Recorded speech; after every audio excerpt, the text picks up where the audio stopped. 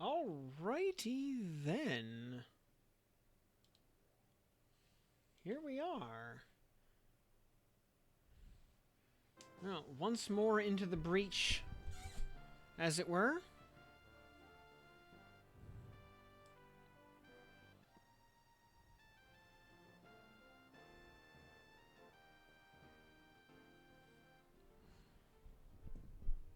To anyone out there from England, by the way, how did you guys lose to that Argentinian team? Like, huh?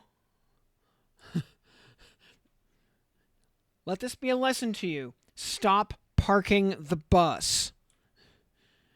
If you guys had played that game the way you played against France, it would have come home. But it didn't. So, anyway. Good evening, everybody. It is, almost the end of beta here. It's, Sunday. Beta ends on, Tuesday evening, so, not much time left. Beta will end on Tuesday. Then, the Path of Exile League will launch on Friday. So, going to have a busy couple of days as we have to basically cram the entire PoE League into about 3 or 4 days. But I think we're up to it. Let's see, what are we doing? Right, we need to go to, we're going to go to, Guk. So, first things first, actually, I think we could actually just gate. Where am I actually bound right now? Am I still bound in, like, oh, no, right, I rebound myself in Aridin. Right, okay, well, it's good that I didn't cast Gate, then. I was thinking, wait, am I still bound in Wrath Mountains? Because that would be very convenient right now. But no such luck.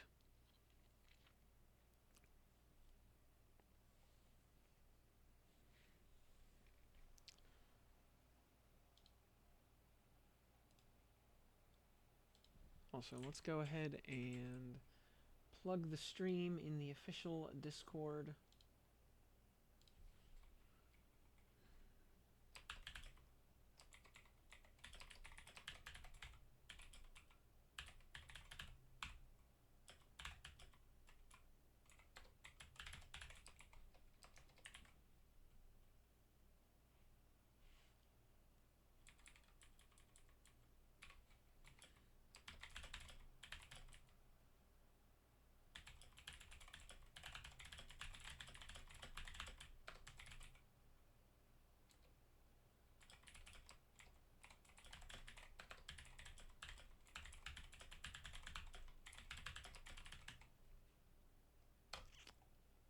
Alrighty.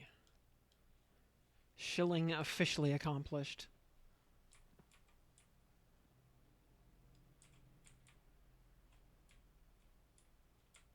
So how is everybody doing this evening?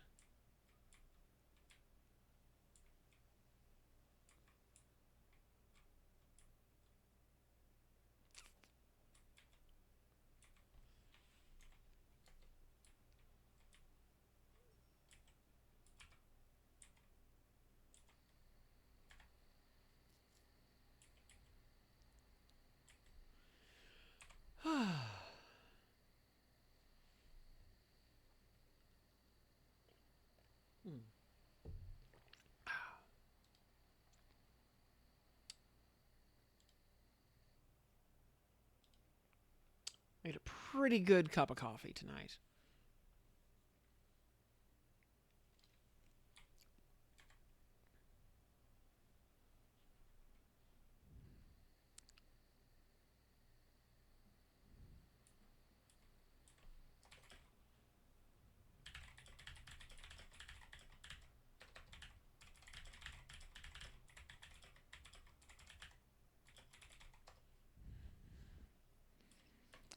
we do need to do a little run across the desert here.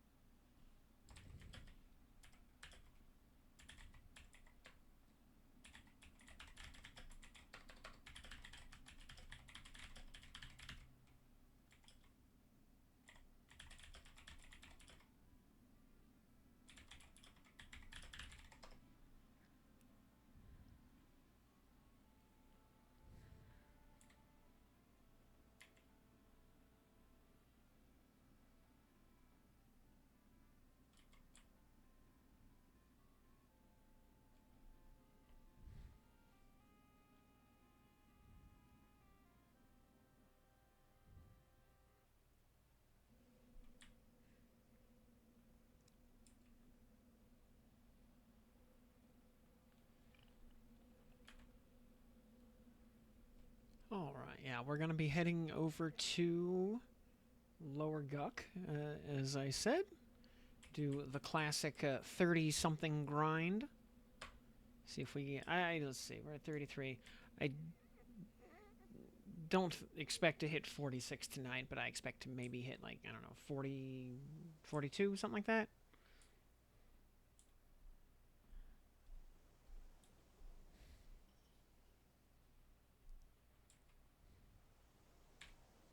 I don't know if we'll get this trio up high enough to actually see it get good.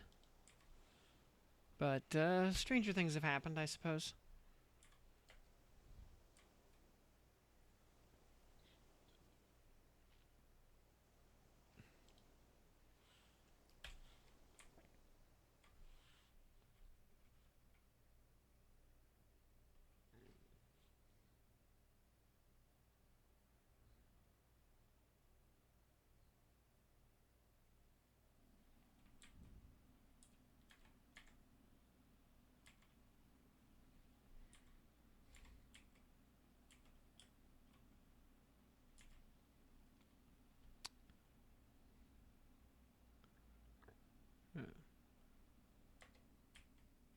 Totally unrelated, but yeah, I've been trying to theorycraft up an Inquisitor build for the new PoE League.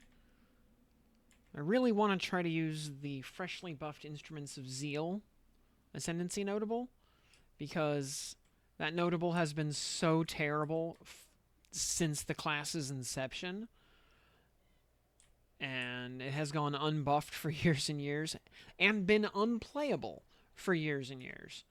And yeah, it's finally actually usable. Now, usable doesn't necessarily mean good. So, you know, we'll cross that bridge as we come to it. But if we're, you know, since we're not going to be playing the league too seriously, I'm not worried about making a super serial min-maxed build. You know, I just want to make a fun meme build to screw around with for a couple of days.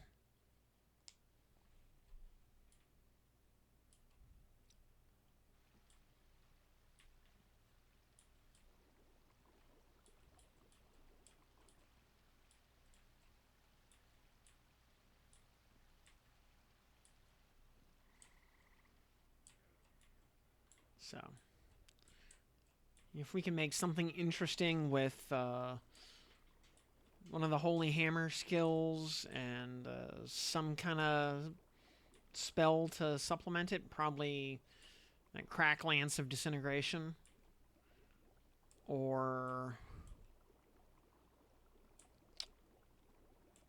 maybe Divine Ire?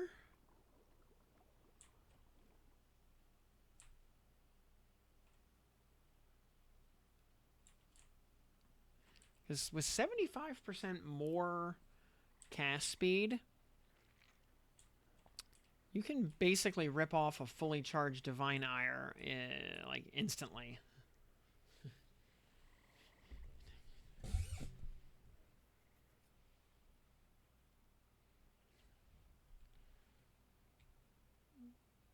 Though the kind of the big downside to that sort of build setup is that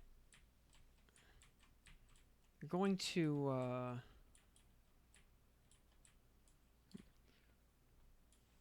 was I saying? You basically need two separate 6 links because you theoretically hello because you theoretically have 2 main skills. Aw, no no spear. Rip.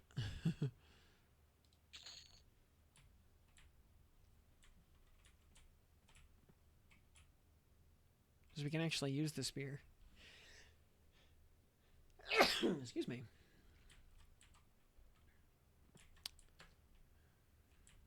Yeah, we can't use the or the runed bone fork. That's what it's called. We can't use the runed bone fork. Words are hard. On our normal loadout, but we can use it here. But of course, it doesn't drop. So, oh well.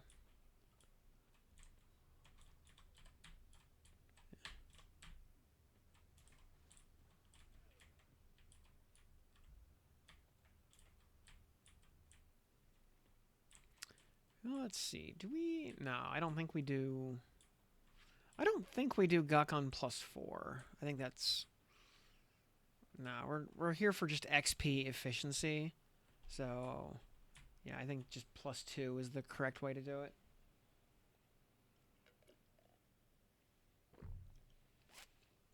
Otherwise, you end up with a lot of like multicasters stacked on top of each other. So yeah, +2 solo respawning.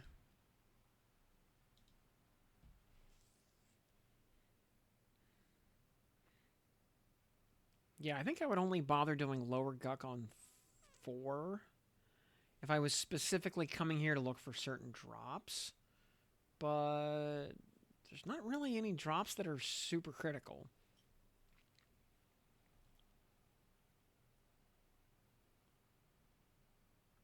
You know, the Moonstone Ring is nice, but you only have to get that to like 2 or 3 to... what is that? Yeah, you only have to get that to +1 to extract the focus. FBSS is great, but by the time you get it, you're already ready to replace it with like a COF or an RBB. So, you know, and it's exceedingly rare, so there's that problem also.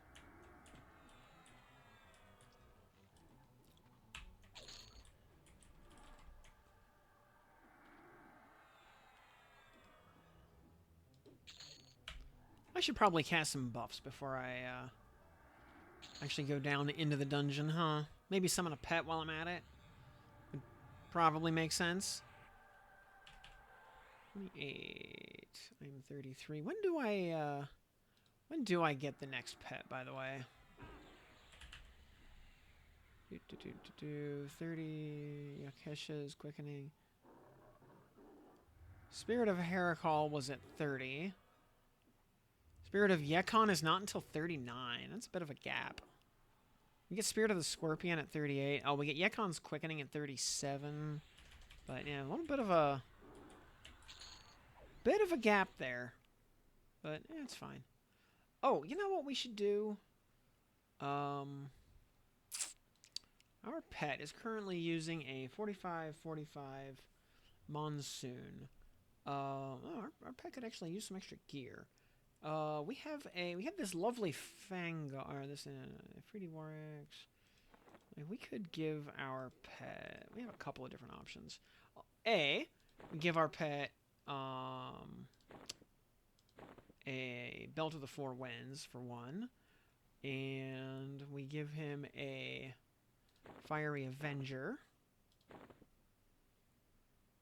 with Virtuous Bash on it. Very nice. Also, actually, hold on. In order to upgrade this, we need to have it in our own inventory.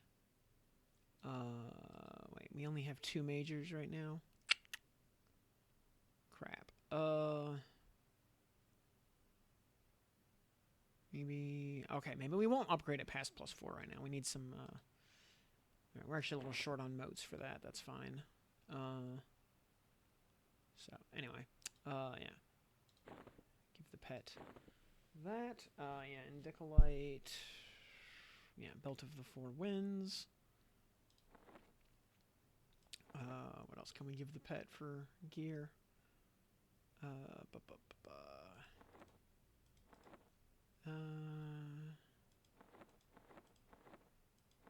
we have a...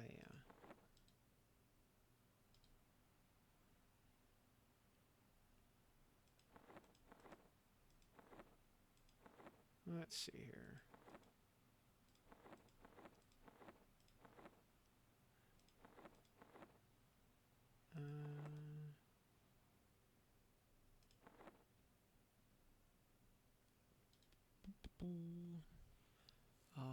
Oh yeah, versus yeah, Fangol, yeah, is not gonna...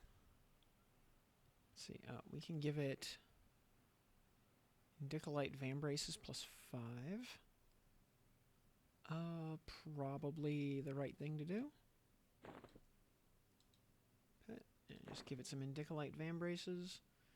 And yeah, that Cloak of Scales looking good. And probably either like gloves or feet or something. Or a helm.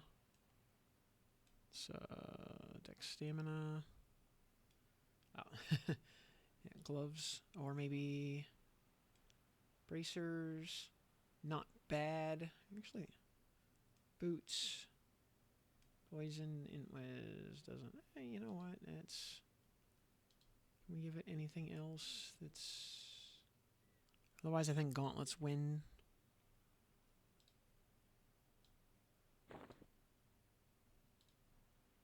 There we go.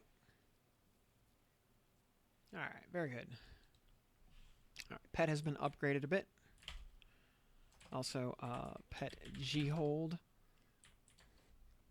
Very important.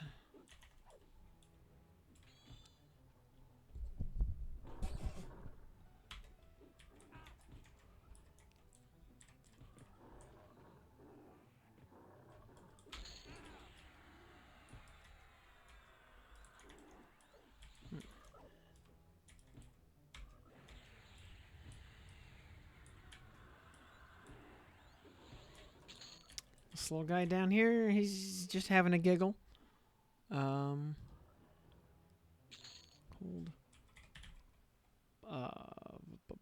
Ice. Yeah, we just picked up Ice Spear, which is, yeah, then the upgraded direct damage. Cold Ice Spear. Just pick that up. Let's see. Oh, yeah, so we should, Heracles. I don't think we have a new pet heal besides Heracles yet. No, Yakon's is at 36, okay. Scorpion, okay. Soothe, Camo. Ice Spear, we will upgrade Ice Spear. Currencies of... Rune, Superior, no. We have actually blown up most of our... Mode of Potential, yeah. Put like one of those in there. We can get it to tier 3 at least. It's fine. Drowsy. We get our better slow eventually. Save spell. Ranger standard. Okay. Let's go ahead and load Ranger buffs. Even though most of them are actually like Paladin and Beastlord buffs.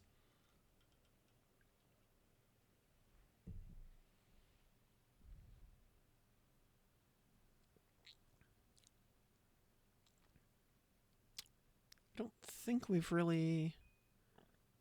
I don't think we've actually replaced too many of these yet. Not that it makes a huge difference either way.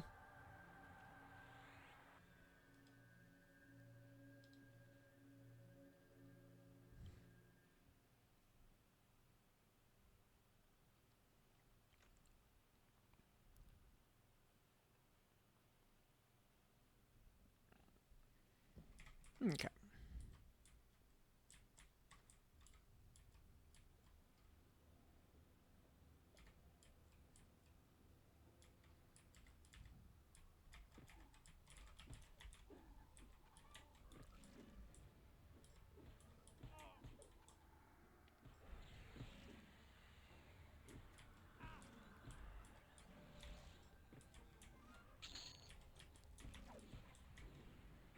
I do want to see if the pet is actually bashing.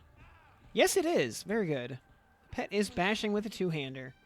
Very nice. Good to know that Fiery Avenger does work on pets in that regard.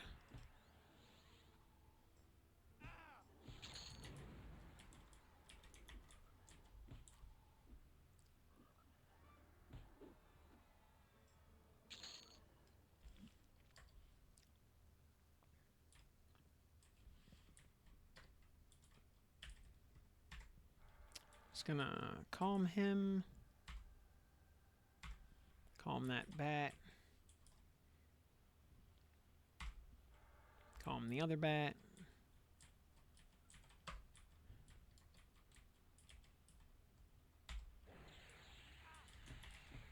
Because in calm is just backwards in Viz.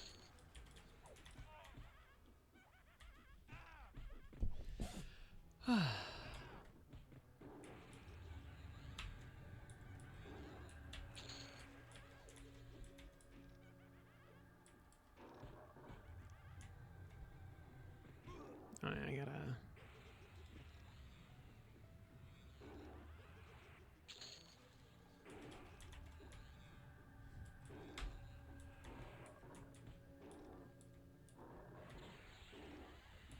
Very nice seeing these things just evaporate.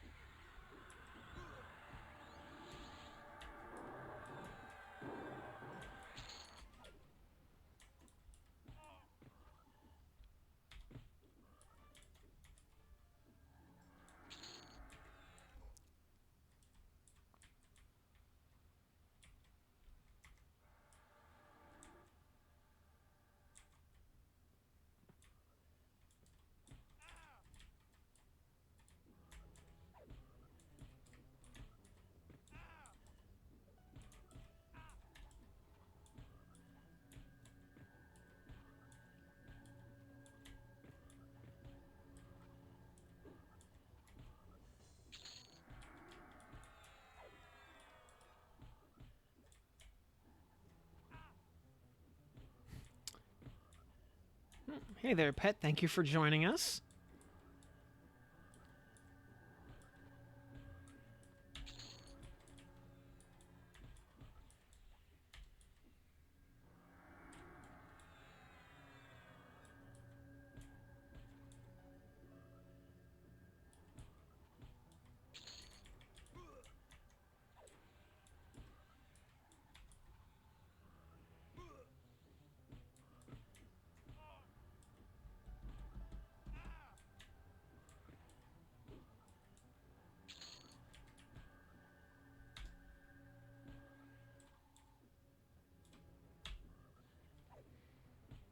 Well, you know, since beta actually goes offline at the end of the night on Tuesday, I wonder if we'll actually get a patch Tuesday morning. One last little bit of fun stuff to play around with before we're forced to take a break for a week.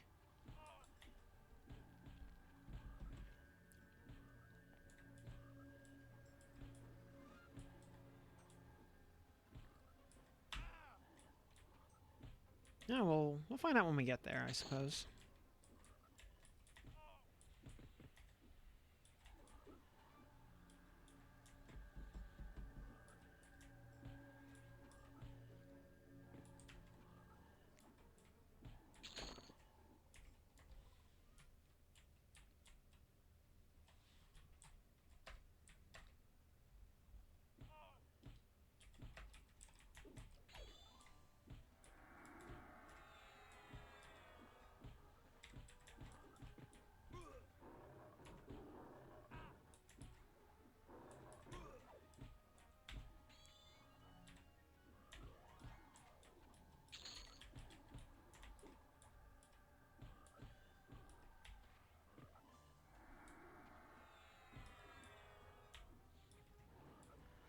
Also, gotta say, between the attack buff and the strike through chance, Ranger makes our melee damage very consistent.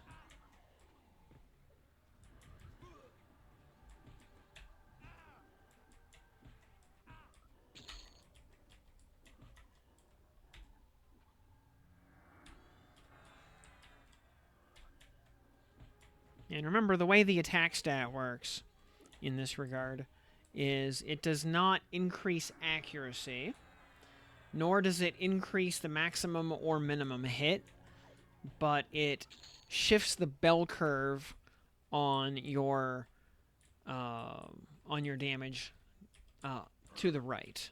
So you're more likely to hit for max and less likely to hit for minimum.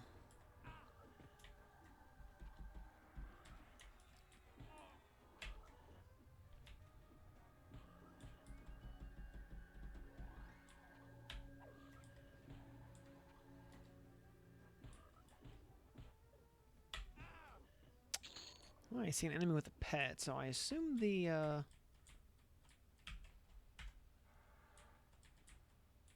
Cavalier is up. Nope, just a little guy.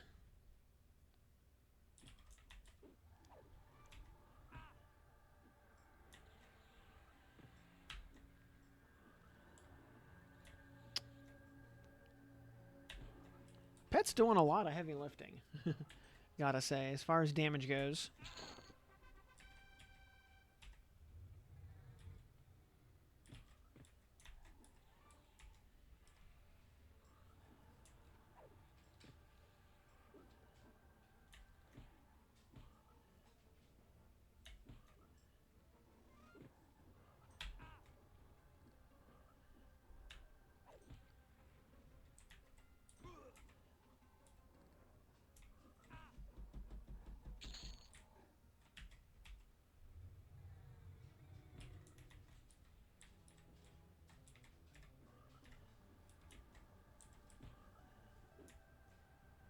Now, if only our pet could also slay undead.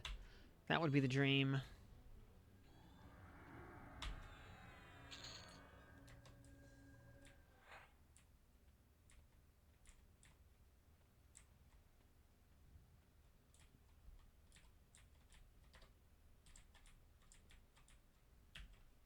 Oh, hello, Ghoul Scribe. Good to see you here.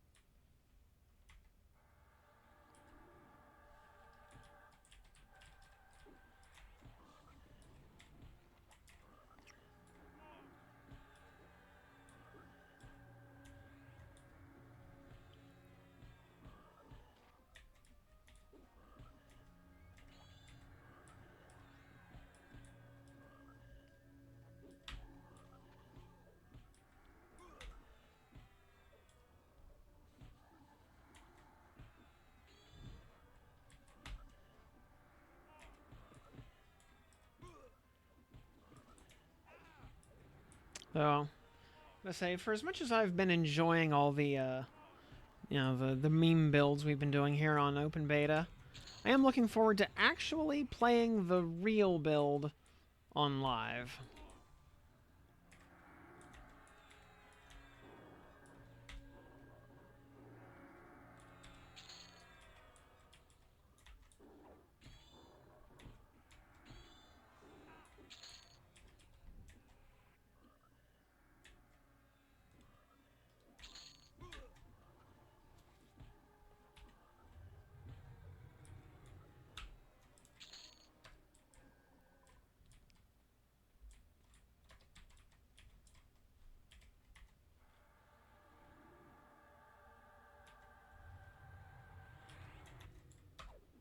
Oh, he actually chained the wizard over there? Huh.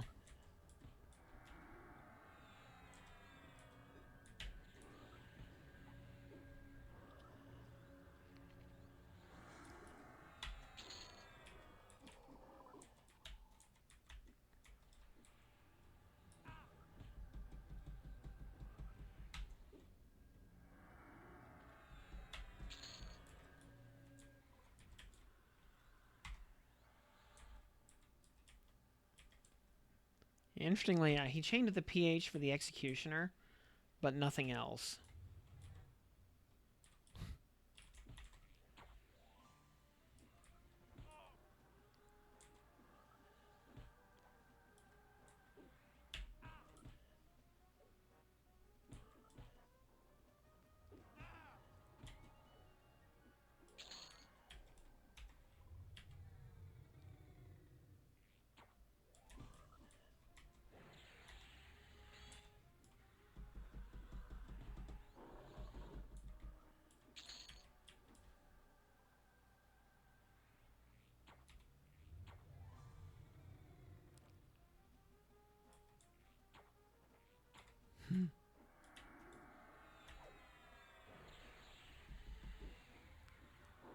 I'm shooting these guys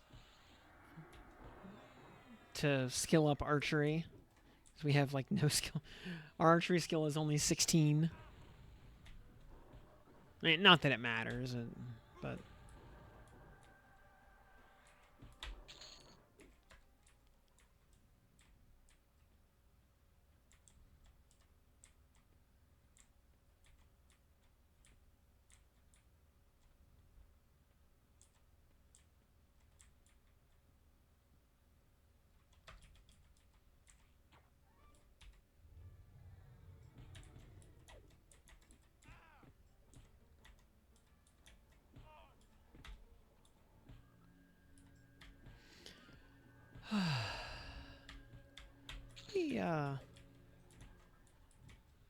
if we get to like 40 or something, 42 maybe, we'll go do Sol B or something for a few levels just to change it up a little bit, and so I can remember how to actually camp Ifriti Lord.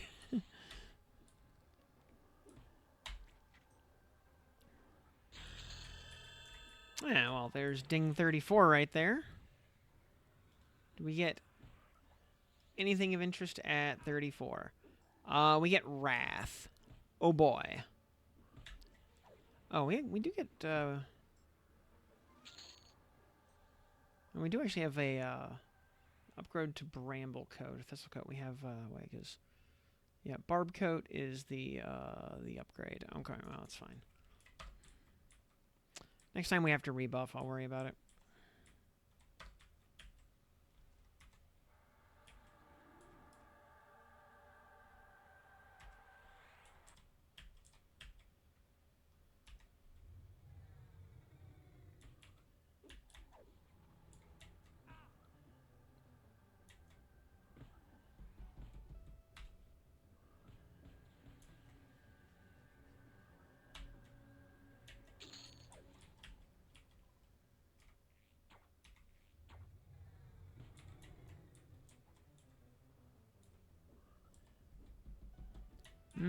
Phosphorus powder. Yum.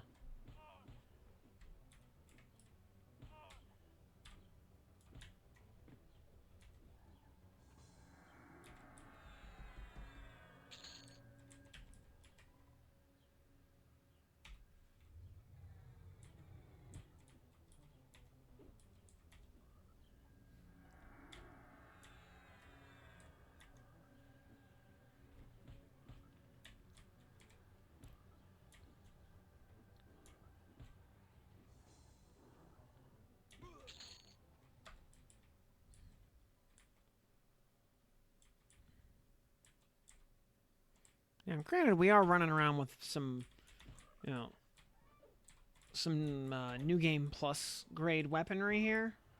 But I will say, you know, if there's one thing we're not lacking, it's damage.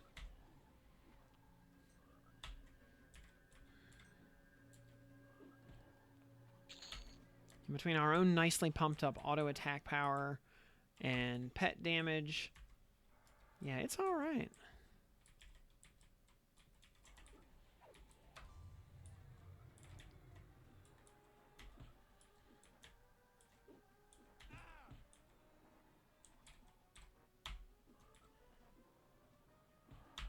I would say for general usage, like I wouldn't run 3 hybrids if I had a choice.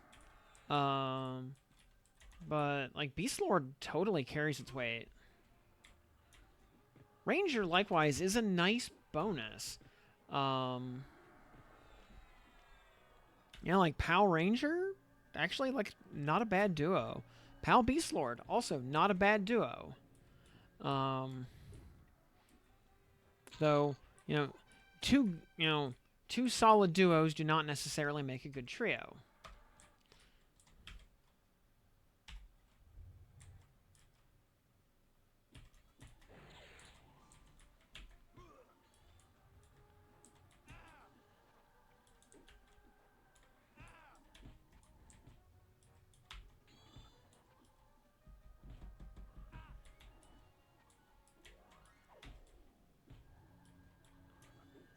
You know, and then the I guess the other like big question is, especially for things like enabling dual wield, like is Ranger a better supplement than Monk? And the answer is probably not.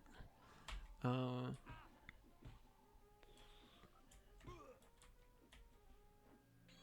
Monk is just such an absolute nepo baby when it comes to boosted skill caps and stuff like that. It's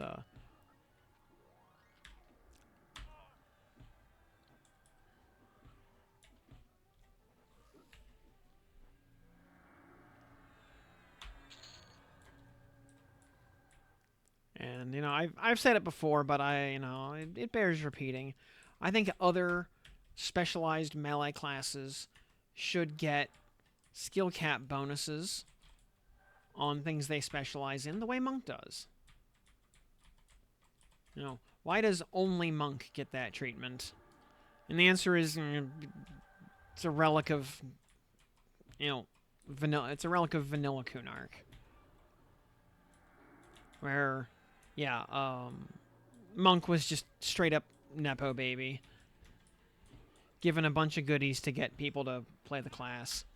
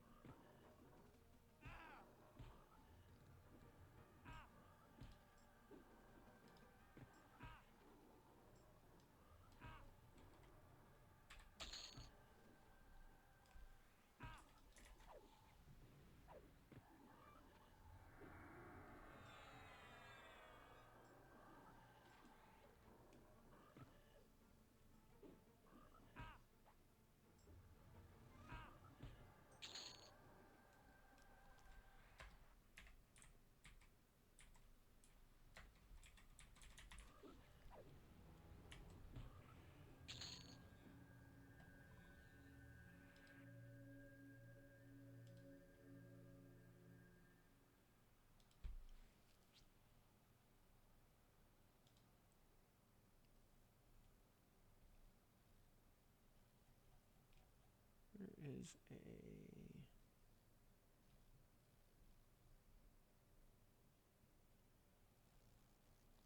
I want to actually pull the.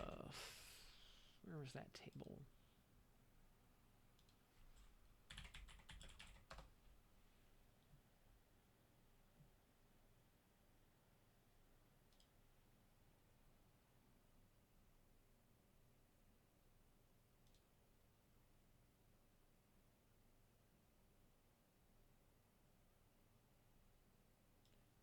I don't want to. Yeah, actually, we're in. Yeah. Well, no, yeah, exactly. That was why I didn't want to get too distracted there, but I will put this in chat here. If you want to compare relative skill caps from various things, you can see. Yeah, Monk gets 20 more points of offense than anybody else. with Warrior, Berserker, Ranger, and Rogue all being tied at 210. Warrior, Paladin, Shadow Knight get the highest defense skill, though Monk, Bard, and Rogue are only 5 points behind at 225. Monk gets 20 more points of dodge than anybody else, with Warrior, Rogue, and Beast in second place at 230. Paladin, Ranger, Shadow Knight, Bard, Berserker, another 25 points back at 205. Parry. Warrior is actually the highest parry at 230. Ranger and Bard at 205. Paladin, Shadow Knight all the way down at 180. Berserker all the way down at 155 and Bard down at 130. Riposte. Warriors on top at 180. Paladin, Ranger, Shadow Knight, Monk are down at 155. Rogue, Berserker 130. Bard and Beast at 105. Block. Monk is on top at 205. Warriors and Rangers get 180. Beastlords and Berserkers get 155. Knights don't even get block. Double attack. Monk leads the way at 240. Everybody else is 225. Dual wield. Monk is at 252. Everybody else is 210, except the Knights that don't get it at all. Triple attack. Everybody, Warrior, Ranger, Monk, Rogue, Berserker, all the classes that get it are at 100. One-hand slashing. All the classes that get it are the same, except Druid is only 220 instead of the real fighter classes at 250. Two-hand slashing, everybody that gets it is 250. One-hand blunt, all the fighter types that get it, which is everybody, is 250, except monks are 270. Two-hand blunt, again, everybody's all the fighty types are at 250, except monks are 270.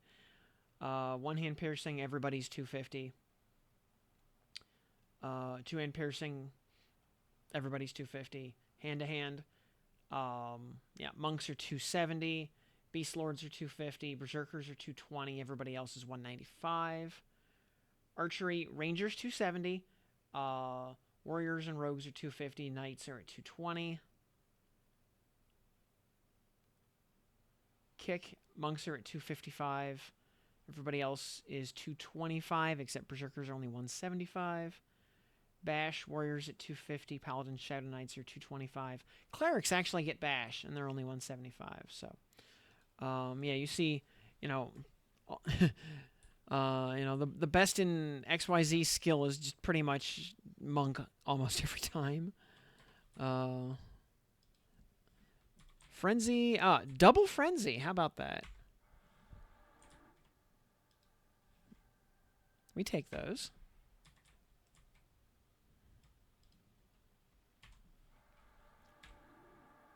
Back in Guk, yup, some things never change.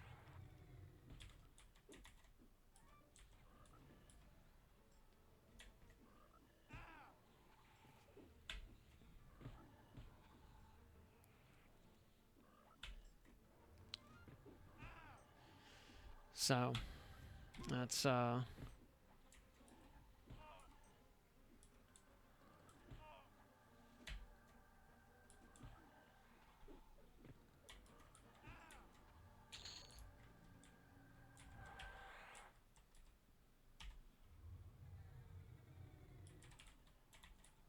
So yeah, to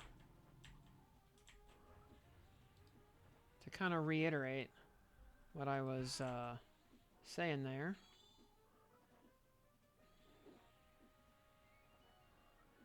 Why does Monk get to be better at basically everything?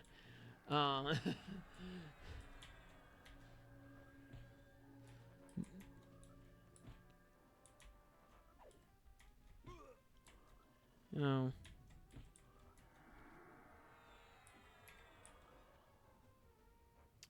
Those things are knife and slay undead. Yep. We take a nice moonstone ring, which we already have an extended range focus, so we're good.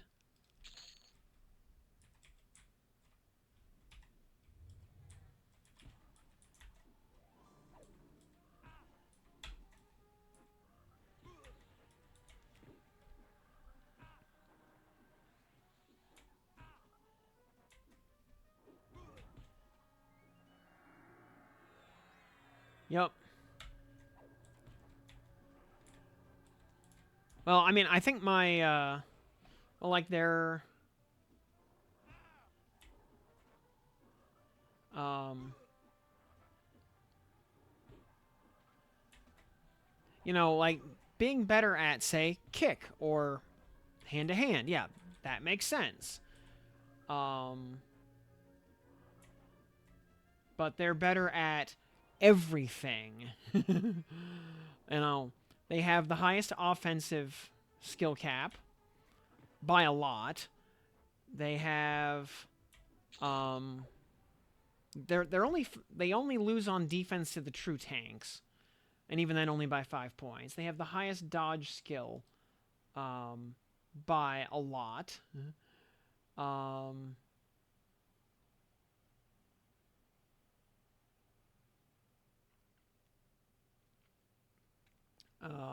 They have the highest block skill by a lot, the highest double attack by a lot, the highest dual wield by a massive margin. Yeah, and then on top of that, they also get their improved weapon skills that nobody else gets, with the exception of rangers on archery.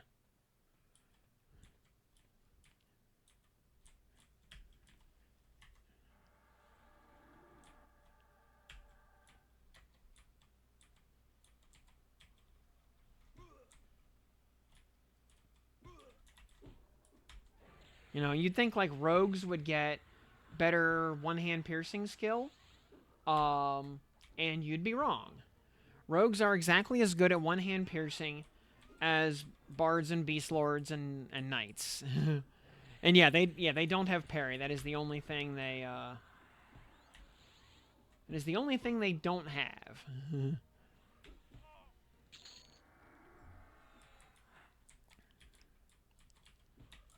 But yeah, like, why do rogues not get an extra 20 points of one-hand piercing? It's like their only weapon skill.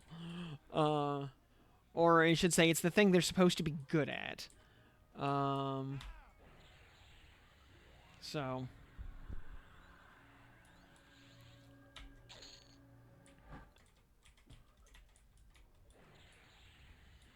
yeah, how come berserkers don't get two-hand weapon bonuses? Like, why are monks better at two-hand blunt than berserkers are?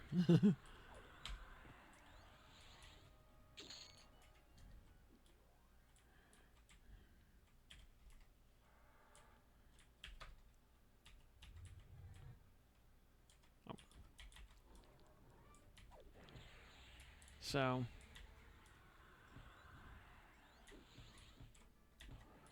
because that's all... and that's also on top of all the other goodies they get, like superior weaponry, feign death, mend, all the martial arts special attacks. Monk is a really stacked class. And they get extra bonus AC, as long as they can hit the weight requirement. So yeah, Monk brings so much to a loadout.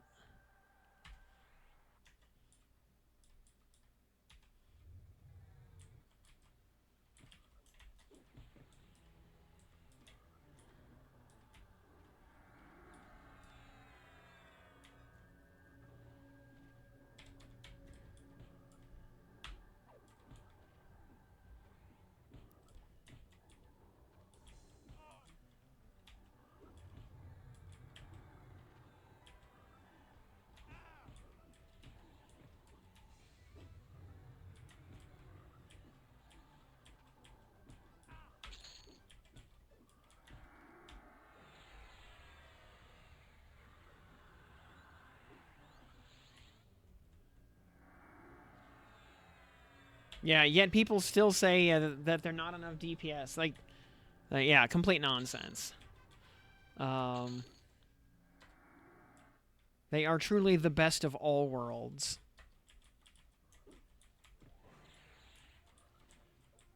And, Yeah, the only like finger quotes limitation they have. Oh, hello, Ghoul Sentinel. Is if you're going to be combining them with a plate tank, you're going to need to invest in Pack Rat in order to hit your weight restrictions. But you don't get penalized for being overweight. You just don't get a bonus. So,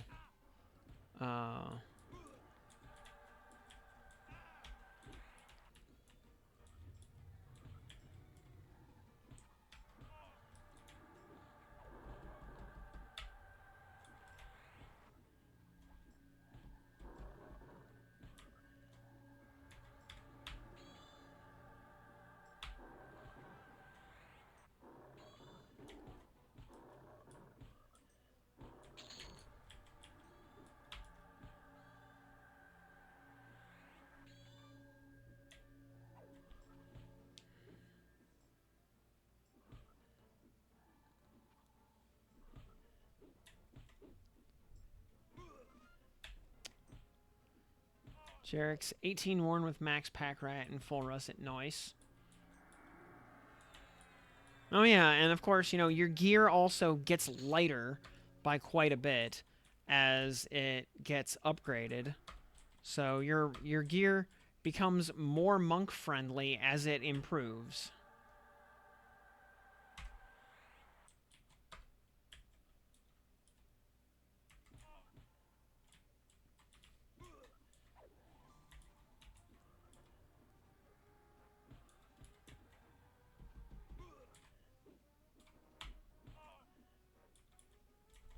Well, a couple of pieces are kind of off the table unless they're heavily upgraded. Like Slime Blood of Kazakh Thule, even at +5, still weighs 8 pounds. Yeah, Ball of Ever Living Golem is also, at +5, still weighs 5.2. Yeah. So, um,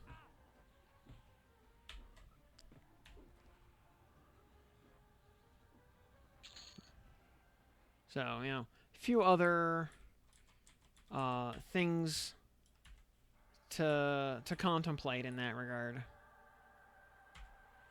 But yeah, as you get more of your gear upgraded, you do end up having more surplus weight allowance to be able to utilize those items.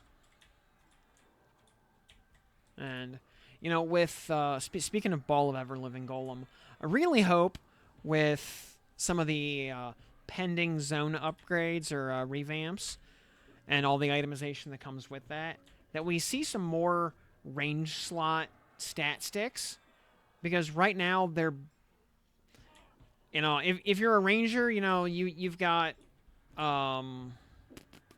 Windstriker. For everybody else, for a couple of melee classes, there's the Runed Bone Fork. My main kit can't use that though, because neither Paladin nor Berserker can use it, nor Cleric. And then there's Ball of Ever Living Golem, and that's kind of it.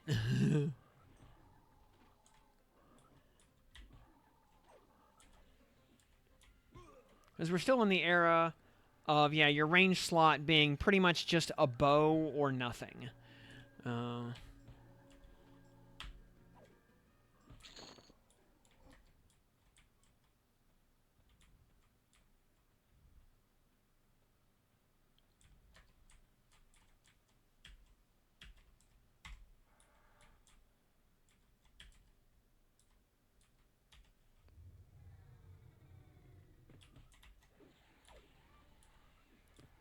So.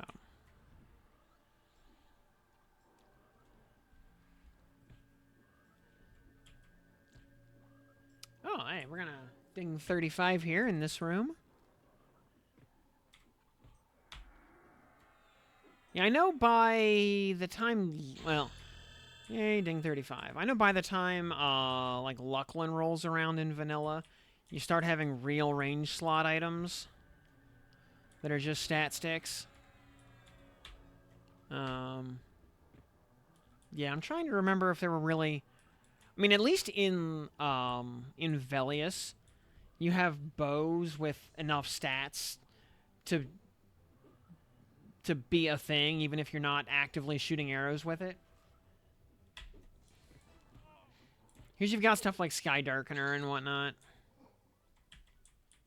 So it's not a completely dead slot by that point.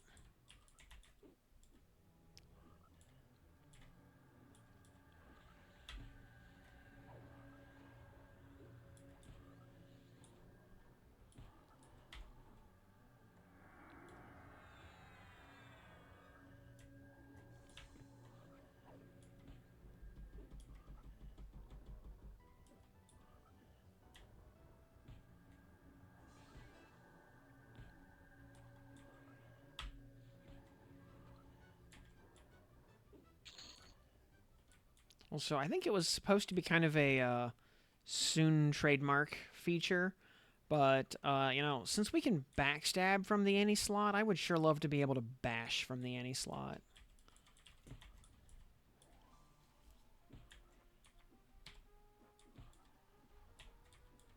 Oh yeah, because Lucklin gave us, for example, the MGB food and water range slots from the slimes right before Altanhara.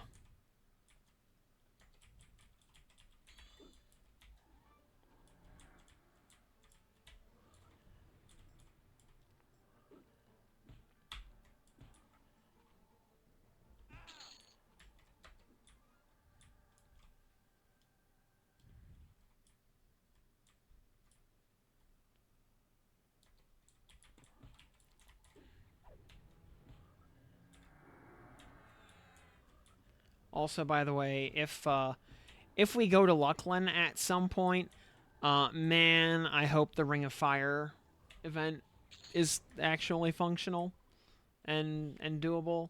I thought that was one of the coolest fights ever, and Caddyshaw the Twisted is one of my all-time favorite NPC models. And you know, he looks actually scary.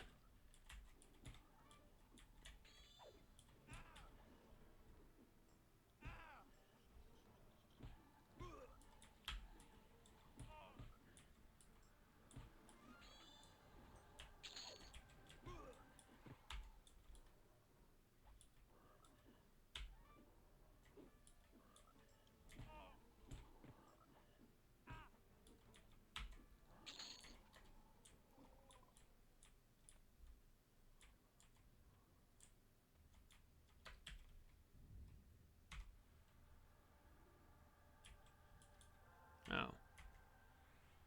Buffs are wearing off.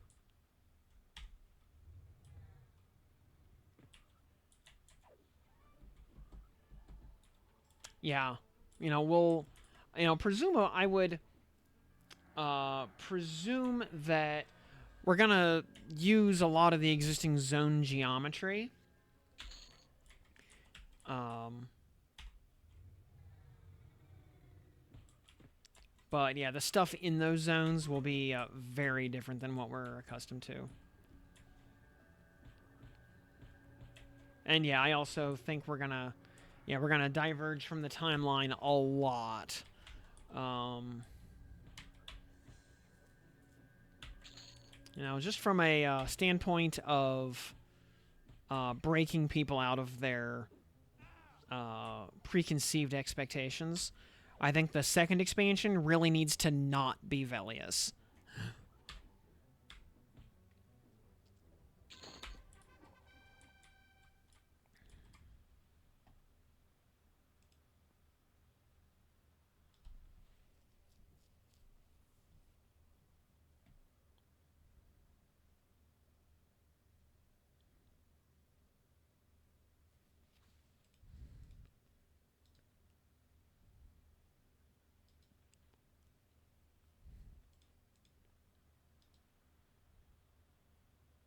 Oh, we still just have Center there. Okay.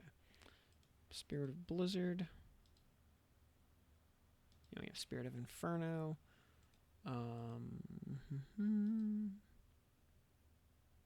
Yeah, Fire Fist is still just Fire Fist. Spirit of Wolf is still Spirit of Bear. Statistic buffs. Yep, Spirit of Bear is still just Spirit of Bear. Demon Shield. Rift Winds. Wait, is...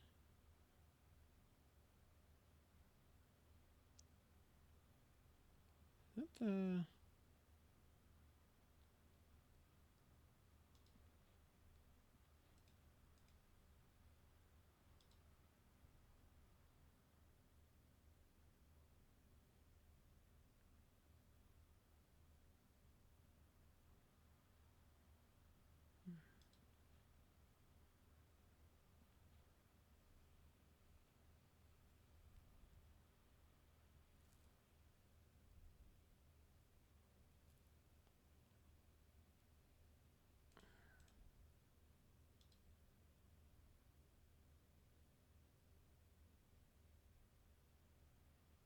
What is...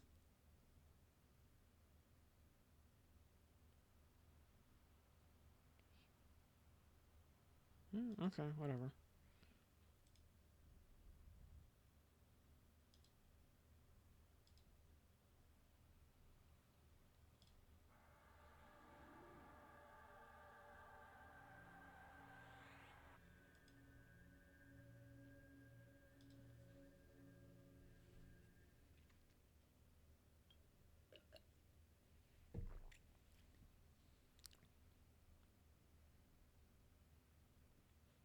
So I want to know, does combat damage shield... Does Rift Winds protection stack with something? Or not stack at all?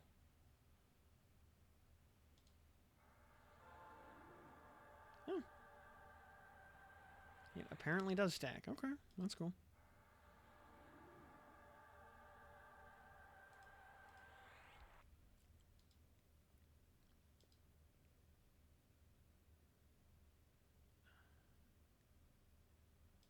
Not cure poison. Heals, cure disease. Alright, cool. Onwards and upwards, as Danig might say.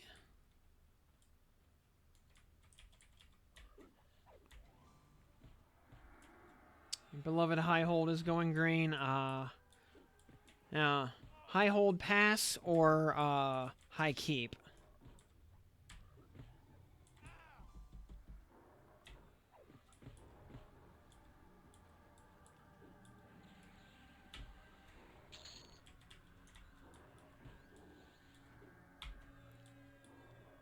T5 modes based.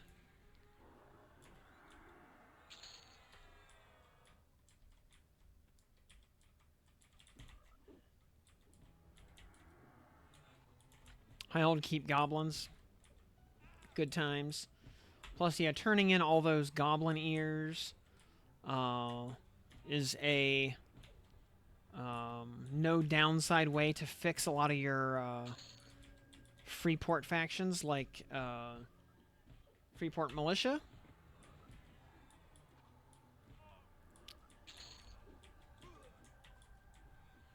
Without having to nuke your Paladin faction in the process. Great spot on D4, I believe it.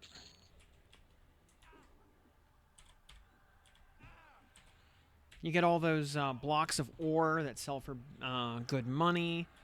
All the fine steel and everything. If you're an enchanter, there's a good charm pet down the hall. And by good charm pet, I mean utterly unbalanced and ridiculous charm pet.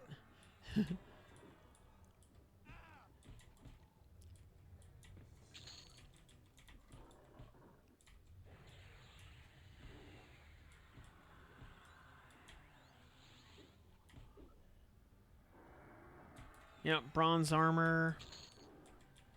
Also, yeah, if you want to sell stuff for full value instead of auto-selling for 70%, there are merchants right there.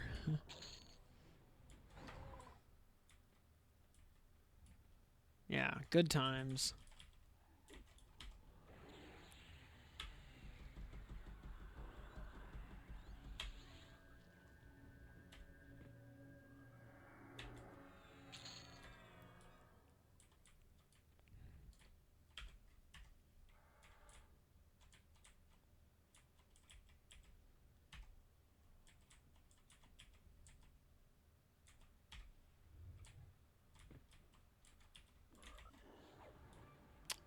Popper Panzer, good evening.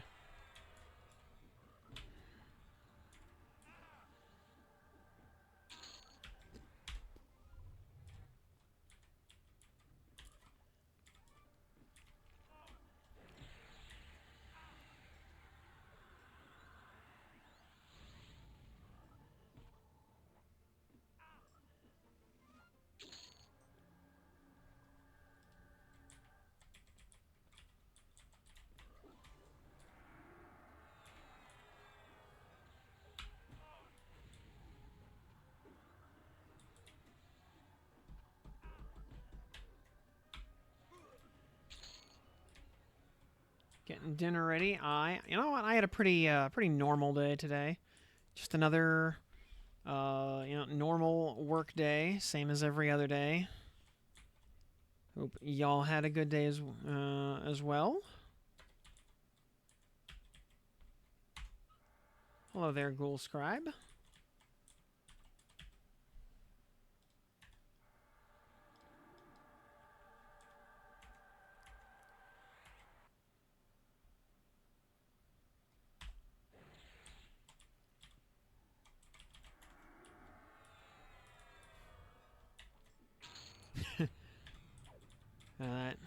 That frog got completely deleted.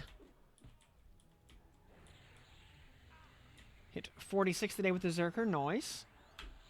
And I'm hitting up zones I haven't had a chance to visit yet. Oh yeah, yeah. Zerker Pally, so good.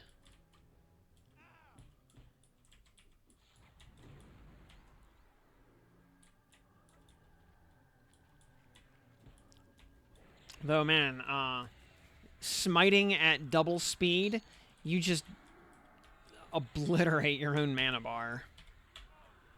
Which is nice because you're converting it into damage. But,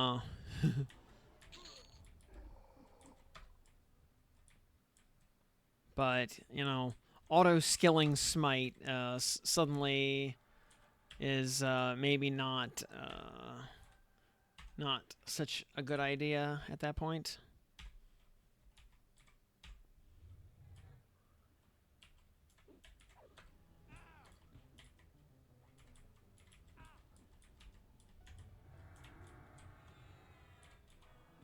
None 3080. Nice. And it just evaporated. Nice.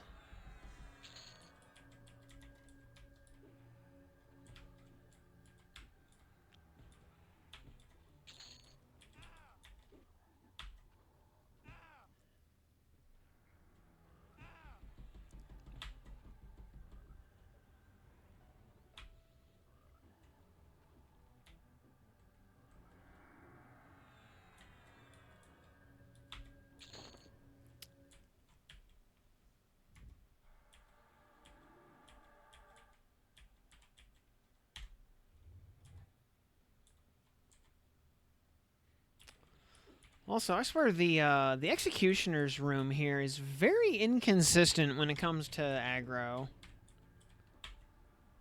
We never seem to pull quite the same mobs each time. It's almost like the things that get pacified or not don't even matter. Just the room will do what it wants.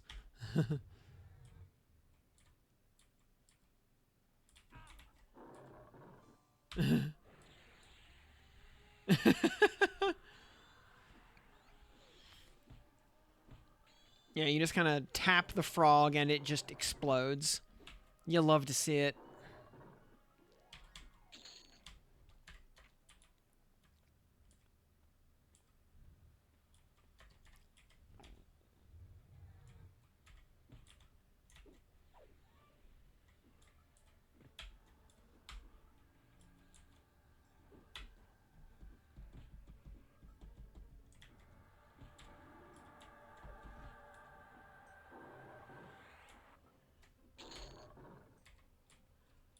Tomorrow is the last full day, but server will be up until 11:59 p.m. Eastern time on Tuesday. So Tuesday is a day. Um,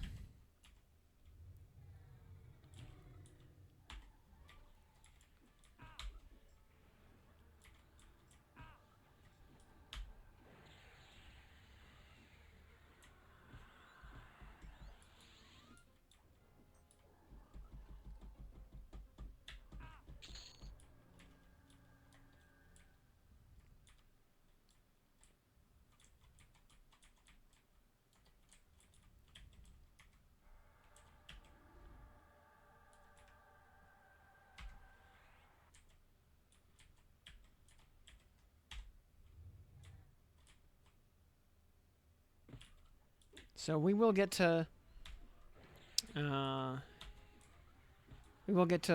play some beta Tuesday night, and and I guess like Wednesday and Thursday we'll get to just screw around a bit and kind of do something light and fun.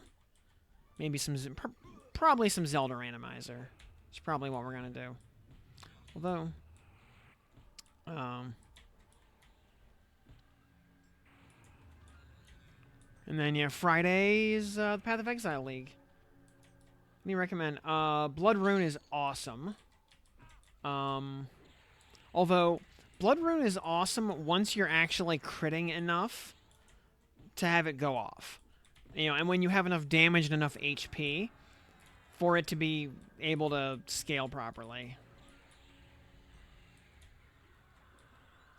So, like, it's really good and really cost effective, but it doesn't necessarily do much early game. You know, because when it's only giving you like 8% of a hit that does like 50 damage, well, who cares? But once you get some big boy weapons and also your crit rate up from having Combat Fury maxed and the Zerker Unbound passive maxed out, late game Blood Rune gets awesome. It's just free, always on passive mitigation. So, yeah, it's great. And beyond that, I mean, Zerker doesn't, you know, and then, you know, you want Combat Fury to go with that. Other than that, though, Zerker doesn't really have any AAs that are worth talking about. Because the other, like that dumb sprint AA is dumb. And like that's about it right now. Because you know the class tab for everybody not named Bard is just kind of barren right now.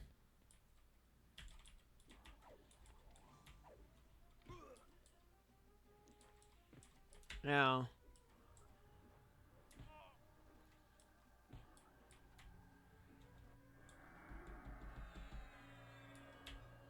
Yeah, Rampage, unfortunately, is not good right now.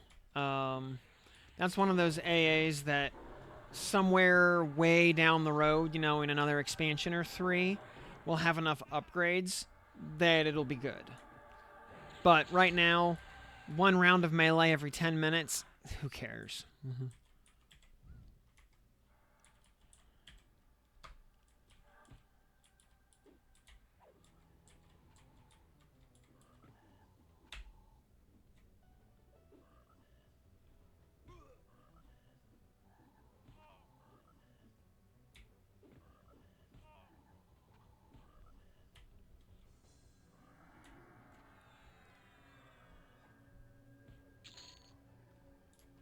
Oh, an extra attack. Wait, overpower. Well, I don't. Do I not have? Oh, You mean burst of power? Is that what you mean?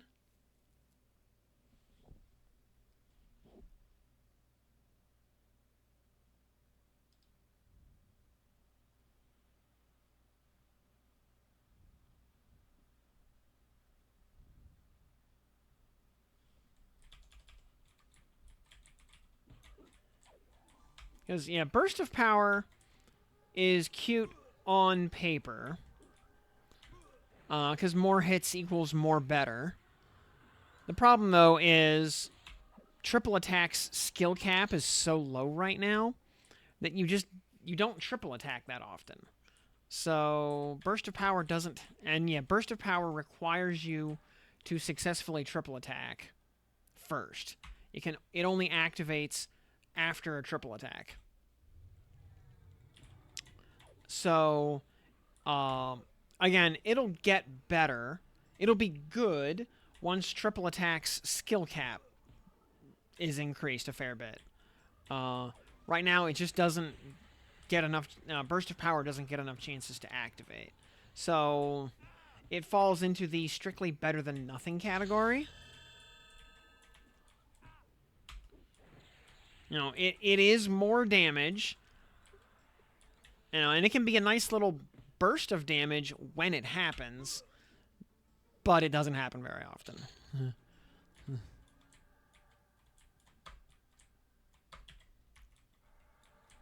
So, and it's not cheap either.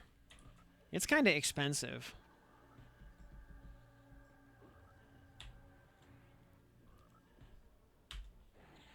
So, oh, and we hit 36. Huzzah. Any new spells we're talking about? 36. Oh, we get Burning Arrow. Who cares? I mean, I should care, actually. It's a good nuke. It's a decent nuke. Yekon's Recovery. Oh, we get Call of Sky at this level. Nice. Which, okay.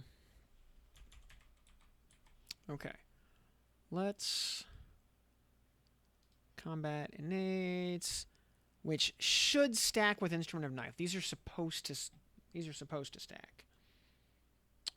Let me also load up some motes. Deposit all. We've gotten a couple of lessers. You got to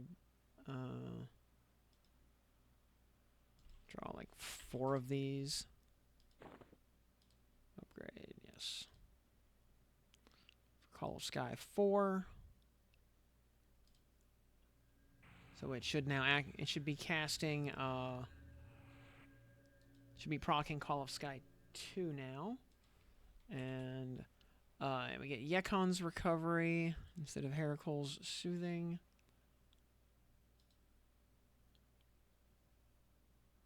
Yep, nice little bump on the pet heal. Not super important, but you know what, and Burning Arrow is a... If we had another... you know what, direct damage. Fire, Burning Arrow. We should, I don't know, I gotta see how much do we have to upgrade this to get like 1 extra tick out of it? So right now, does it even have a... Buzzing... Recovery, reuse... That's weird. It doesn't actually show as having a duration, even though it does. That's weird.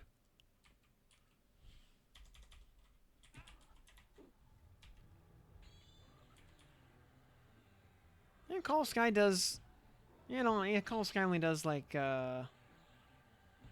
39 at tier 2.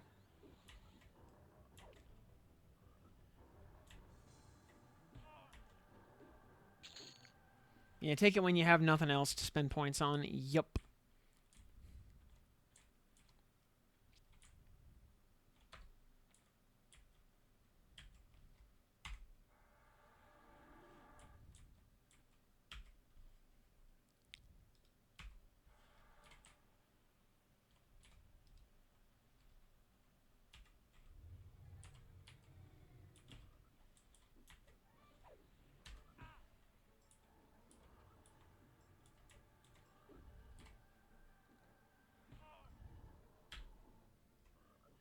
Oh, there it is. Okay, there the duration is showing up. Okay.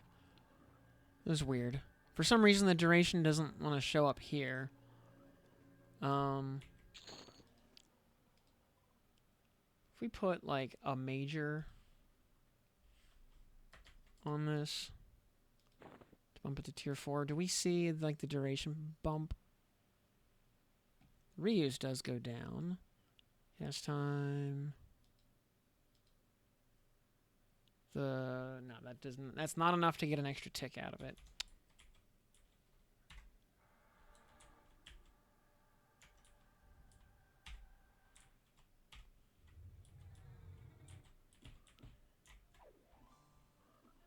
I'm going to lurk mode for a bit. You're starving? Alright, well, enjoy the meal.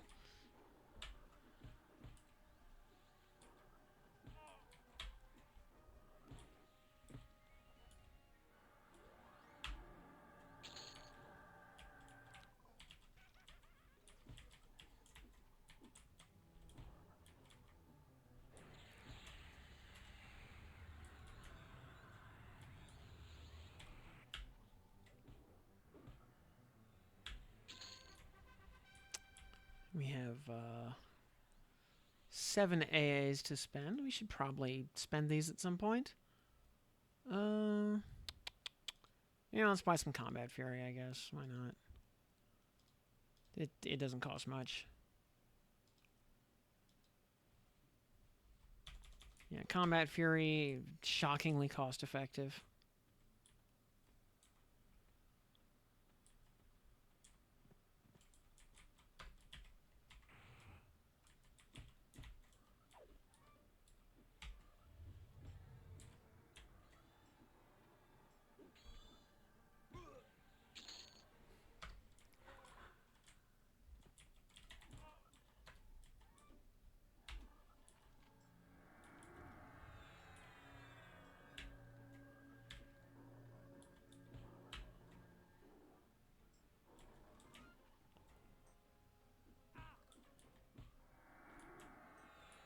Also, yeah, I realize we're playing on New Game Plus mode with equipment, but I'm actually a little impressed at how fast we're grinding frogs at this level.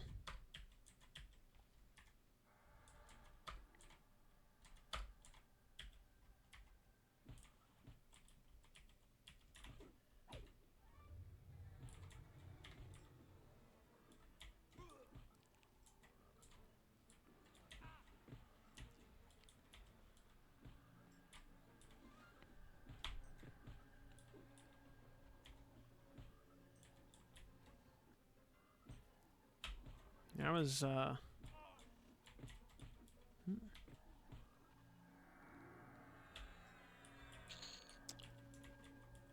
was expecting, like, getting to 40 or whatever would, 40, 42-ish would take more effort, but, apparently not. Not complaining. D1 and Guk this time for easy A. Yeah, I'm on D2 here for easy XP.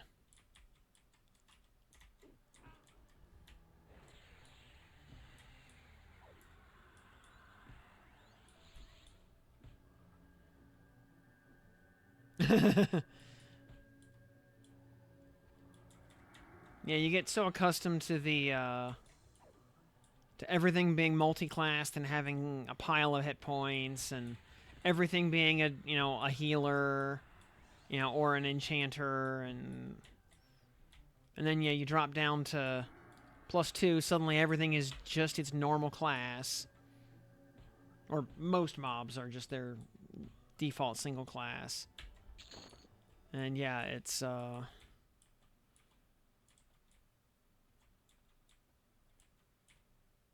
like taking off the weighted training gloves.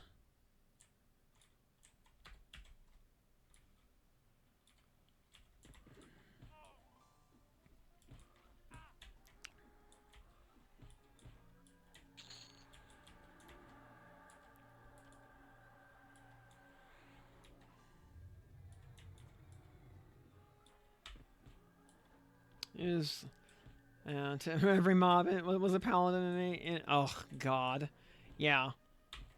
And since every paladin mob will LOH at 49%, yeah, everything has 1.5 health bars on top of just the regular multi-class HP bloat.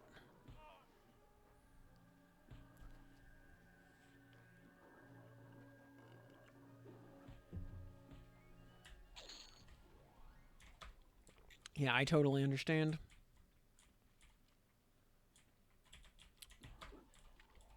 No, and of course, everything being a paladin means it'll try to stun you and heal itself. So you gotta deal with that also. Have your interrupts ready to go.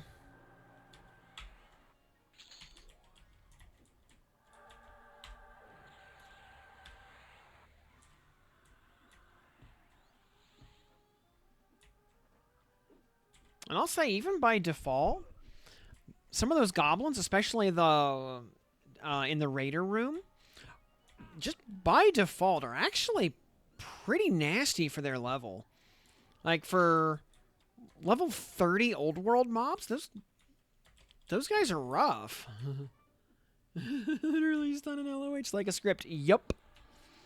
They're like Street Fighter flowchart Kens. You know, all roads lead to Shoryuken.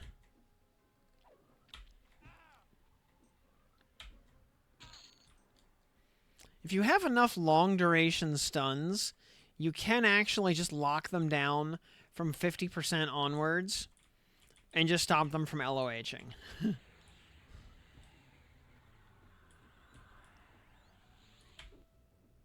But then you have to actually stun lock them. And the moment they get unstun locked is the moment they click LOH.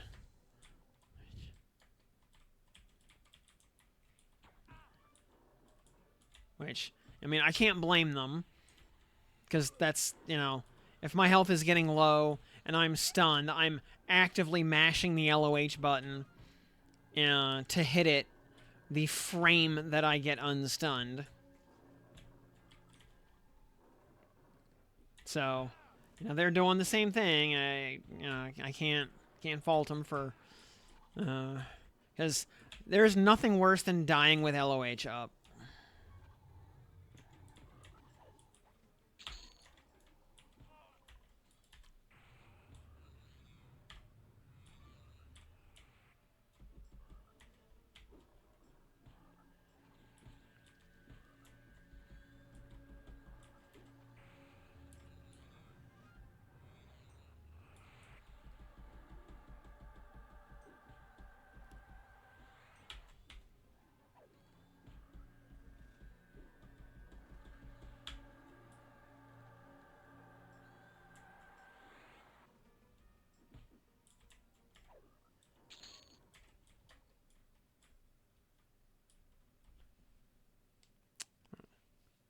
Hallway is temporarily clear. Just as well, we could use a quick little med break here.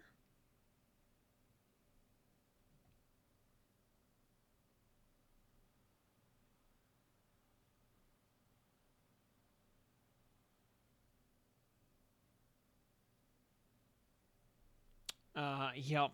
All just the garbage motes you get. Yeah.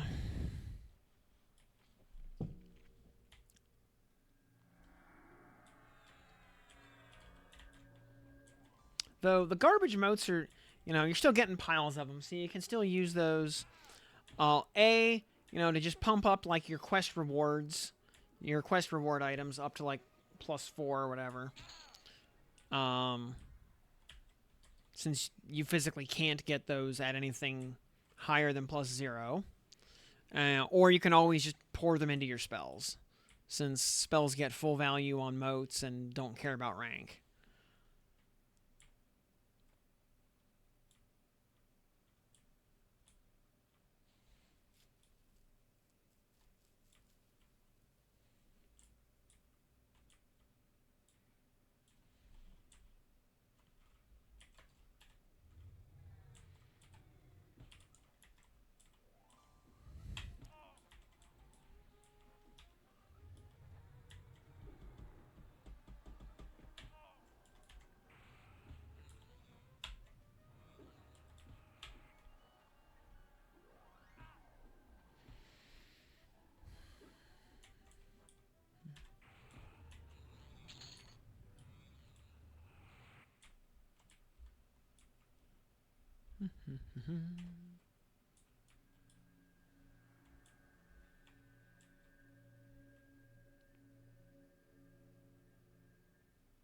Oh yeah, for sure. Just like like greater healing, for example. Greater healing does a lot of heavy lifting because a bunch of classes are stuck with it for a long time. So so bumping that up actually has a lot of long-term value.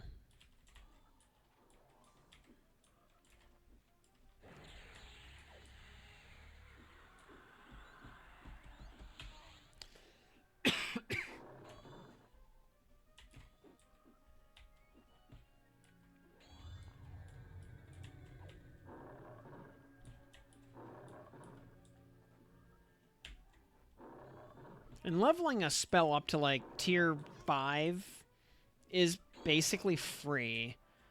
So if there's one class in particular that you're going to use to power level all your other classes, you might as well bump up any spell on that class that, you know, is useful along the way.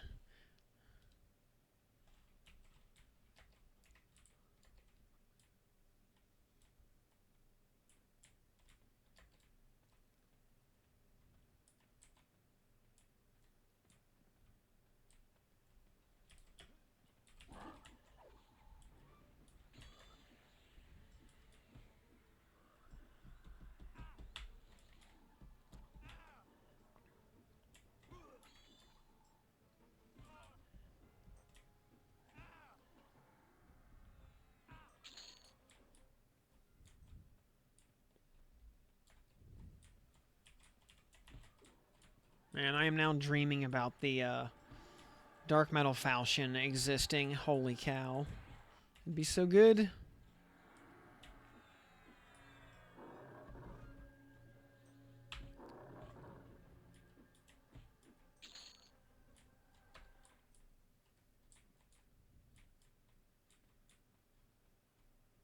Let's see. What we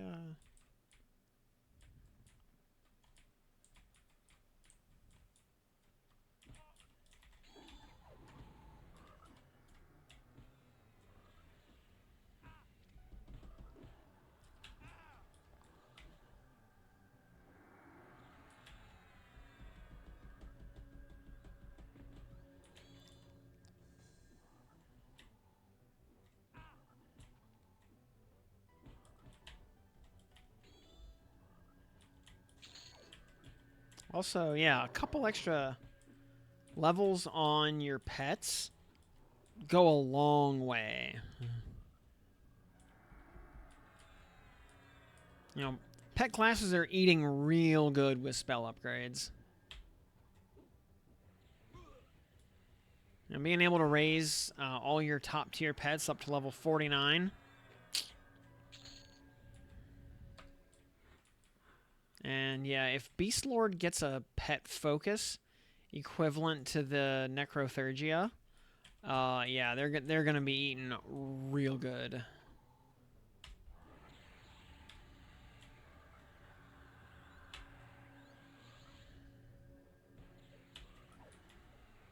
Something like that would have been a Great Plane of Sky quest reward.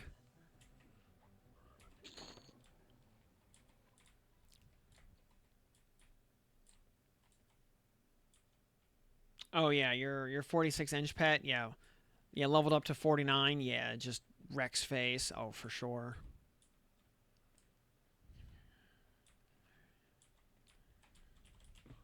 Yeah, give him a Fiery Avenger and let him go to town.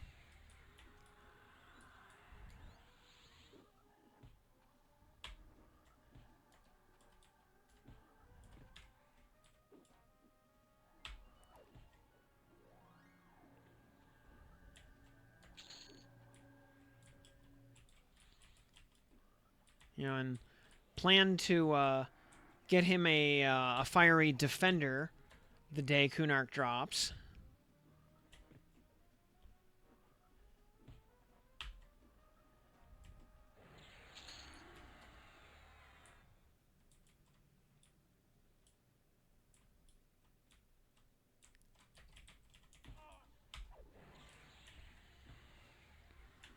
Yeah, that will be quite good. Goes to 45. Okay, Soothe. Alright, my Soothe goes to 45 right now, so I don't think I can actually soothe Ghoulord's room, but I probably don't need to. I can probably just blitz it down and not worry. Because Ghoulord himself is like 48 or 49, and his two bodyguards are usually like, I want to say 46 or 7.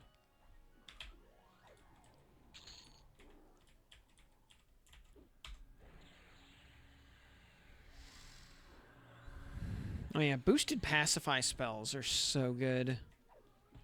Especially from the Paladin's perspective, where you get your pacify upgrades a little bit later than is really ideal.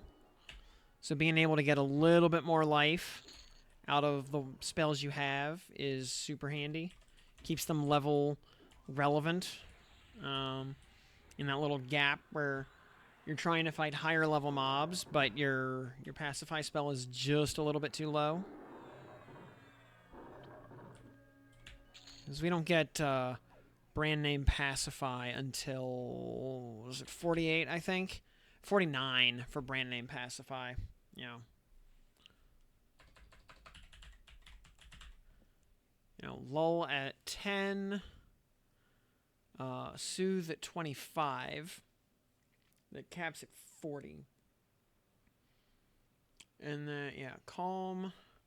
Calm at 43. That caps at 50. And then, yeah, brand name pacify at 49. So.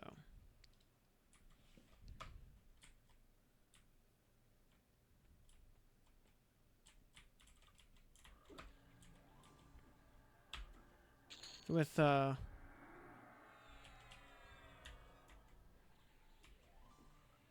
Opal.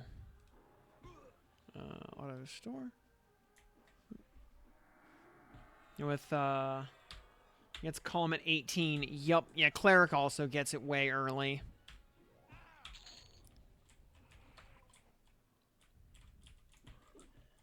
You know, like, Enchanter gets it first. Cleric's just a little bit behind. And then Paladin catches up eventually.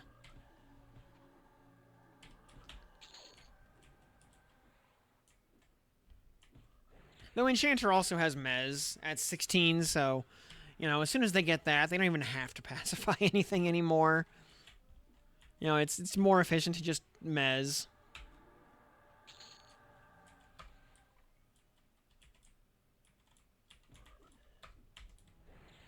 Yep. Yeah, Mez, so good. You know, this is why you hear so many people going like Paladin, Monk, Enchanter.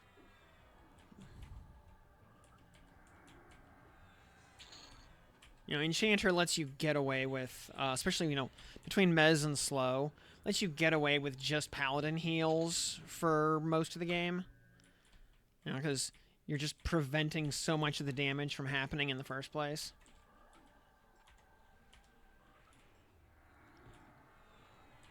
E4 all the way up for the additional motes. Yep. With Mez, it's easy. Goofy aggro ranges, who cares? Ding, 37. And, whoa, I gotta piss. I will be right back while this thing dies.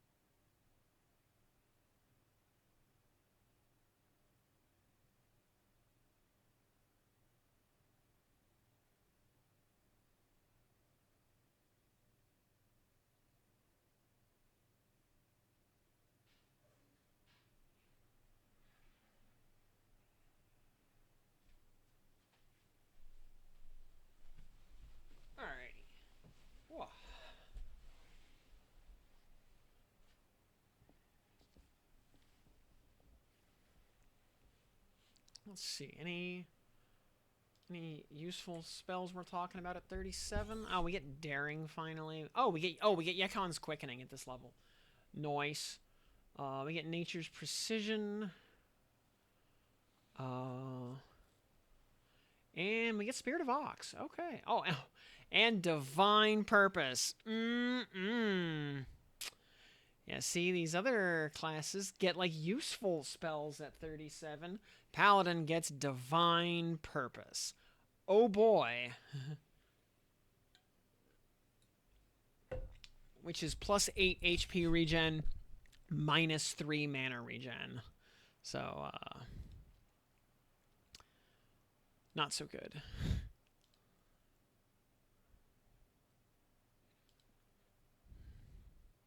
Oh, is it? Good spell, save spell, ranger, standard, yes.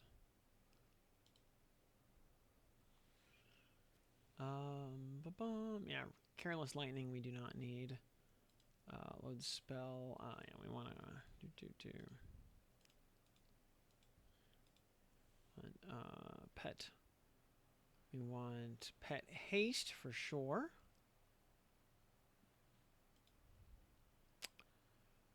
Nature's Precision, statistic buffs, attack, yeah, Nature's Precision, we definitely want that. And Stamina, Spirit of Ox, we finally get the upgrade there. Gonna be doing a guild on live, yep. I have no idea what it's gonna be called yet. There we go. You become one with your weapons. Yekon's Quickening. There you go, Pet. We also get Daring, oh boy.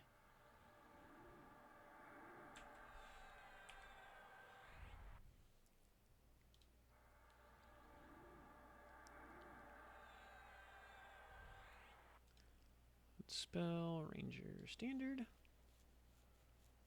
Let's see. Chivalry, okay.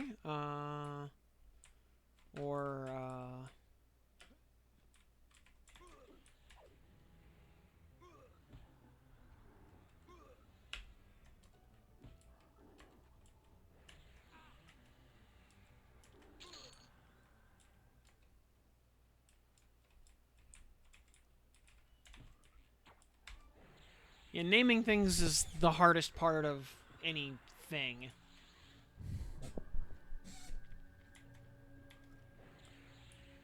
You know, like, how many times have you sat at character creation in any random game, even like an offline single-player game, staring at the name entry screen, and you're like,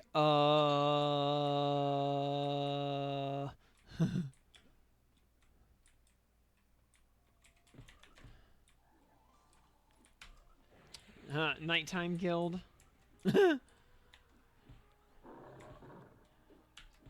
I don't want to infringe on Nighttime Adventures.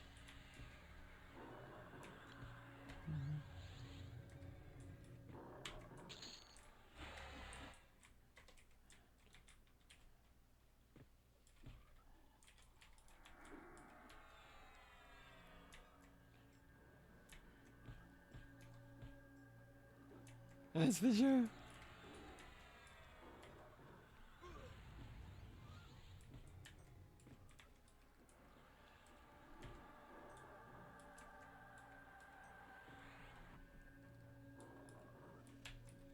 Oh God, I have so much contempt in general for Reddit.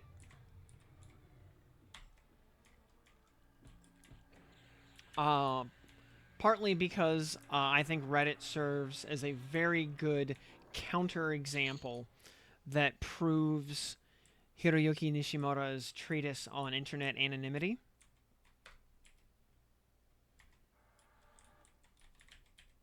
And so Hiroyuki Nishimura, by the way, was the guy who created 2channel in Japan. The forum that was the thing that inspired the creation of 4chan. And 2channel is the original text board, and then Futaba channel was the image board spun off of it.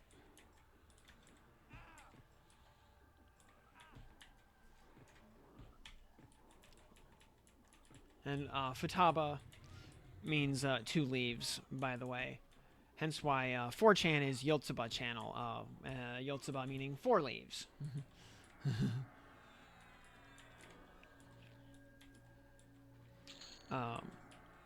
Anyway, Hiroyuki Nishimura's idea was that the quality of discussion on the internet increases proportionally to the anonymity of the conversation methodology. So the more anonymous the users of a website are, the higher quality conversation emerges from that site.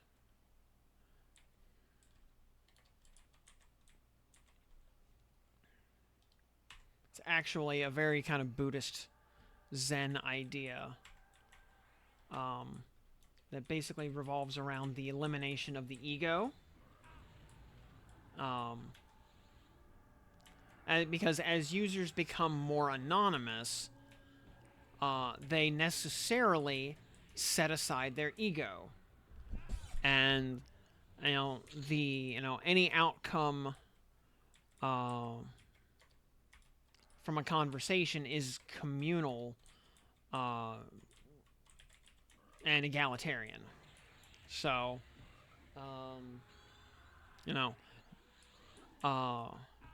yeah, makes perfect sense.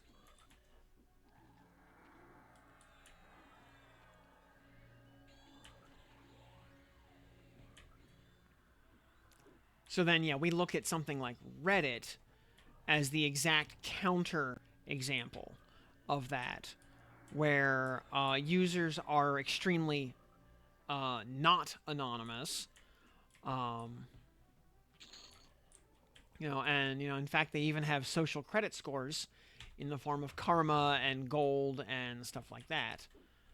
So, and indeed, many users, go and basically farm karma and farm gold by deliberately posting things that,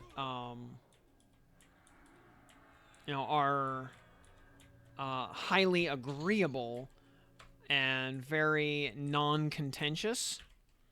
So they preach to the choir, basically, in order to farm up,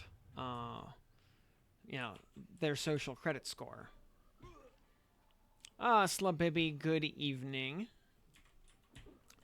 And, one of the, some of the specific points that Hiroyuki talked about was, the idea that somebody's join date and post count, because this was before Reddit,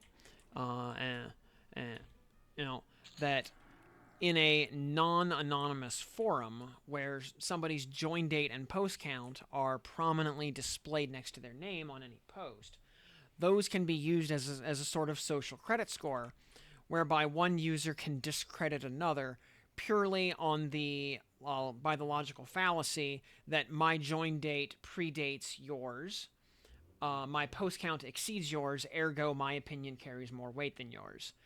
And Pep6 on a 35 stream streak, GG, keeping that battle pass filled out. Well done. Thanks for tuning in. Karma. And Ainea, good evening to you as well. We can soothe. Oh, we can soothe that guy. He's only 43.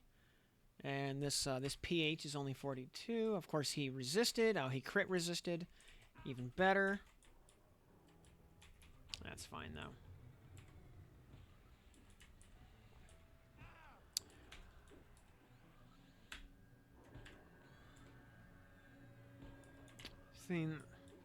Yep, exactly. This was, in the days before things like Reddit Karma, you you established the social pecking order on a forum by way of things like join date and post count.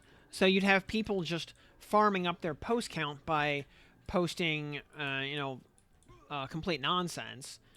Just replies devoid of content. The so-called Me Too posting. Where they just post Me Too in response to whatever, just to crank up the post count, farming up that social credit score. And that is, of course, nonsense. The idea that because somebody posts more frequently, that their opinion somehow should carry more weight. That is a complete fallacy. Hiroyuki's concept of anonymity abolishes that concept because when users don't have join dates or post dates or post counts, they are now all equal. And when they don't have a name, there's nothing to say, I posted blah, blah, blah last month, so, clearly that means I'm right about this thing now, even though this is totally unrelated, and this is a complete non sequitur. So, by removing individual identities and egos from the conversation, you create a true crucible of ideas where posts rise to the top purely by the merit of the ideas being expressed rather than the identities attached to those ideas.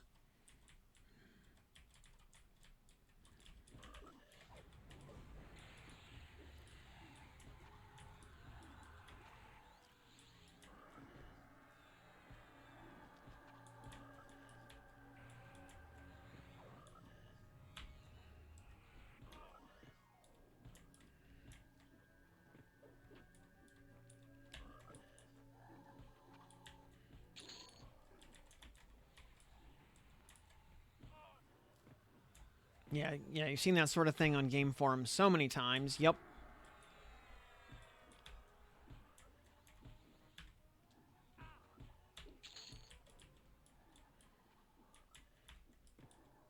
Yeah, the concept of Reddit karma is not a new invention. That is simply a newer form of an old problem.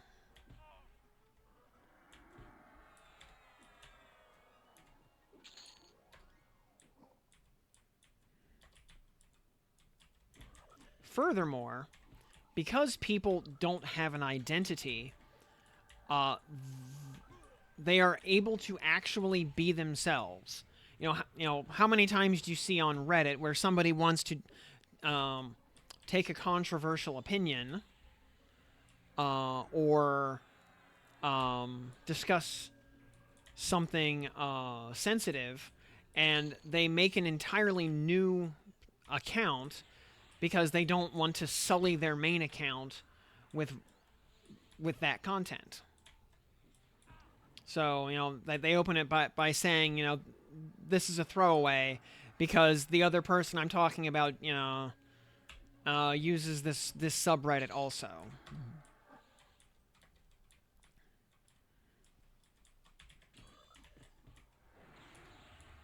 When everybody is anonymous,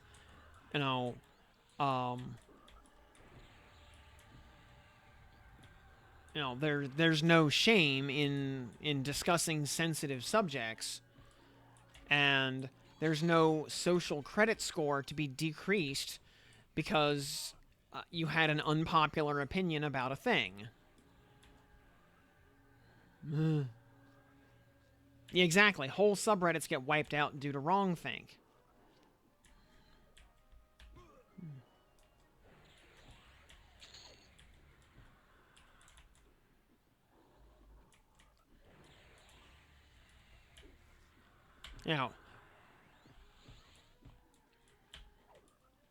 When people are able to be anonymous, again, they don't have to worry about their social credit score being tied to an opinion. So, there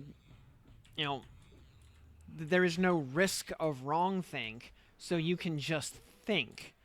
And again, the marketplace of ideas is able to actually operate, and ideas live or die based on their actual merit.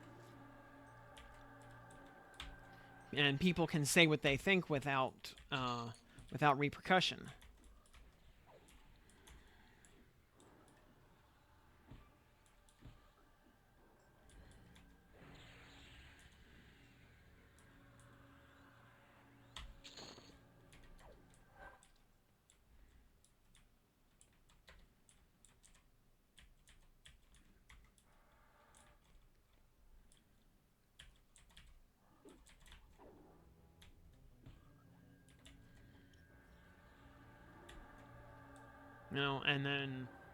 And then yeah, every individual conversation stands on its own merits.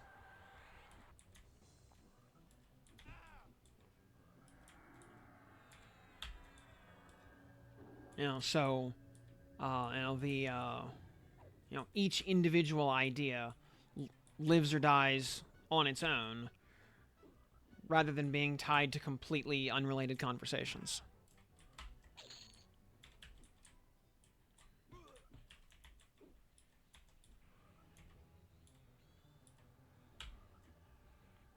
Also, yeah,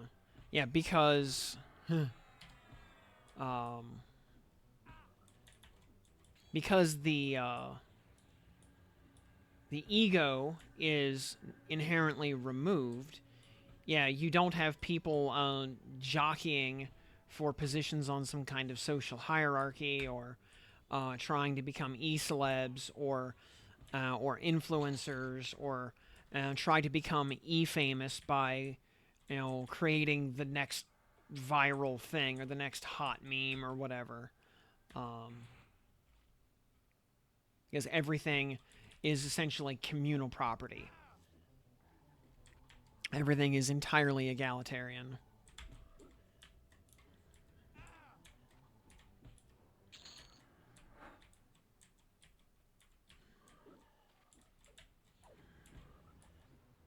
You know, like actual egalitarian anarchy.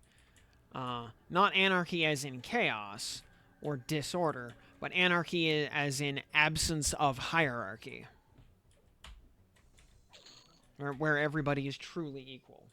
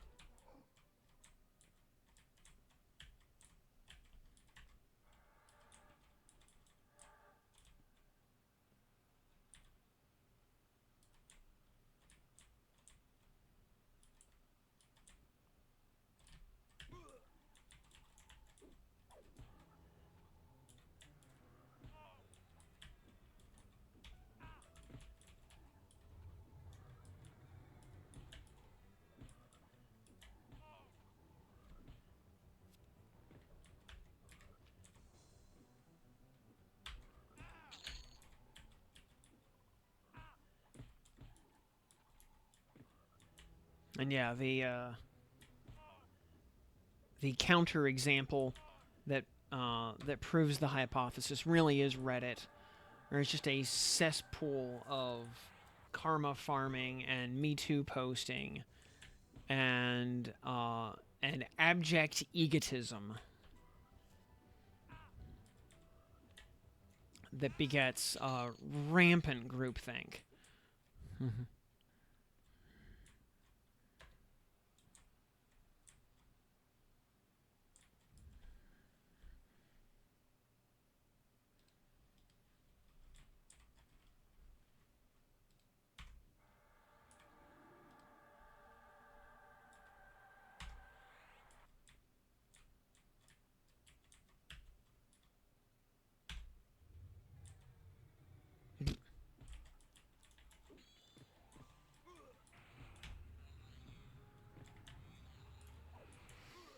Goofy pet aggro strikes again.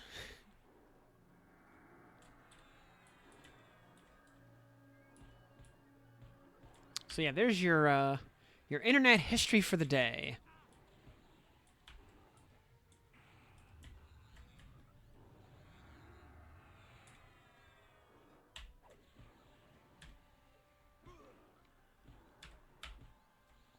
Yep, completely ideologically captured. Yep, because that is the power of groupthink.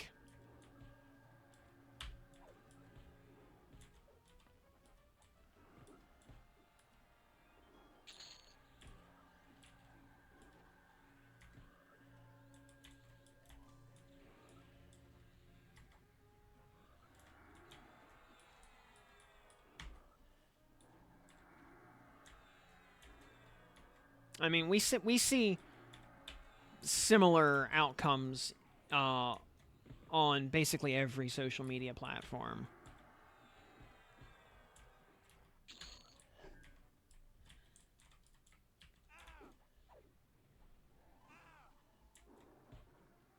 Remember when dig was the big thing? I do. Yup.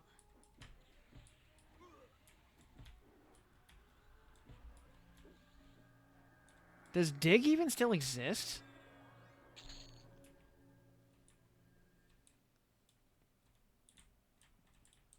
Oh, I mean, for that matter, remember when Wired magazine was actually counterculture?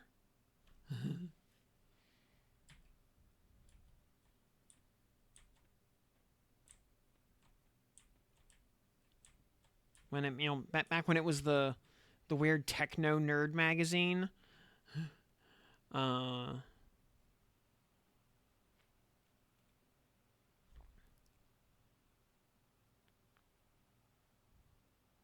oh, for that matter, remember when counterculture existed?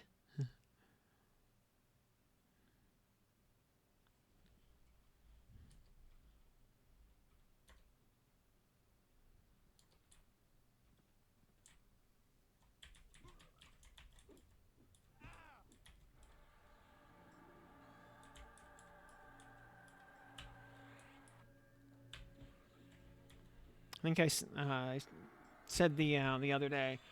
Now, I believe it was Nikola Tesla who famously said, "You will no was it Tesla? Who said you will live to see man-made horrors beyond your imagination."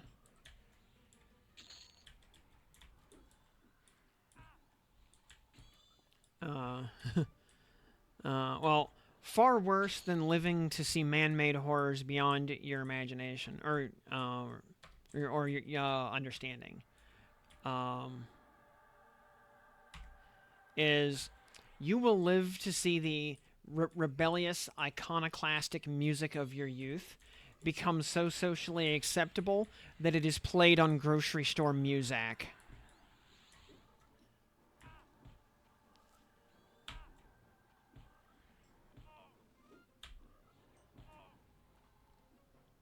Remember when being iconoclastic actually meant something?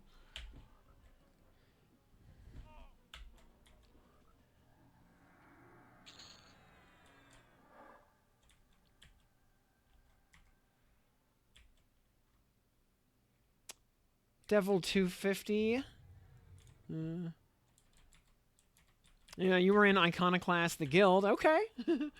Also, yeah, Devil 250, welcome to the program. Glad to have you here with us. What server was that guild on?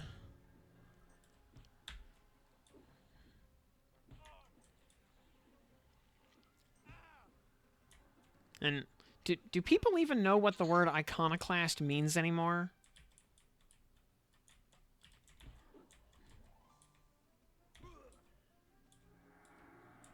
There's so many.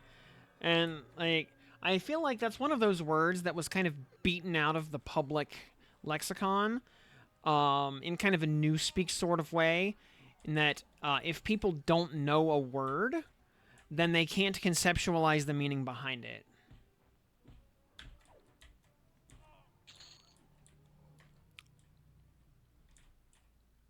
And more so than, well, not necessarily God Killer, per se, but but literally icon destroyer. So we tend to think of it historically in terms of people destroying the religious idols of civilizations they've conquered. Um,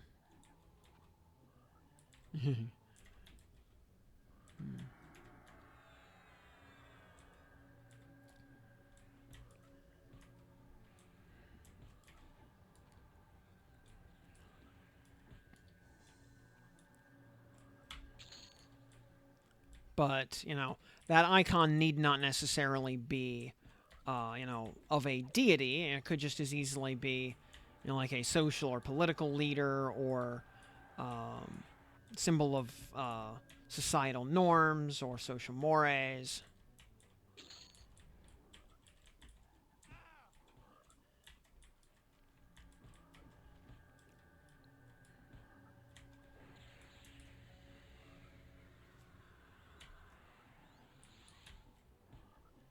Yeah, yeah, going against established ideas is not acceptable.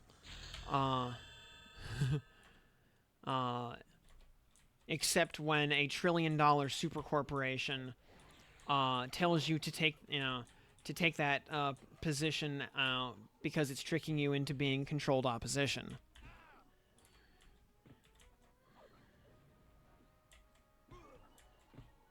You know, uh, I, a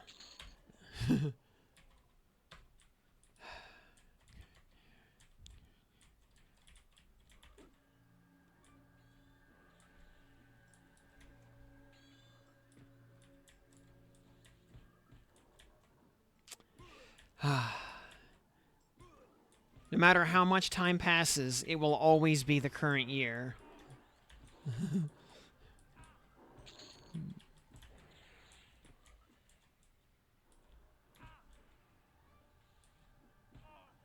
Also, I would like to say an open letter to John Oliver. Dear John Oliver, pointing at the calendar is not an argument.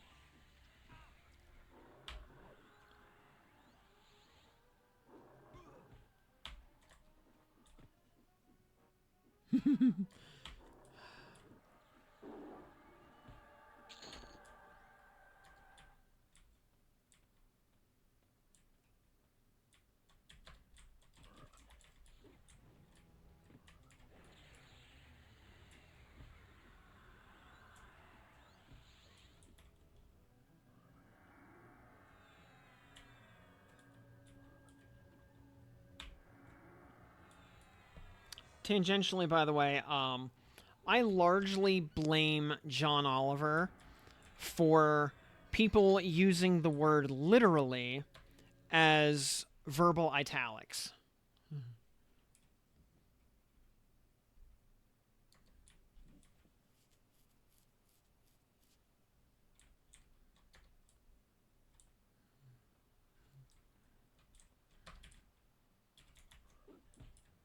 Yes, I hate that people use the word literally when what they actually mean is figuratively.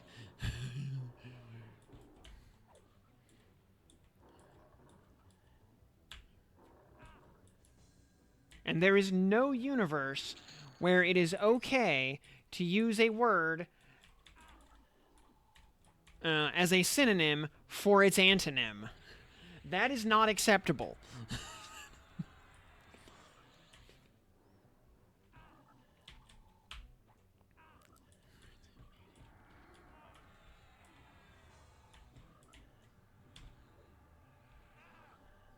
Words have meaning, and while language certainly does evolve over time, that does not mean that every word has to be completely fungible.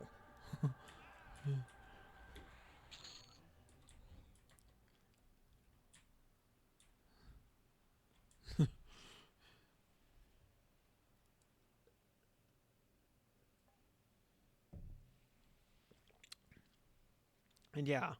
Um, oh, hello, Frenzy.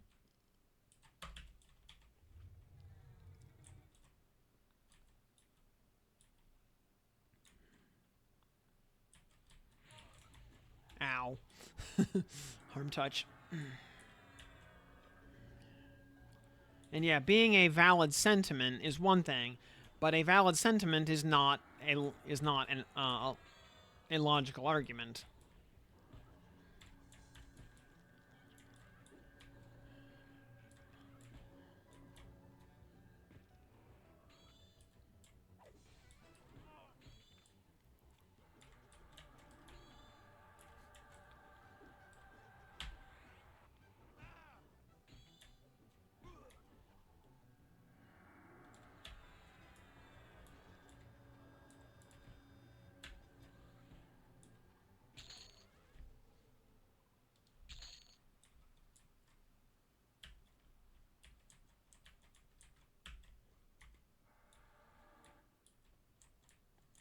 And I like to give John Oliver a lot of crap, but he was really good on the Daily Show, so I won't give him too much crap.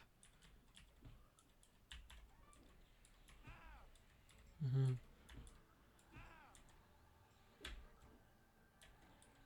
But most of the arguments I have with last week tonight can be summed up by saying it is very clear that his writing staff is made up entirely of millennials.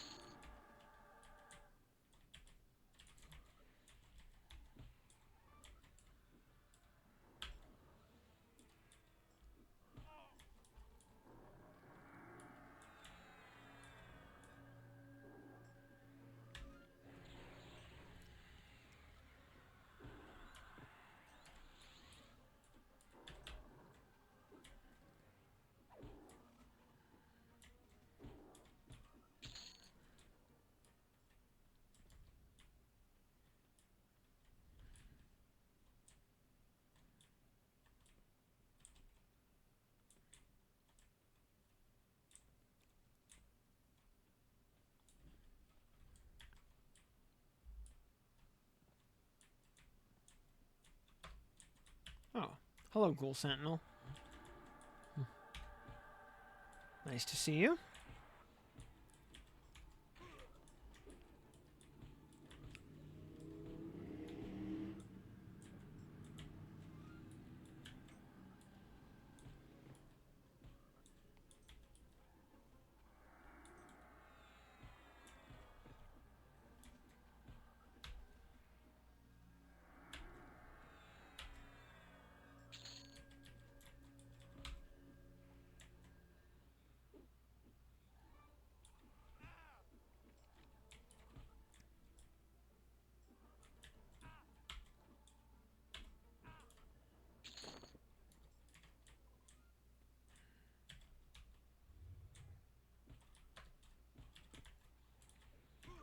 Oh, we're cruising through these levels here so far. By the way, how long have we been online? 2 hours, and we've gone from 33 to 38.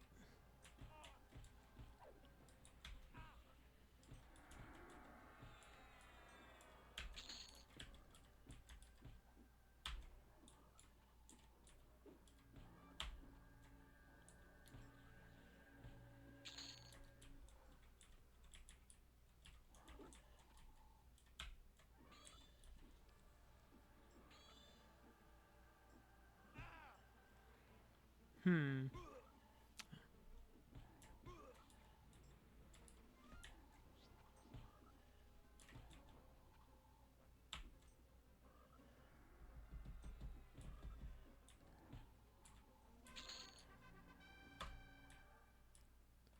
We have 6 AAs to spend. Let's grab Combat Fury 4.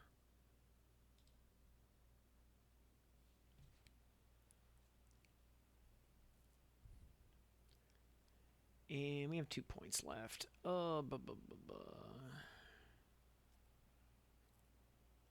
Huge difference in D2 versus 4. Yup. Suddenly everything's multi-classed. We grab some like Fury of Magic or a Healing Gift or Mental Clarity.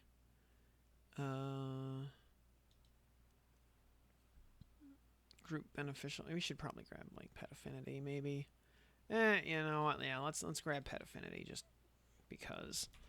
Well, it's one of those things that's just kind of a pet tax. Kind of like Companion Discipline. It's just obligatory.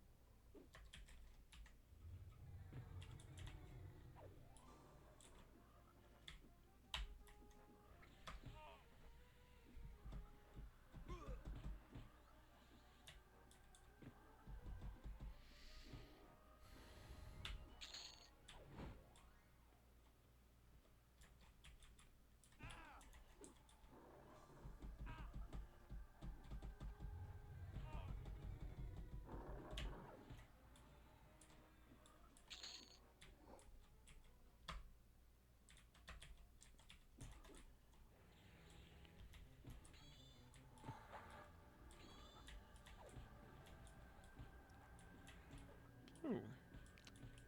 This is a lot of mobs. You know what? Let's Oh, I'm still too low level to click my Soulfire. Ripperoni. And yeah.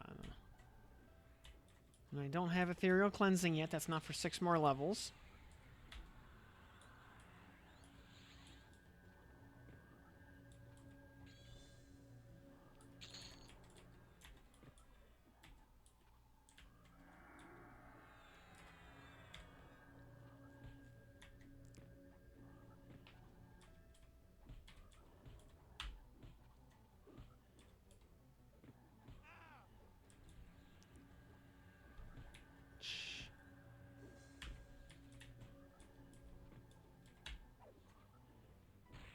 Ow!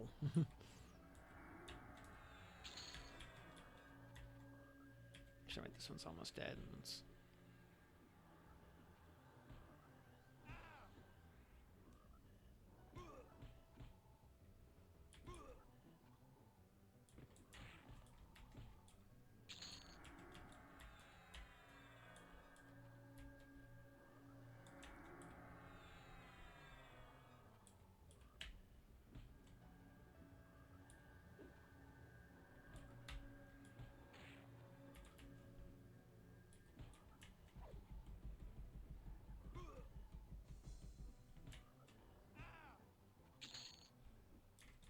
Alright, we need to actually sit here and med for a sec. Figured out the Ice Giant AA discrepancy. Alright, Permafrost is a newbie zone. So you can change classes right outside Vic's lair, so the Zem is high. Tried the other 40 level, 40 mobs. Get 1 to 2% AA, so Permafrost gives plus 2 to 3%.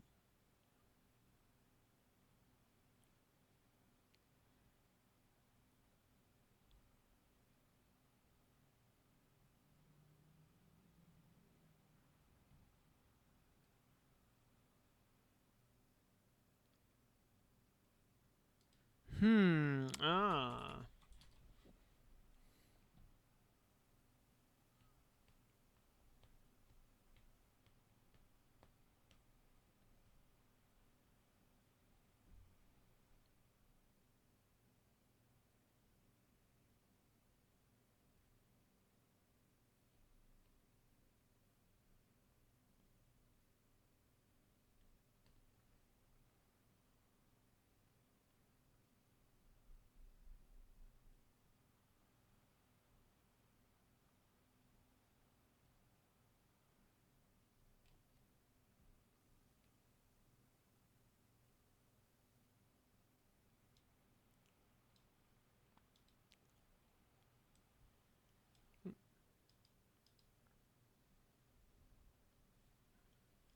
Okay, there we go.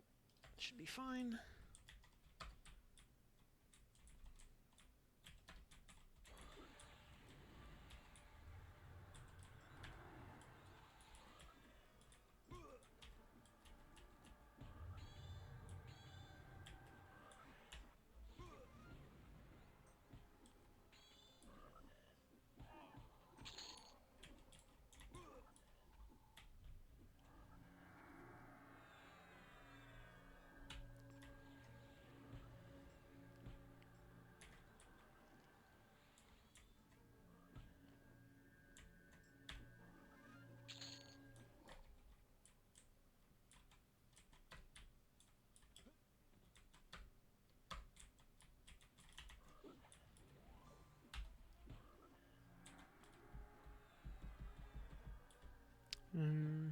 Oh yeah, I don't think we picked up any important spells at 38, did we?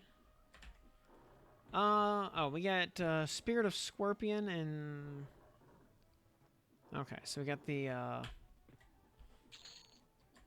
next pet proc buff in the sequence.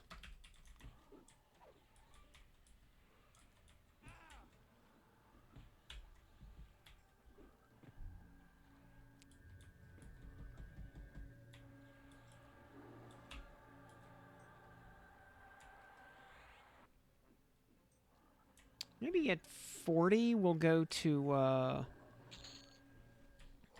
Sol B and go get some Gebs or something.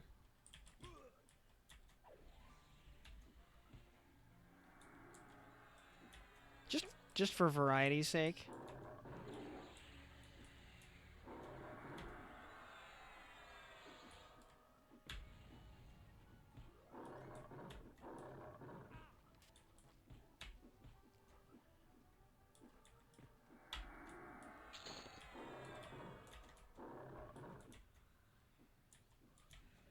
Sol B on +4 should be interesting.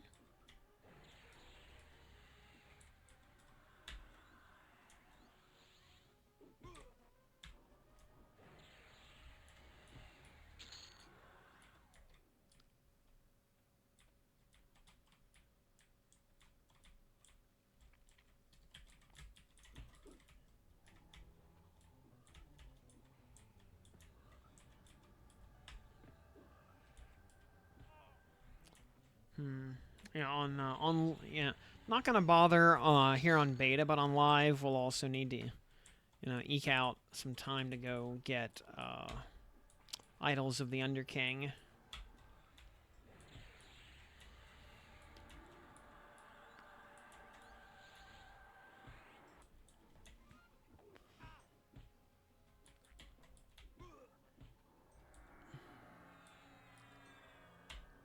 Just enjoy the game.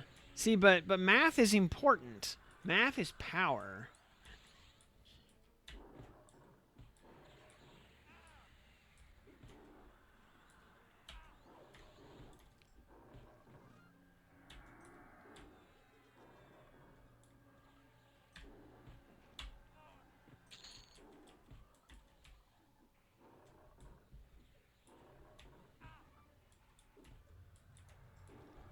Oh, this whole wing is just kind of auto pulling for us. That's nice.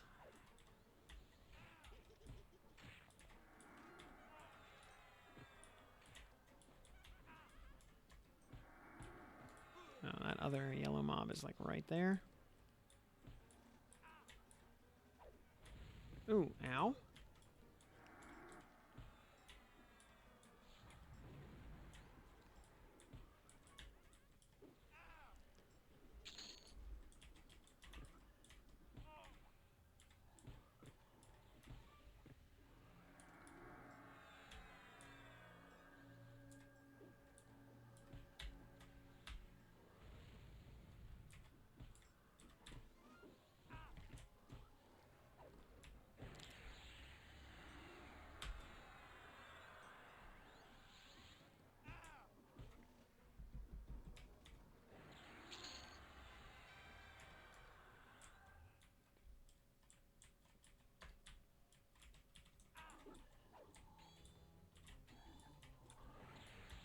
Also tell y'all I am super looking forward to Nectropos Castle in presumably October.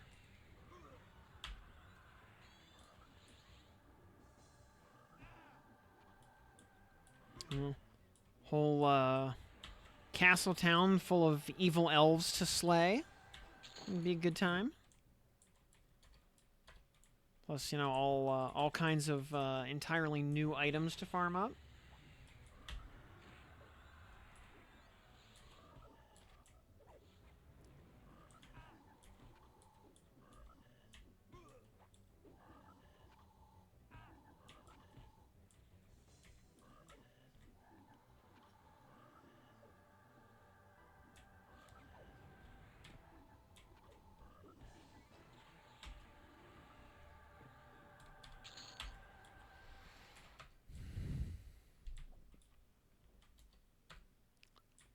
What is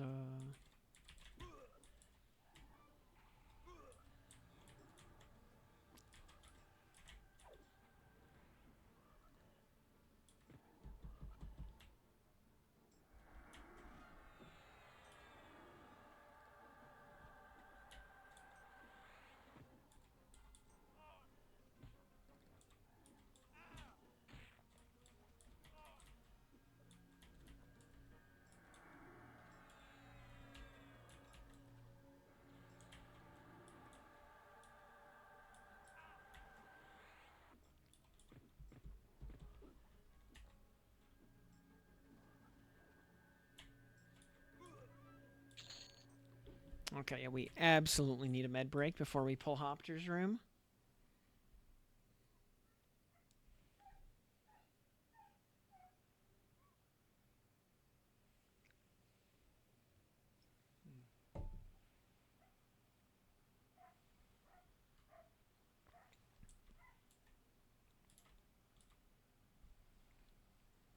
Actually, is Hopter up? Nope, just a placeholder. Ripperoni. Oh yeah, I'm very much looking forward to, you know, deleting all of those evil elves in Nectropos.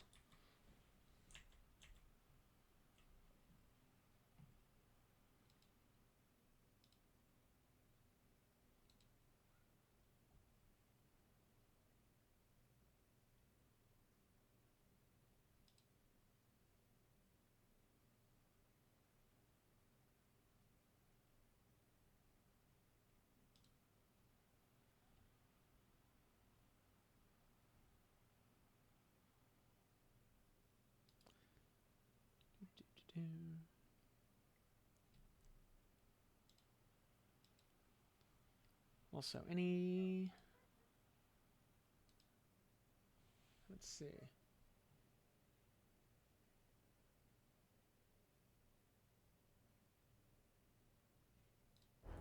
Hi. Game designer on Path of Exile. Hi, I'm Octavian, game designer on Path of Exile.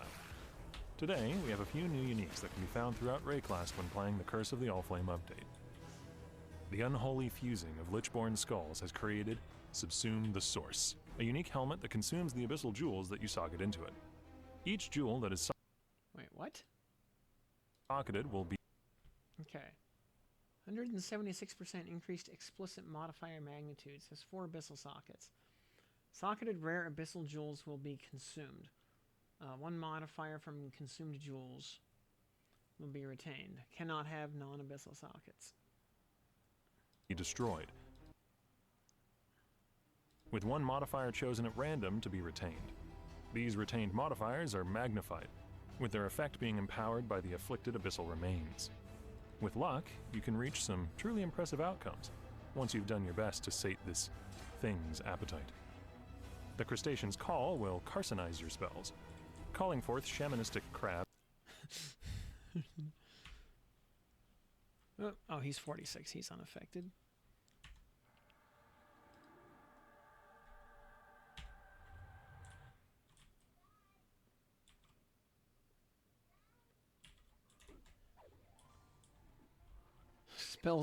socketed spells are supported by level 20 crab totem. What? To cast them for you as they scuttle along. These crabs are fully considered to be totems, but have the distinct advantage of many, many legs. Okay, so they're mobile Check out totems. these and all our other new All units right. coming in Path of Exile, Curse of the Allflame, coming on July 24th. See you Okay. then. All right, interesting. Mobile totems. I mean, I don't ever play totems because I find totems very, very boring. Time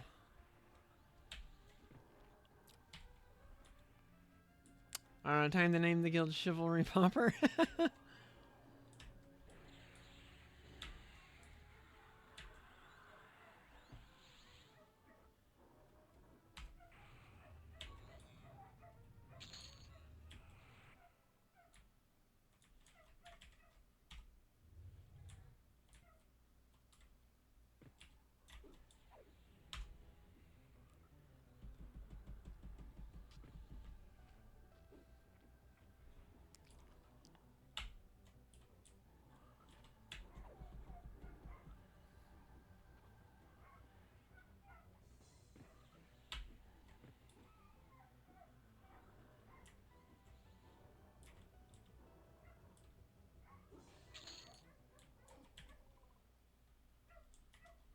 This guy's probably going to resist if I don't overchannel.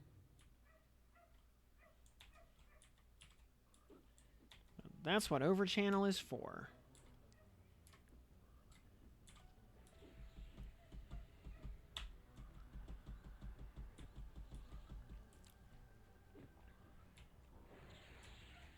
Hmm.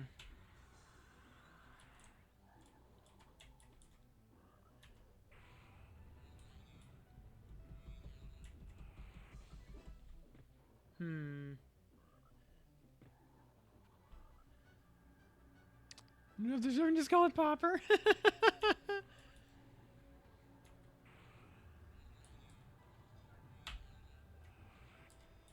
Can just call it Popper. Well, Or, go, invoke some of the, nostalgia of the brief big band revival of the 90s, and call it Cherry Poppin' Pallies.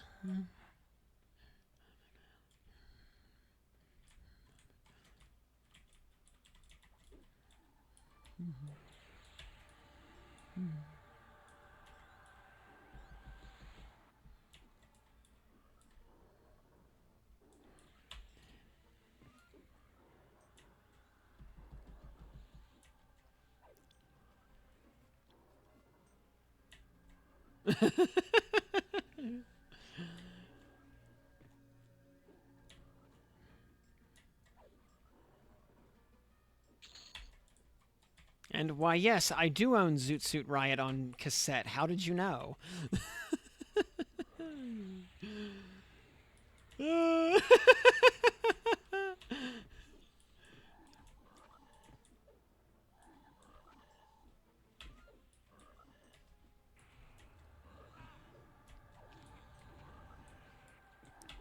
And yeah, meme names like that do break immersion. Although on, we'll say, back on Erelisimar in ye olden days, one of the, best, simple, straightforward guild names ever. Drunken Pirates.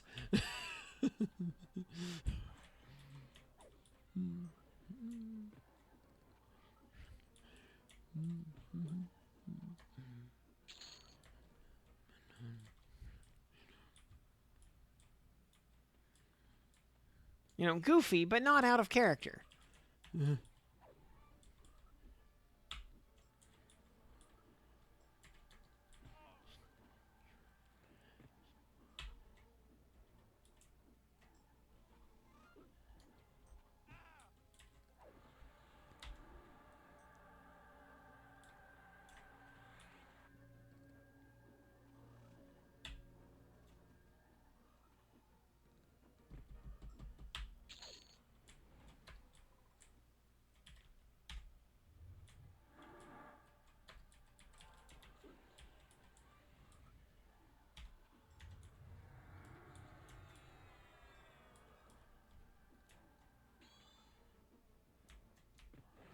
From overloading a John Deere tractor with too many hat nails. It would pop up in the air. Oh, huh, Johnny Popper. Yeah, we actually have a, there's actually a road down the way called Johnny Popper Road.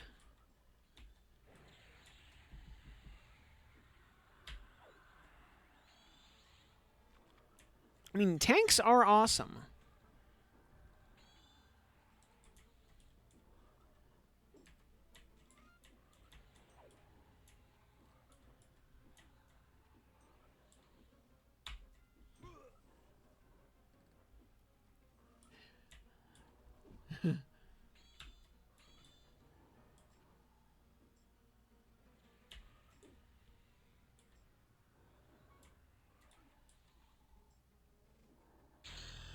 And ding 39. Do we get anything at 39?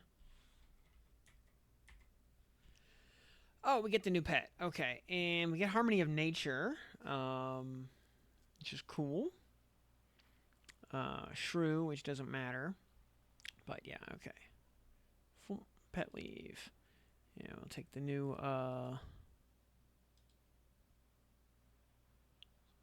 Spirit of Yekon. And, when do we get the last pet, by the way? This has to, okay, yeah, this has to last until 46 with Spirit of Kashik. Okay, so we're going to be using this for a hot minute. Alright. Let's see here. Lesser potential. Let's go ahead and pull up like 6 of these.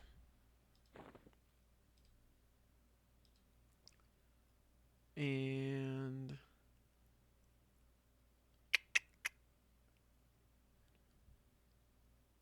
major potential. We need like probably just 1 to top this off at like level. Yeah, that gets us to rank 5. Good enough for right now.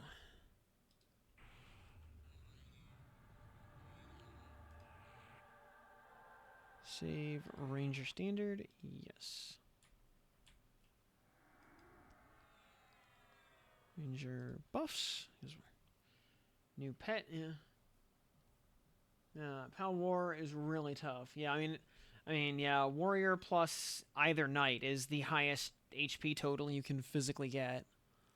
So that tracks.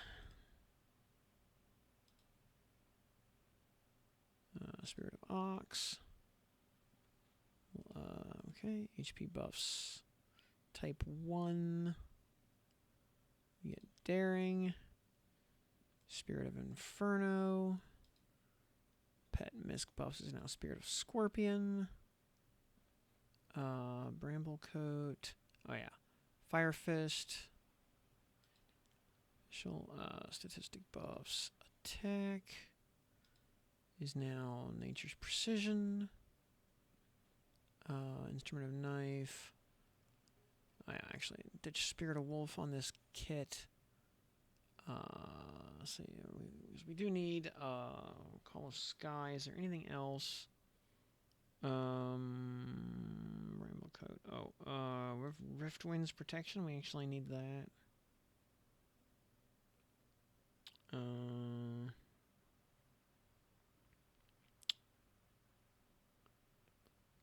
Let's see. You know, we can actually take the pet off of this just to free up a slot. Divine Vigor, don't really care. Let's see here. Misk. Oh, because we need Pet Haste. Yeah, we need Yekon's Quickening. For sure. Save Ranger buffs. Yes. Done. Alright, quick buff. Boop.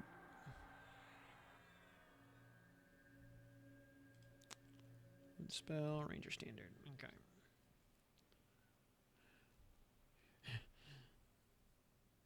Okay. Ranger is the toughest of all.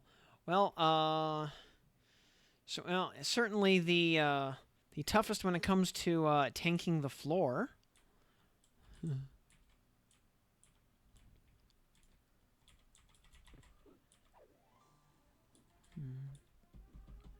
Kind of like Final Fantasy XIV Dragoons in that regard.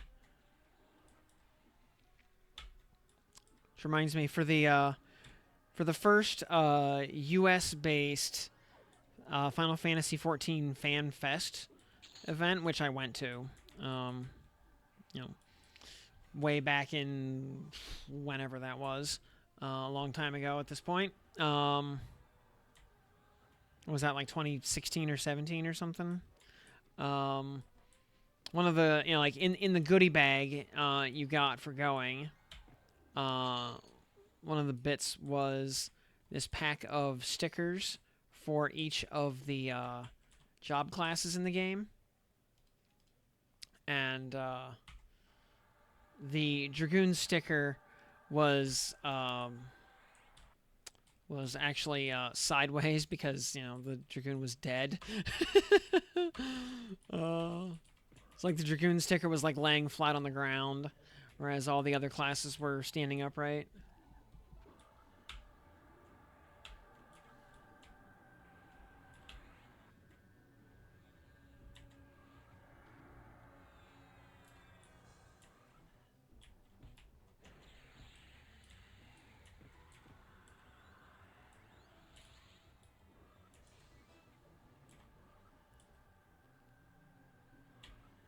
Yeah, the monk doesn't really tank the floor so much as he sort of jousts with it.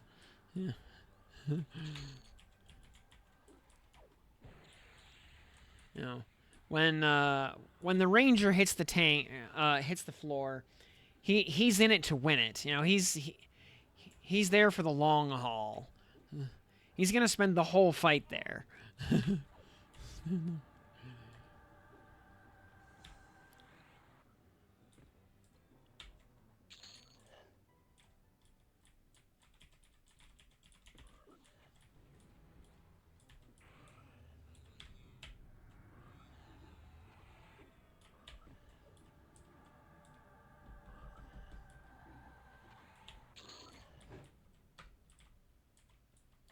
I see the Ghoul Lord is back up. Presumably, because I see there's a mob here in the middle with a pet. So, yep, Hopter is right there. Hello, Hopter.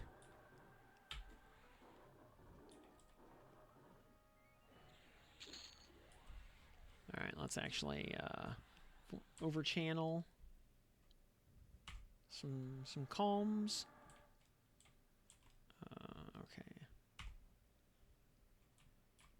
Hopter's pet. We need to not go... oh, we can't actually... alright, we will slow this Bach Ghoul Knight. And then Hopter, we will also slow him.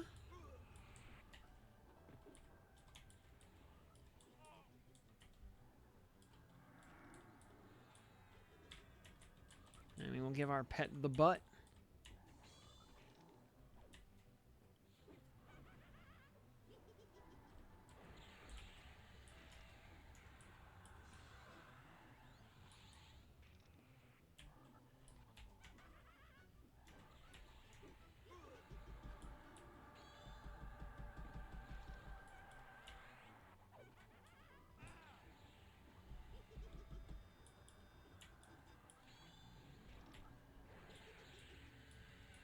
Yeah, Hopter's got some hit points.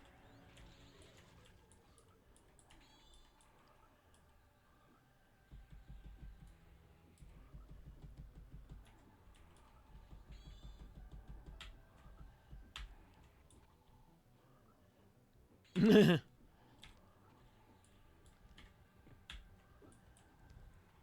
I like the lion pet. Very aesthetic.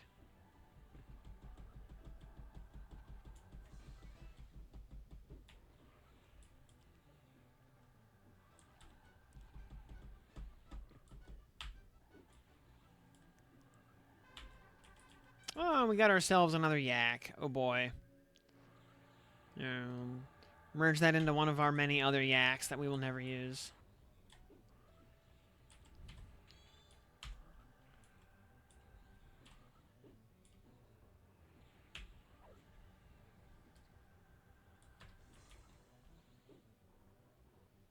Apparently, I spent this whole fight in evasive and didn't even notice it. Well, we never ran out of stamina, so whatever.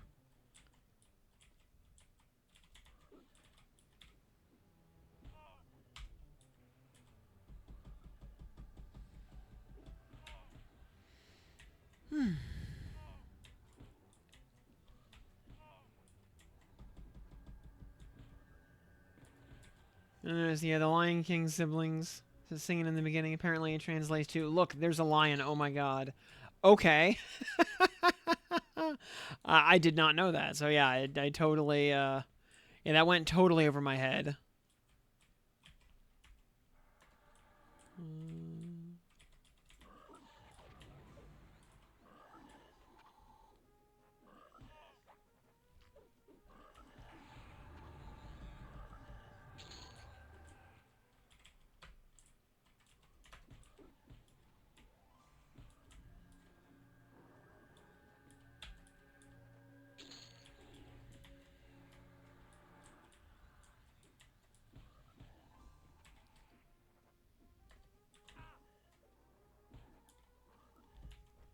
Also, consider for a moment the massive, like, anti-tiger propaganda campaign or misinformation campaign referring to lions as the king of the jungle, when lions don't live in the jungle. They live on the savannah. Very different biomes.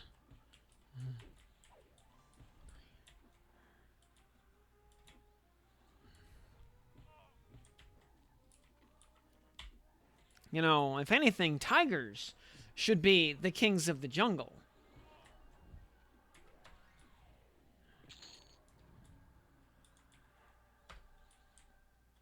But apparently, tigers collectively do not have a good enough PR agent for that sort of thing.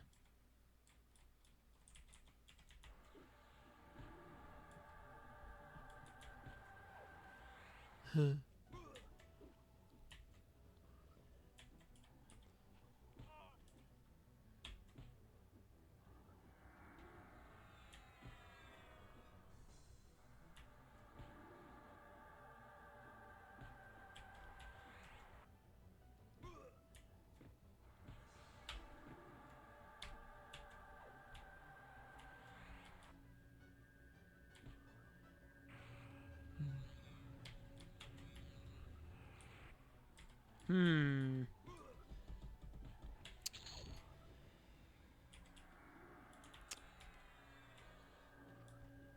And it's true, yeah, the main villain of the Jungle Book is a tiger. So,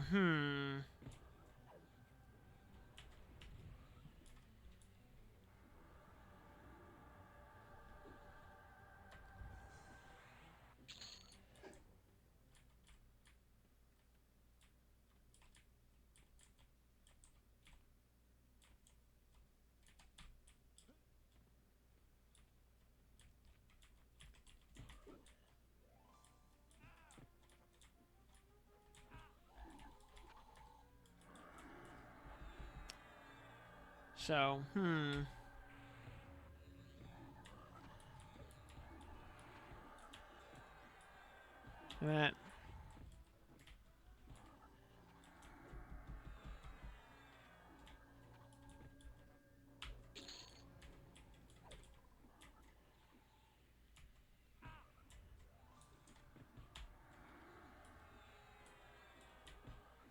Yeah. Why is it that lions get depicted as, brave, noble creatures, and tigers are always, like evil, menacing bastards? Is this just Rudyard Kipling's fault?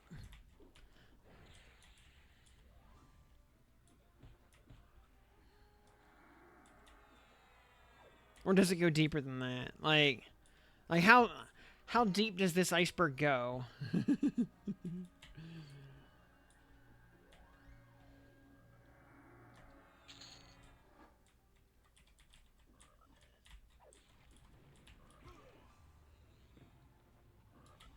Only prisoners wear stripes. Hey, judgmental, good evening. Hmm.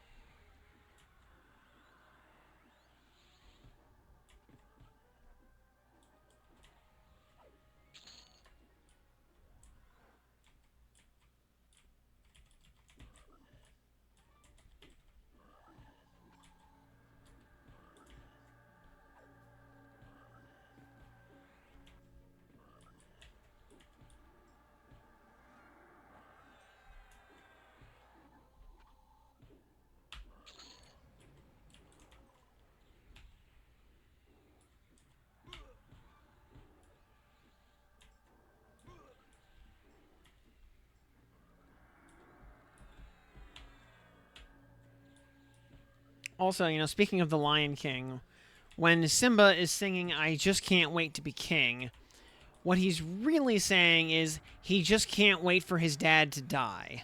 I'm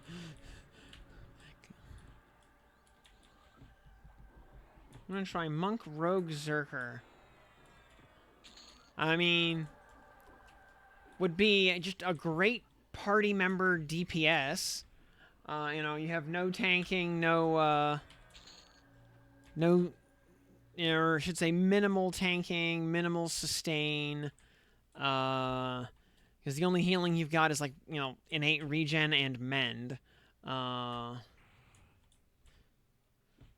so, uh,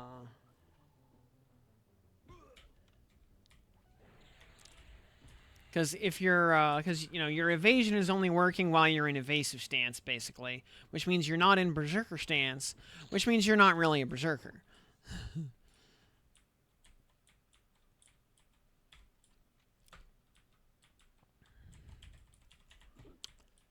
I mean, also, if you're in berserker stance, you're going to be hitting yourself, because that's how berserker stance works. So you have negative sustain.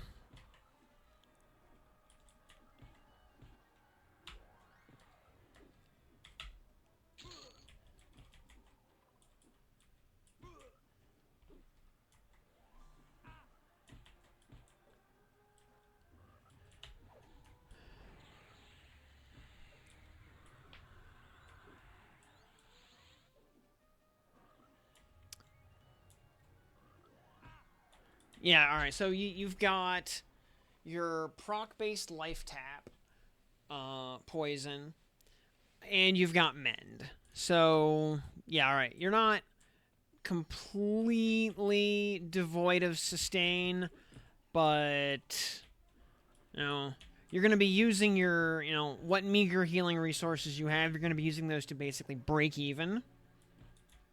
Uh, So, yeah, it would be great in a party where you don't need to get hit, and where the cleric can feed you a blessing of the Lord Commander to offset your berserker self damage.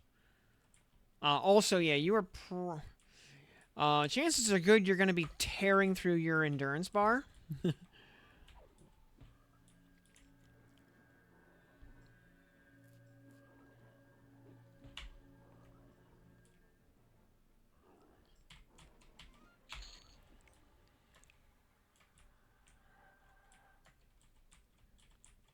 So, yeah, on one hand, yeah, monster DPS in a group setting where you can just go ham. Yeah, great party member. Uh, would not want to solo with that.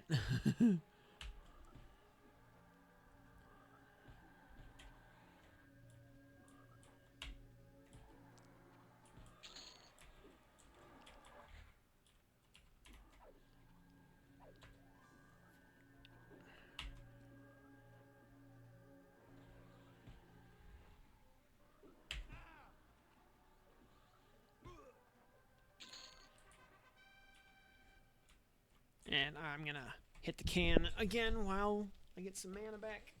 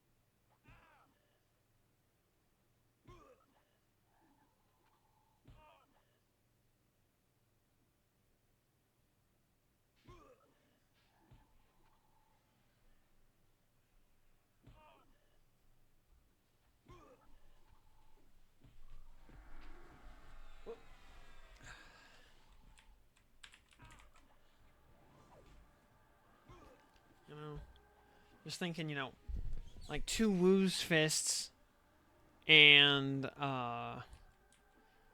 an Ifriti War Spear in the any slot for backstab damage.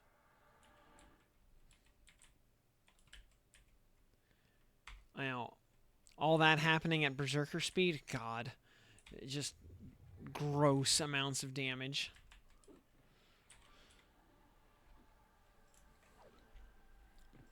Plus, you know, yeah, you're backstabbing twice as often. You're punching and kicking with your martial arts twice as often. Yeah, just goofy amounts of damage.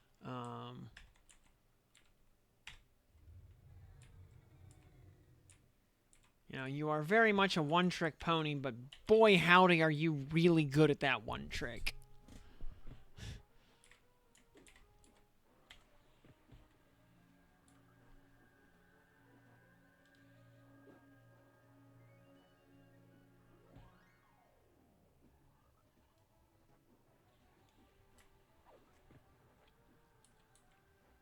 Your nickname to get the temper tantrum? Yep.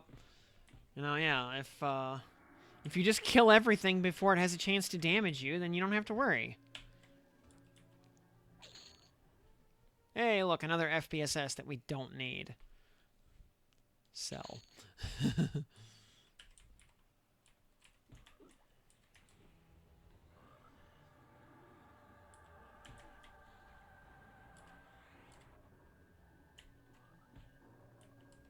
Yeah. Getting into trouble, just, you know, yeah, just pray for FD to work. Yeah, I mean, that...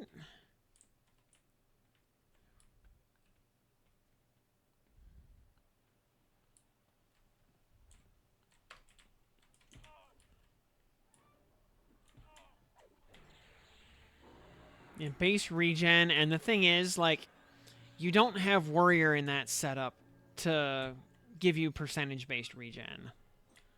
You know, you can... And one of your any slots is going to be taken up by a rogue weapon, out of necessity. So, there's the... you can get the Berserker Plane of Sky body armor, blood runes, that has a bunch of worn regen on it, but also has 0 AC, by the way, despite being a body armor.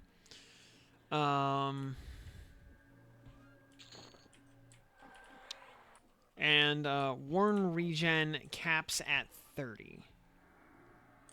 Now, you're going to be in unyielding stance all the time, or unyielding invocation all the time, because that's the only invocation you have. So your innate regen at least is getting doubled. But, again, you're just not going to have that much of it. So, yeah, you're gonna definitely struggle.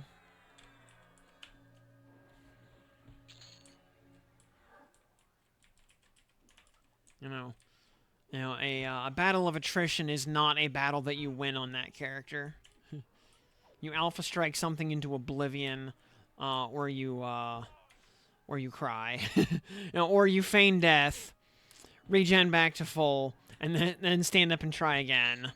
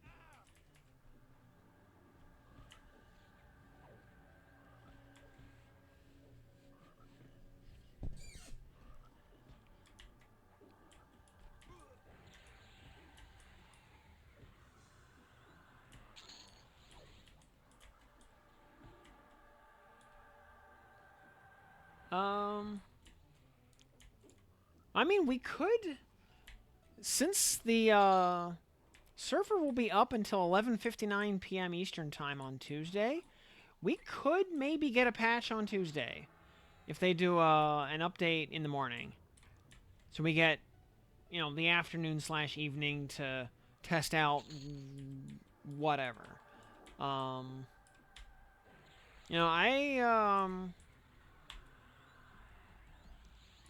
Yeah, War Monk Zerk would be a pretty badass RP tank. Oh, yeah.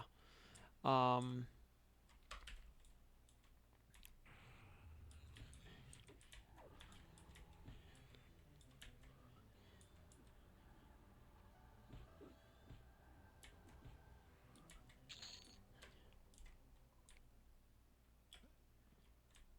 yeah, between Warrior and Monk, you actually have the highest skill in every combat skill.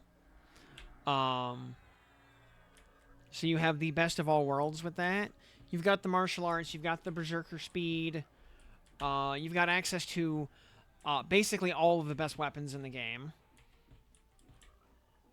Because you can go either... At that point, you have access to either stuff like Wu's Fist or like Warrior Sky weapons and stuff like that.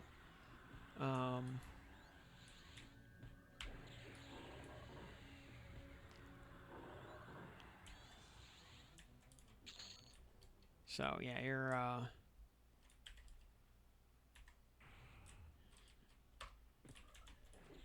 so yeah, if you want to just be big man main tank, yeah, that would 100% do that and be really good at it.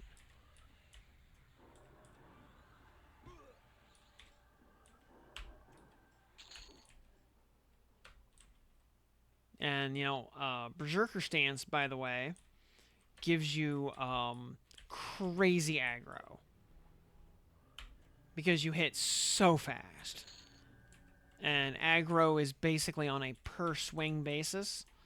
The the damage you do doesn't really matter when it comes to aggro. It's just how fast do you swing.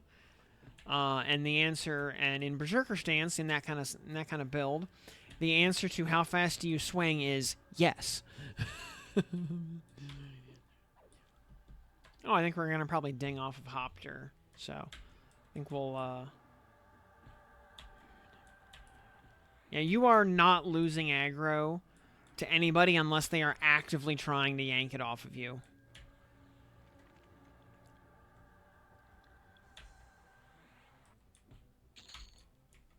Like if a Paladin or in Berserker Stance wants to fight you for aggro, he probably could, and it'd probably be a reasonably fair fight.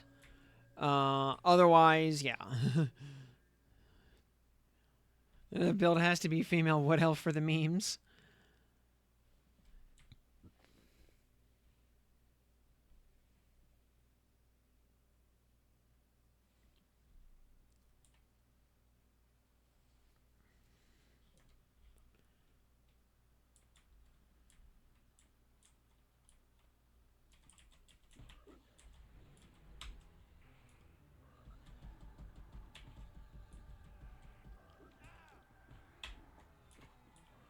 I don't think I've ever actually seen a female wood elf tank. Ever in my life.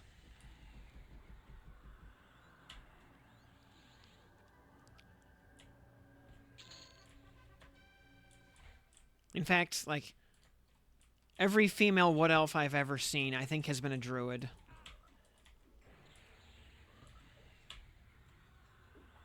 At least on vanilla EQ, I should say. Like, I don't even see female wood elf rangers or rogues. They're always druids.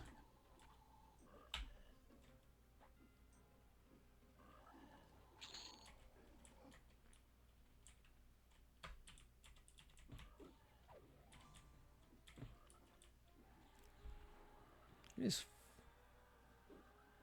Yeah, level 40 to start clicking our sword.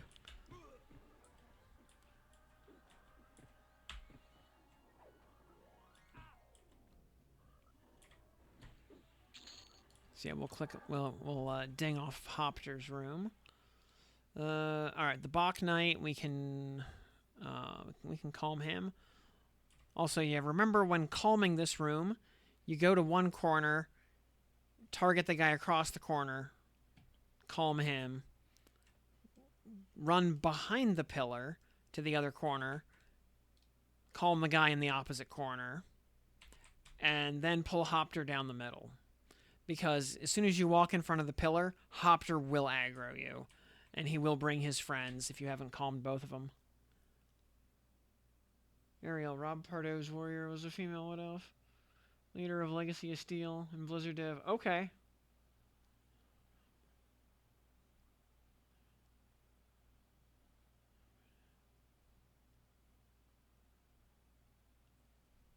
Okay. So, alright. Oh, so there existed at least one.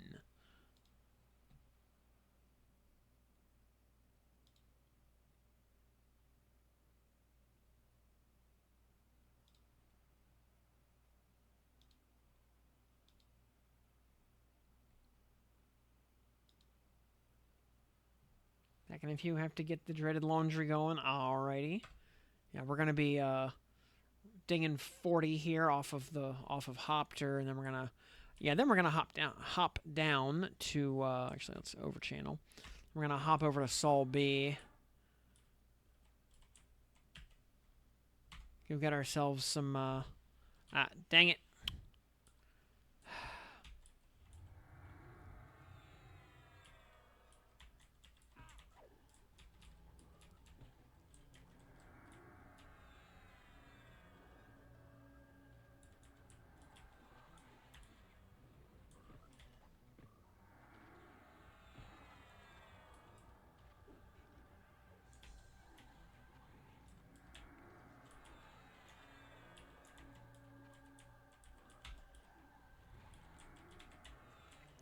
Gotta love the Pacify crit resists.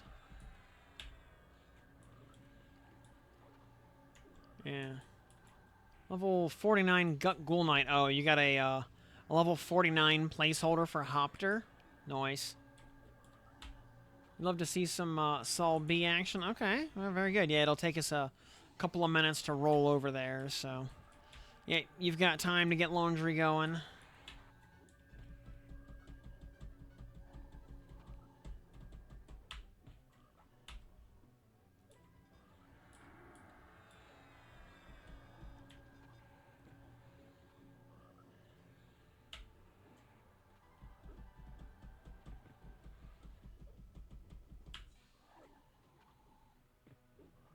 And Lobic 3108. Welcome to the program. They released revamped Lower Guk? No. Lower Guk still is what it is. Although, the Ghoul Lord actually was given his real name, which is Hopter Thagellum.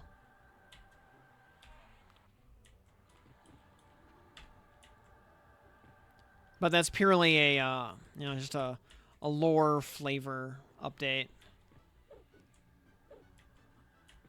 He's still the same old Ghoul Lord in practice. Yeah, Lower Guk should be the last zone they revamp. I agree. Like, it's already so good. It does not need more help.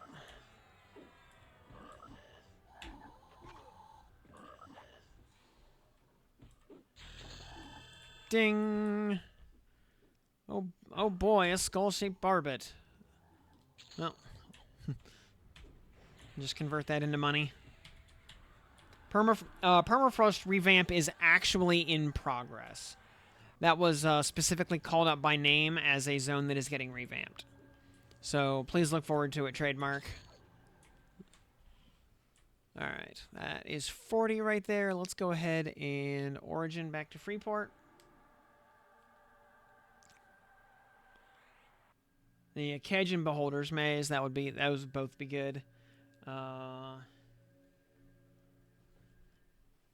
Because Kedge is a cool zone. It's neat.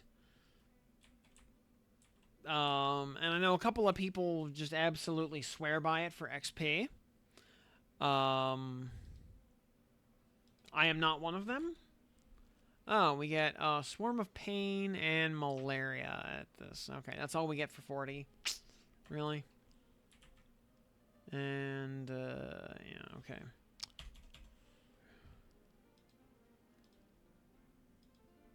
That's whatever.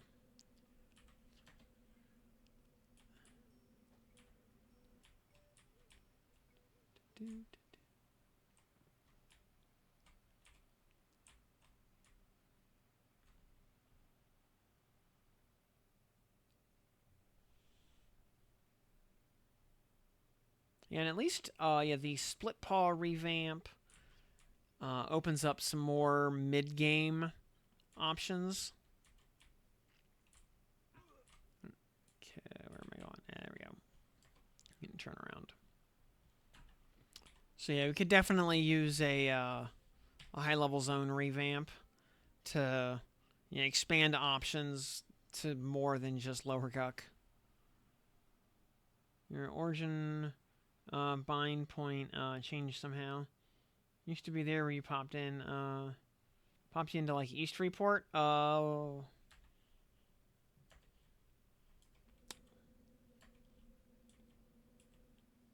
Like I know when you're changing kits, like you can change your bind point or your origin point if other alternatives exist for your kit. So and it yeah, befallen items need a nerf. Yup. Yeah, befallen is just befallen currently just invalidates even a lot of the other revamp zones. Yeah, befallen is just so good in every way. It's got just the right amount of mob density, high density name mobs, the right level to drop tier 5 node motes regularly, or tier 6 motes if you get a little lucky. Yeah. And Zophiana on a 5 stream streak. GG. Keep filling out that battle pass.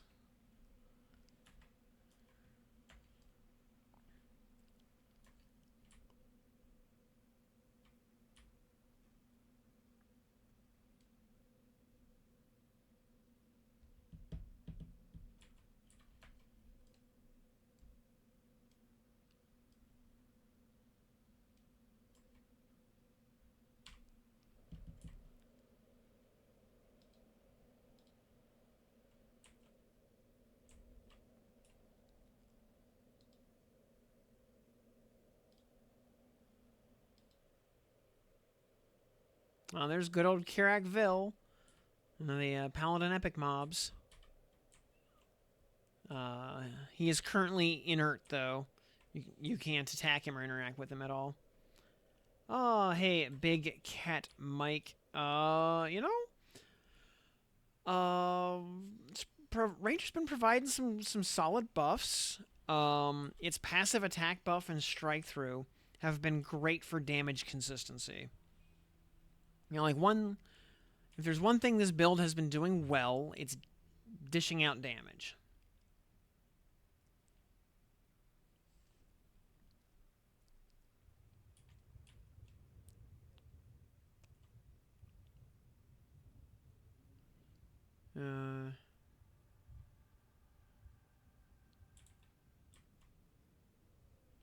So, yeah, it's been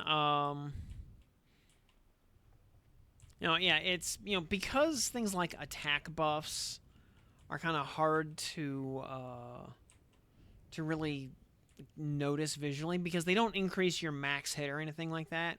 They just move your bell curve to the right. They're not necessarily the most the easiest to notice. You just kind of have to take it, I mean, unless you're actually parsing differences, they're hard to eyeball.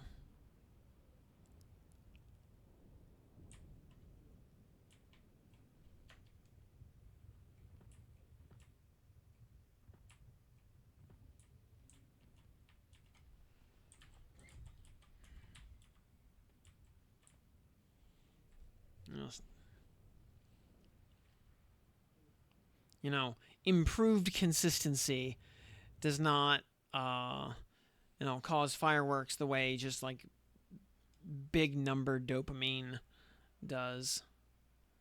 All right, well, let's create it. Let's do a +4. Respawning. Yeah, we'll do +4. I'm pretty sure we'll be fine.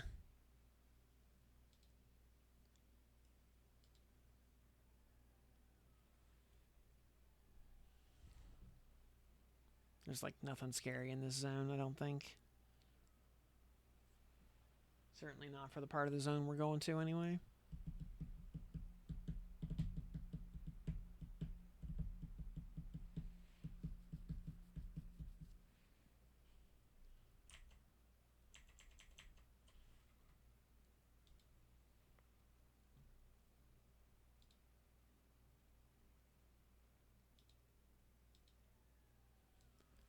Alrighty.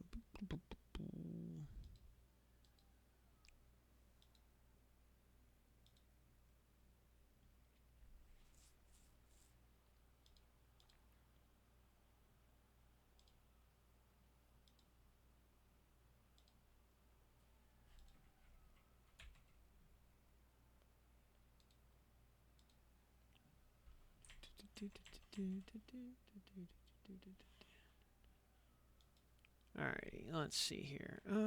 By the way, we don't have any, no, we only have camouflage, which will not work because we're indoors. Okay, that's fine.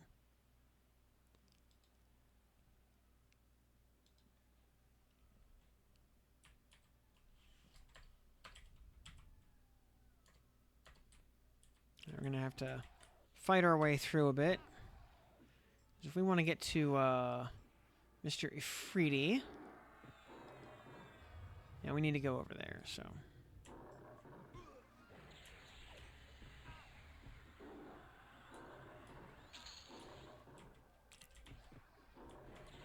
Grr, bark, bark, grr. Big caster DPS build. Raids, yeah, Wiz SK Ench or Wiz Neck Ench. You know, just putting some HP on your bones so you don't get splattered has a lot of value. Especially if you're thinking anything, if you're thinking about bringing charm pets along for the ride. You know, having some plate armor to pad things out for when charm breaks, not a bad idea.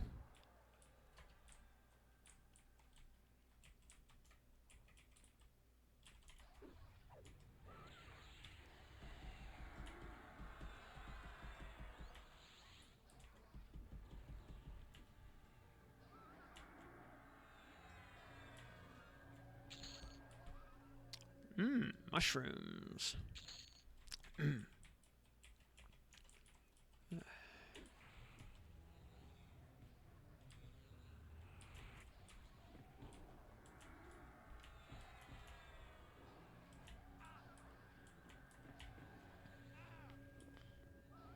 Well, my pet could hold aggro and tank with a...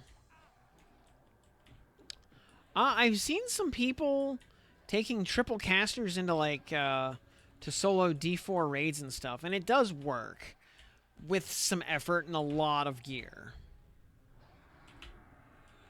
And, you know, aggro management does become a thing. So, you know, spellcasting deafness... Or, no, is it deafness? Or, not deafness, subtlety. Spellcasting subtlety becomes a valuable thing.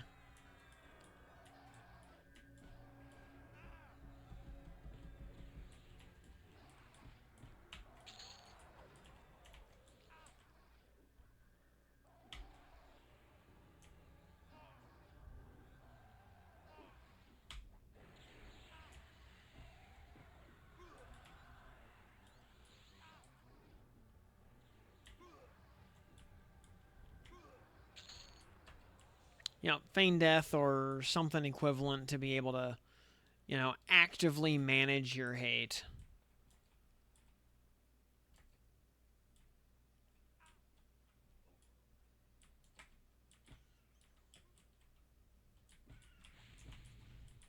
Ooh, we just got, oh, that's not good. That's a lot of sonic bats.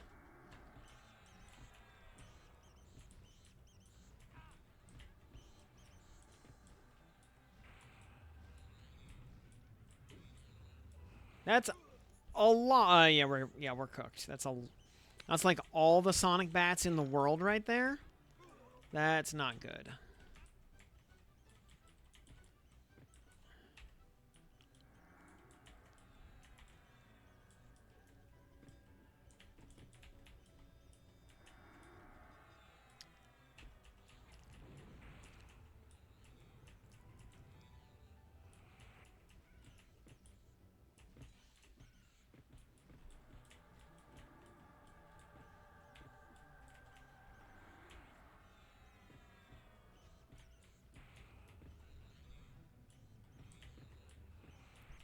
And of course, all the sonic bats in the world means all the stuns in the world. Yeah, this is not ideal. Ripperoni. That was a lot of sonic bats. Like, way more sonic bats than I expected. Especially like way out there in the middle of a lava area. Yeah, I was not expecting that. Wow, those...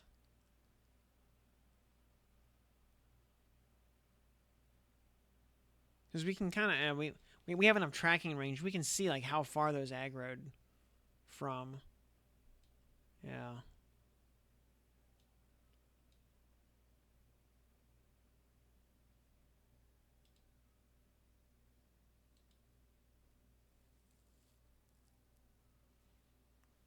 Another outdoor build for Ranger, Necro, plus either Chanter or Wizard. Yeah, Fear Kite, ranged bows, dots, nukes. Yup, good old, yeah, just quadding for days.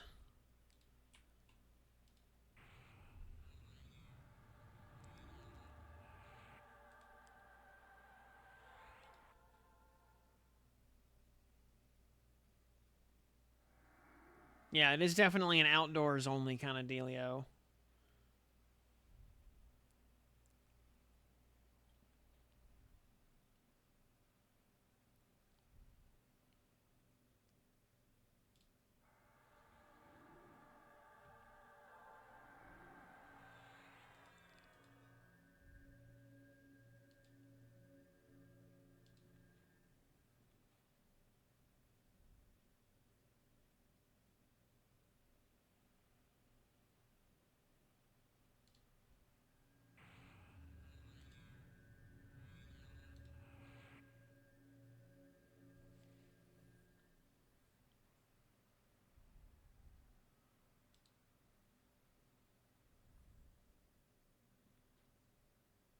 Okay, pet's currently level 36. That's good enough.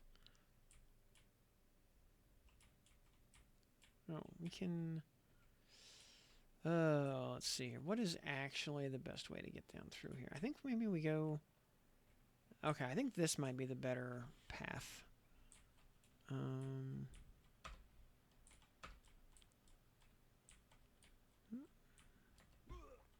Grr, bark, bark, grr.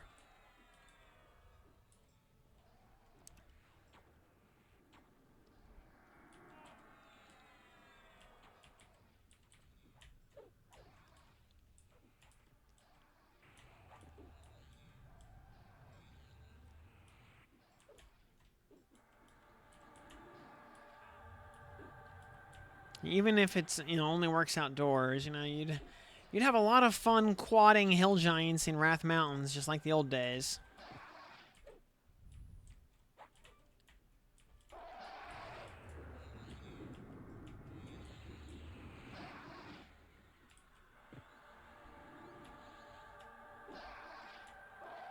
Could you make it to endgame with outdoor only gear?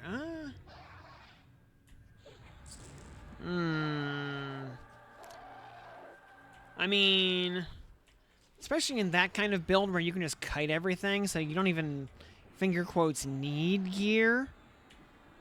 The one thing to be mindful of is you basically have to watch out for, you know, like a lot of D4 stuff ends up kind of off the table. Because on D4, everything can root you. And will.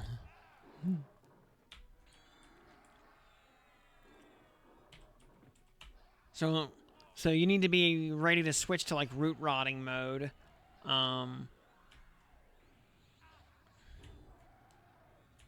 Against basically, any caster type enemy.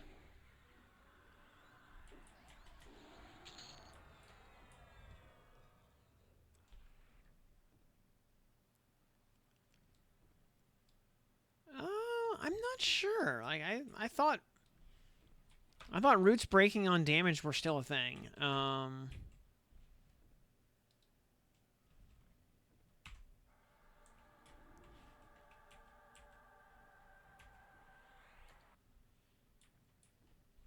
But I mean, I have no proof to actually back that up. Just entirely vibes.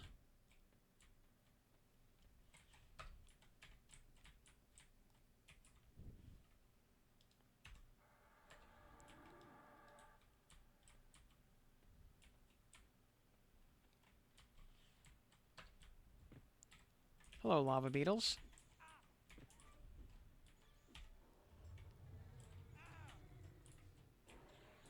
You guys are not sonic bats, and that means I don't hate you nearly as much.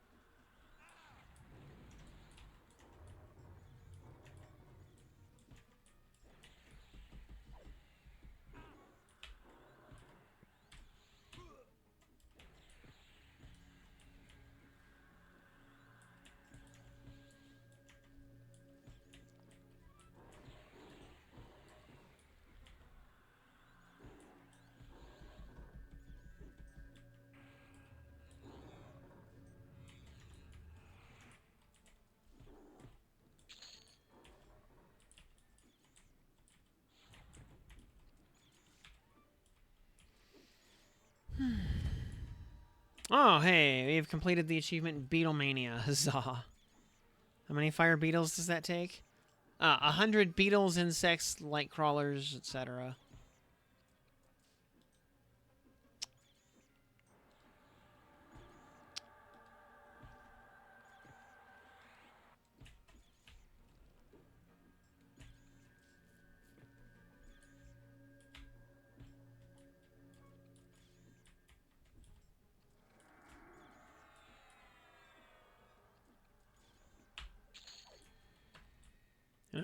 One nice thing about grinding Plane of Sky is you end up getting a bunch of oddball Slayer achievements. Like the one for killing Pegasi and Nightmares and Unicorns. The Slayer of Magical Horses achievement is actually what it's called.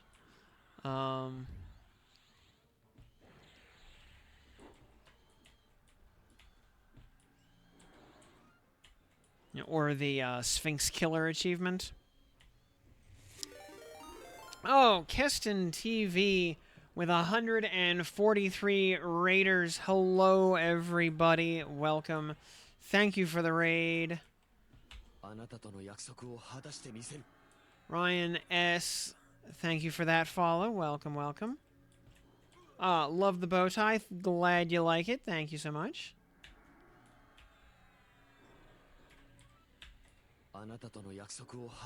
And Old Man Casual 67, thank you for that follow right there. Yeah, Keston TV, hello, hello. Yeah, Blue Steel Wheels, hello. And Gore STL, thank you for that follow as well. Glad to have y'all with us here. We're just Doing our oops all hybrids setup of Paladin, Ranger, Beastlord. We just hit 40 down in Lower Guk a little while ago, so we're coming to Sol B for a little change of scenery. If I can remember how to get around this corner right here. Is it? Yes, through here. There we go. All right, couple of lava beetles here. We're gonna go get ourselves some shiny shoes for funsies. I have more brain cells than Alan, if you believe in me.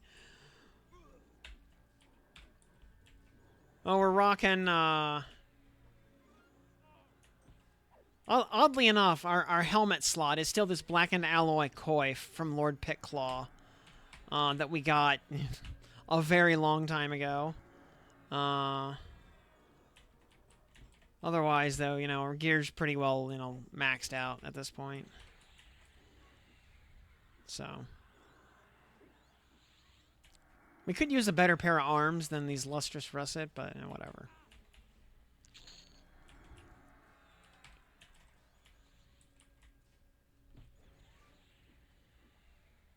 We got a dark metal holy water sprinkler in the main hand.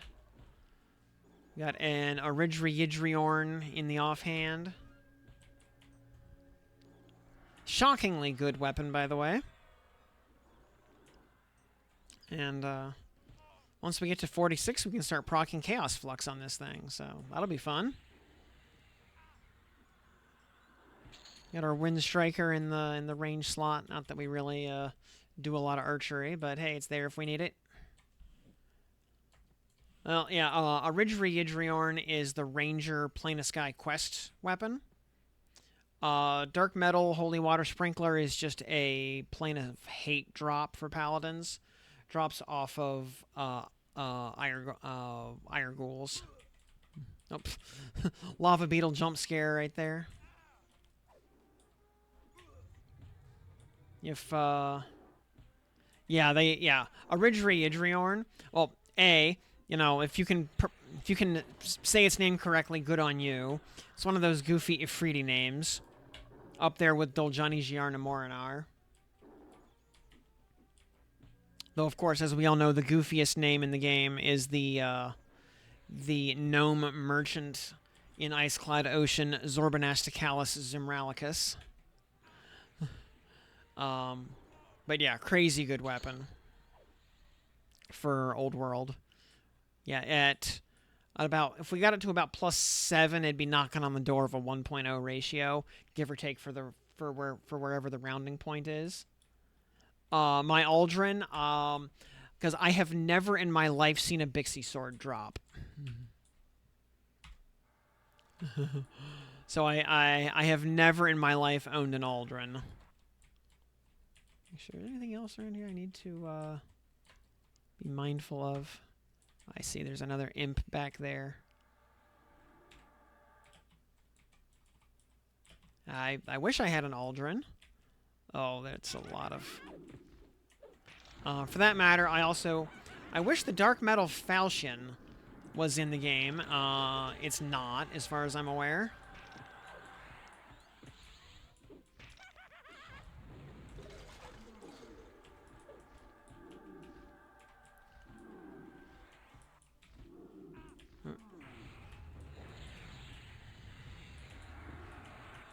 Ooh, ow.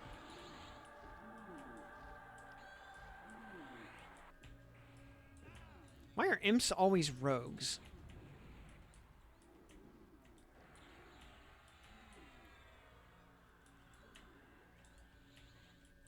I'll also mention, by the way, the Oridri Yidriorn is, for being a main hand weapon from Plane of Sky, it is shockingly easy to obtain.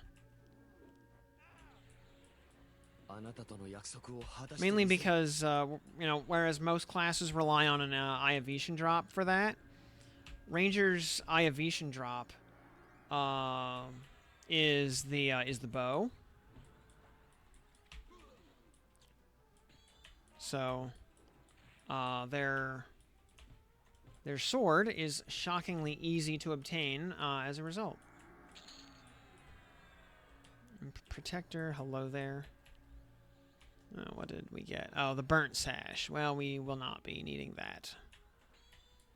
Oh, we do need to pop down into the lavas. We can fix some line of sight issues. Yeah, I wish I had an Aldrin. But, yeah. I've got a Truvanon, which is the two-handed sword. I had a Thelvorn on closed beta. But have not gotten one here.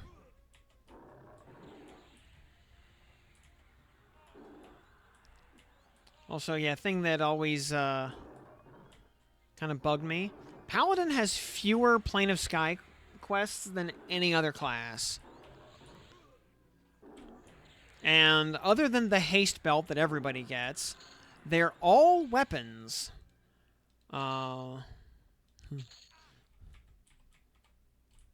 Which is just kind of redundant.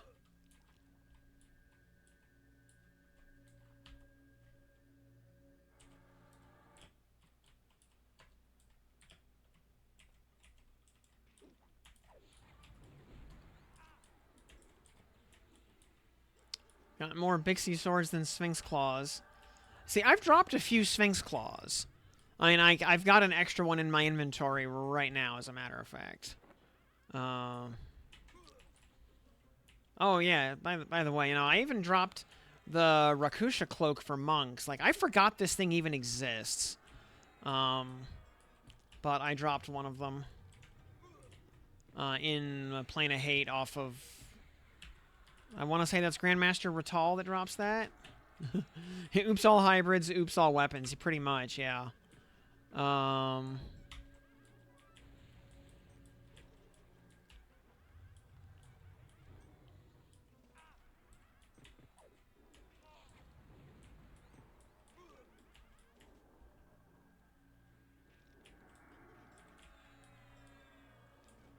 Is the okay, everything is slowed, I think.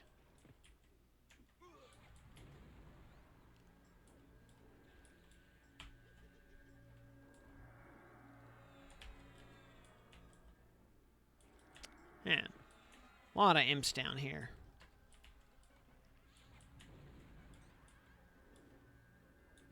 Yep, like I said, I forgot that this thing even exists. I never saw it on closed beta, and I did a lot of hate runs on closed beta.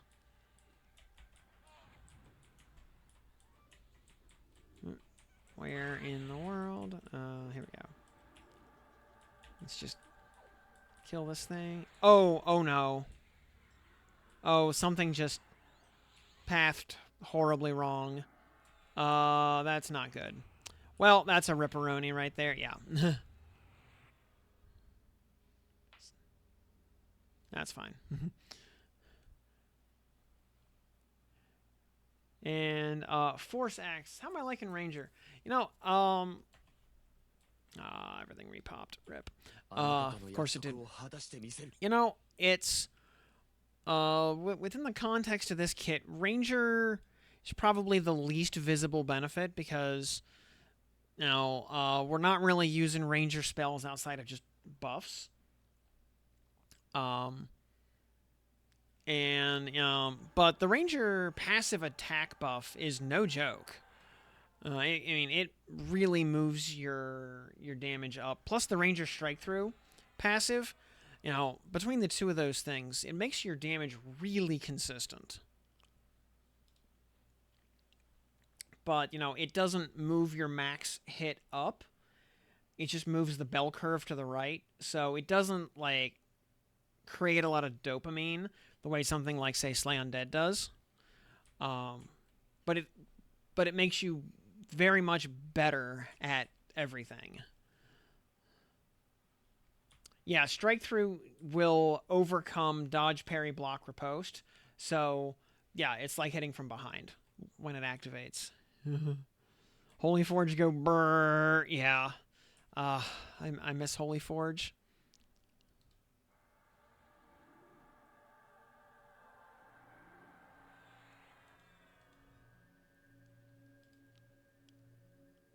We gotta.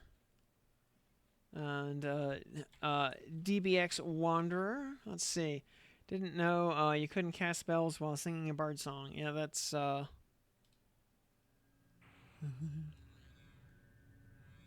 You can yeah, that's what Symphonic Aura is for.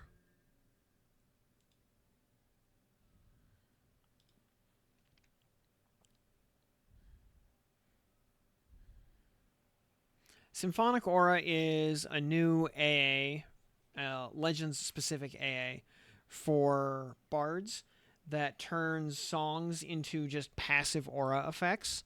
So you basically turn into an aura bot. And so basically you can have up to 5 songs, which will be your last up to 5 spell gems on your list. Basically just play themselves and keep themselves rolling. He's being clapped out as a paladin. Walking to FC2 Zombie Aug event. Watch paladins murder everything in 4 swings. Yeah, the good old days of clearing Frost Crypt in about 2 pulls. And I missed. Yeah, the only reason I couldn't clear Frost Crypt in 1 pull is mobs just couldn't really path that far before getting lost and losing aggro.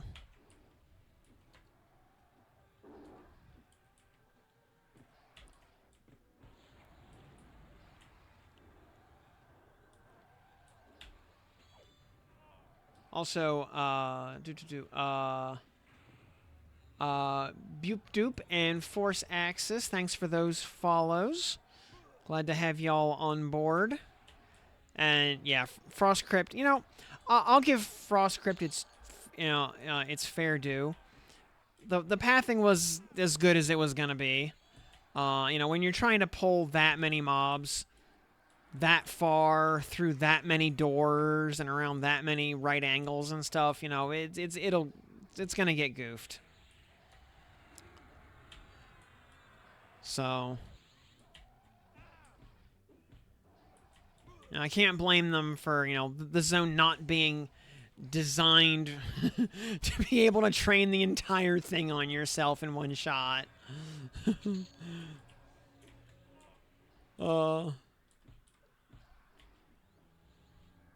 Yep.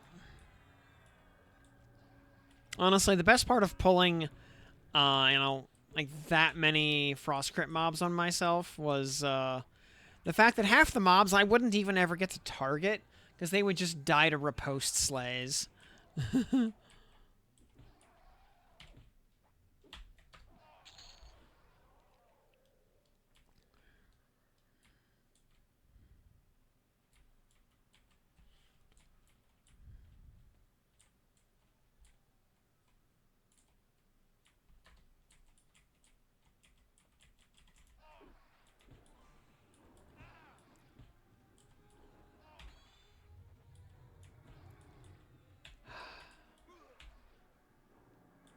Good times.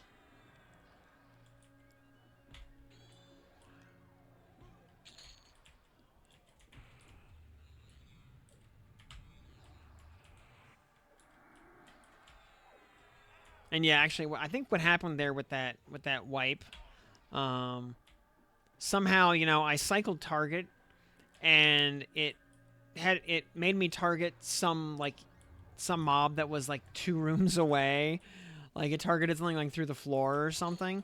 So when I sent my pet to attack it, the pet, you know, proceeded to run down the hall and go aggro some pet or imp or whatever that was in a crowd of mobs.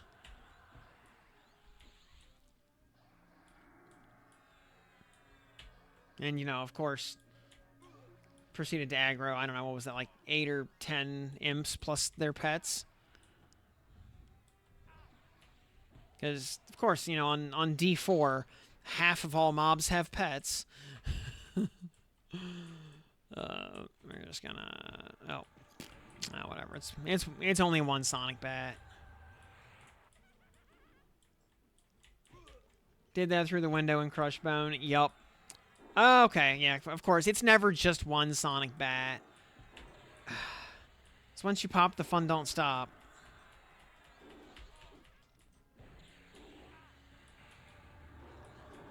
Well, it's only 3 sonic bats, so it could be worse. Oh, but my pet's gonna die again. Somehow everything decided to attack him instead of me. I don't know. That's whatever. I'll just make another one. It's more mana efficient to just make a new pet than it is to try to heal the one that's dying.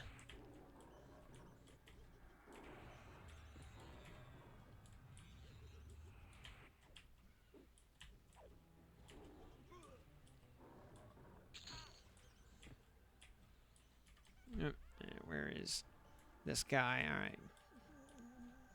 Finish off that pet, please. Thank you. All right, let's...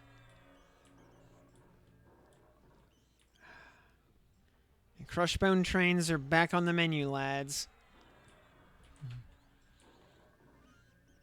Oh, I changed the song associated with Symphonic Aura. It'll go off of the, however many songs it's able to activate. It'll go off of the bottom spell gem, or, you know, or bottom 2 or bottom 3, whatever. Spell gem on your list. So yeah, you just got to change those spell gems around.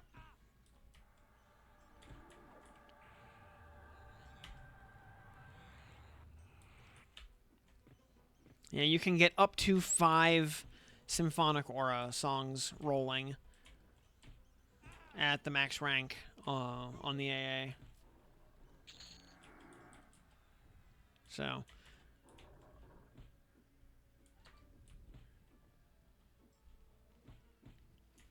yeah, if Bard has one downside, it's that that it wants all of your AAs.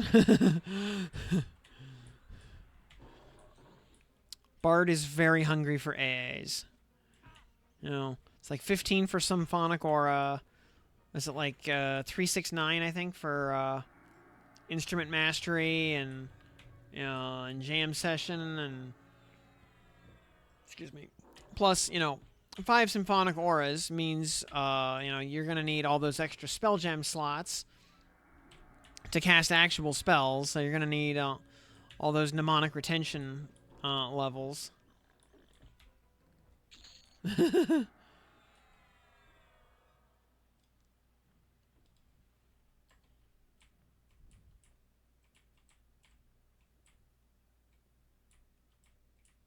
Gonna sit here because I know we're gonna end up pulling some LDCs and some bats in the next room. I'm just gonna get some mana back.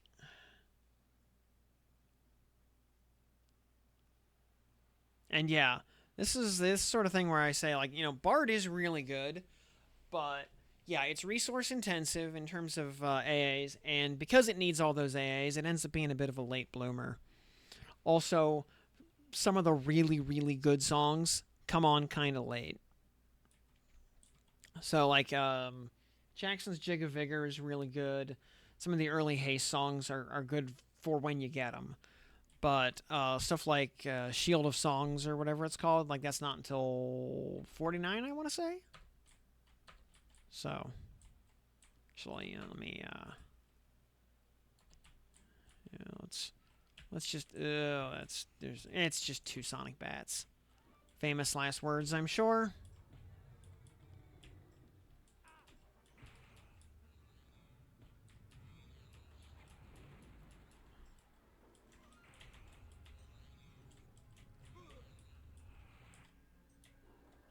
Recommend Bard as your second or third run. Yeah, not a bad, or, I mean, other alternative. You know, like, the easiest way to get more AAs is level up alternate classes. So let's say you level, oh, here comes an LDC. So let's say you level your main trio up to, say, 28 in let's say, Befallen. Oops, come on. Oh my god. We're gonna be playing this game, huh? Let's just go evasive.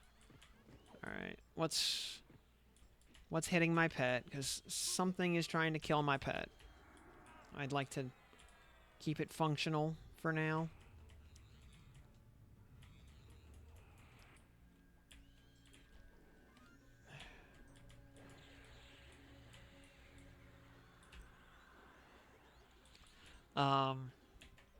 So, you know, like swap one of your classes out to anything else. Go level that up to like 25 or so. In the span of gaining 15 levels from 10 to 25, you'll gain about 16 or 17 AAs, you know, give or take for rounding. And then, you know, do it again. You know, for example, level, you know, Druid or Druid and Wizard up to 25 each to get the ports unlocked so you have fast travel capabilities.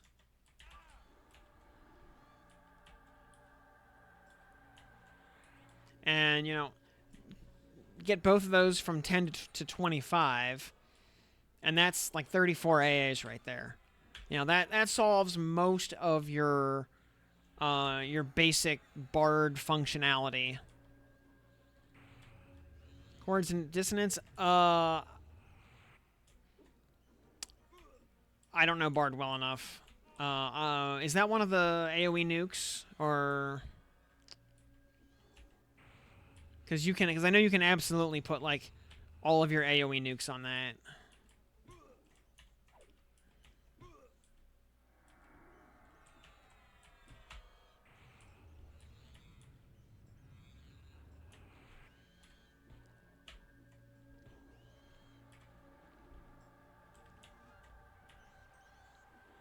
Because on the tooltip for Symphonic Aura, it does tell you the specific requirements that a song must meet in order to be compatible with Symphonic Aura.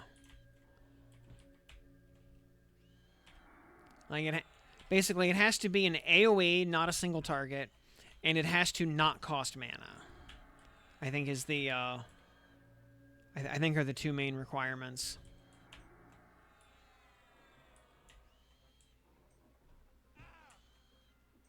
But yeah, the tooltip tells you very explicitly what the requirements are.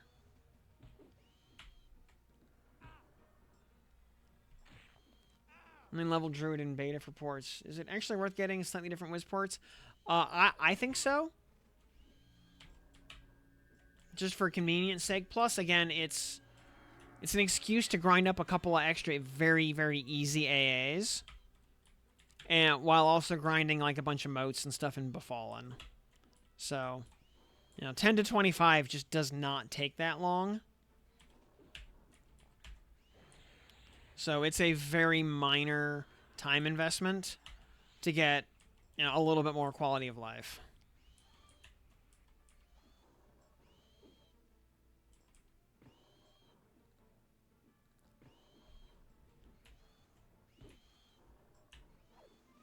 Because then you'll have those extra couple of ports available forever.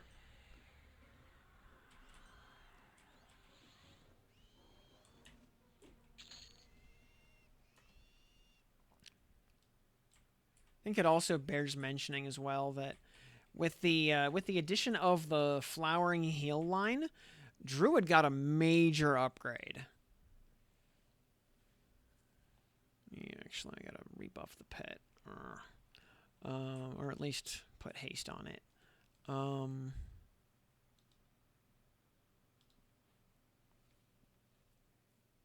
always sit here and get some mana back.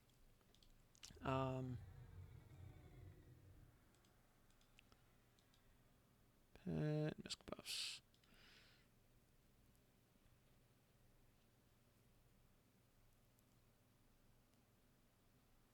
You're thinking about every time you had to hoof it from you Butcher Block out to G-Fay? Yup.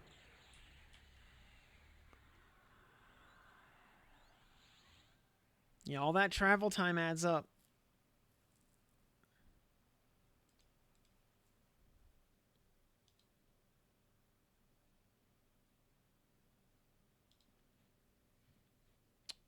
Yeah. Do tank druid bard, tank whiz bard. You both to 27 or so. Yep, and you'll have your A's exactly. And you'll have a stack of motes to upgrade your songs as or other spells as appropriate. And you'll have a big fat stack of heavily upgraded befallen gear that will probably carry you all the way to plains. Oh, room behind us is repopping a little bit. Let's be careful. Just kind of inch forward a little bit. There we go. Yeah, unfortunately, what lava beetles? Just two, 3 lava beetles, and a death beetle. Oh yeah, the death beetle is actually the named. So, stupid sonic bats. Trying to do an AOE build. Wizard, bard, druid.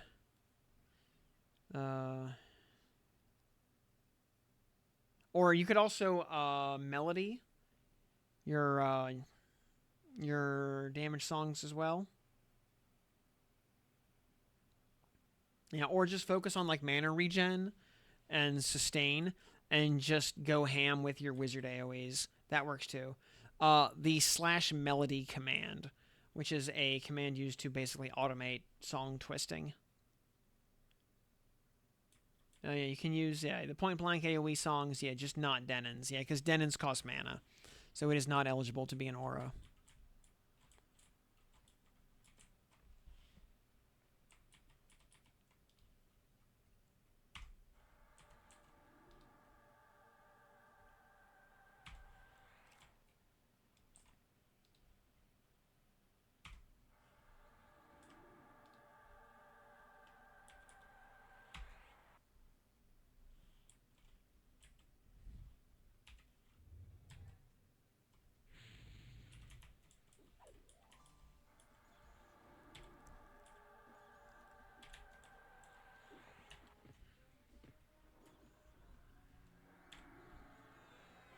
And since damage songs are not buffs, they won't show up on your song bar.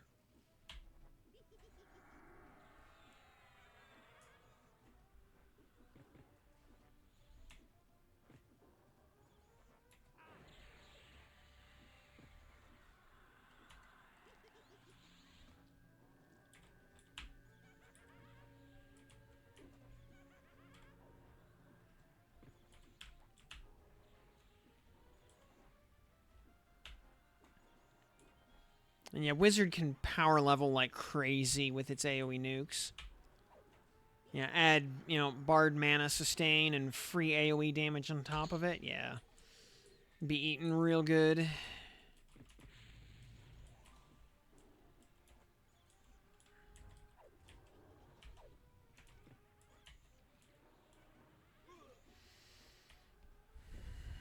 I should get out of evasive. I do not need to be in evasive. Don't need to be burning endurance quite that fast.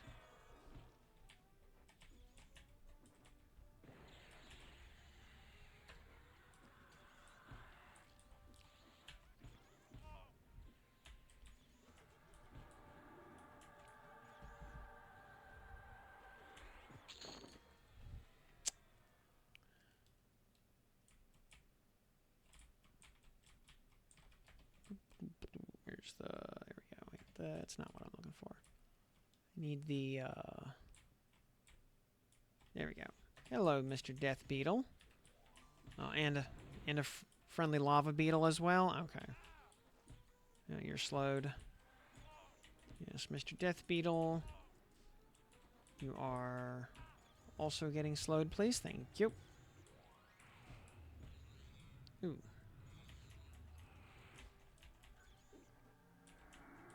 What did he, hit me with? Oh, burrowing scarab. Gross. That's okay, that's why we...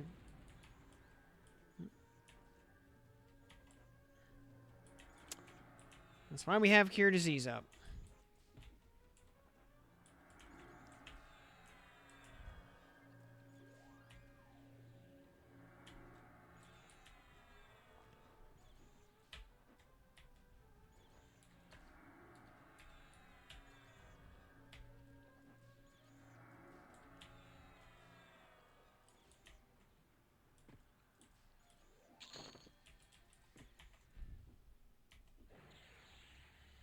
Oh boy, black chitin leggings.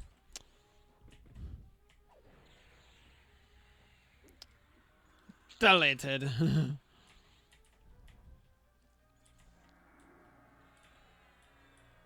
Where is the Cure Disease Clicky Shield from? Plane of Hate. Drops off of the drops uncommonly / rarely off of the Lord of Ire, which is the named Ire Ghoul.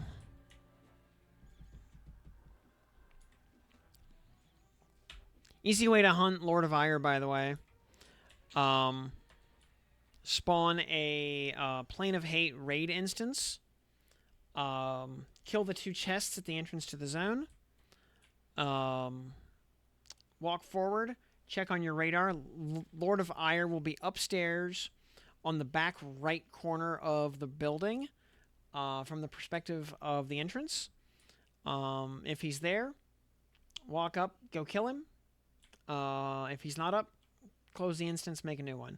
You know, you can check every difficulty of raid instance, you know, once per day. So 5 potential shots at Lord of Ire every day.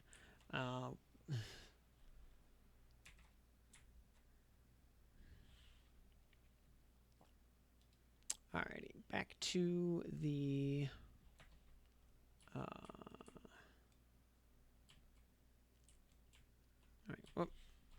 Alright, lava beetle.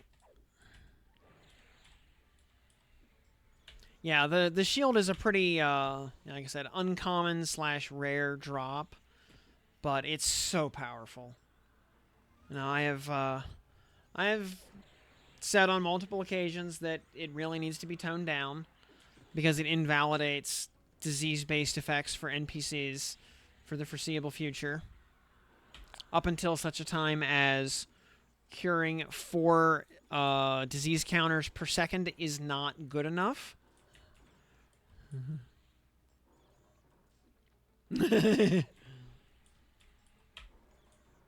Yep, no fun allowed.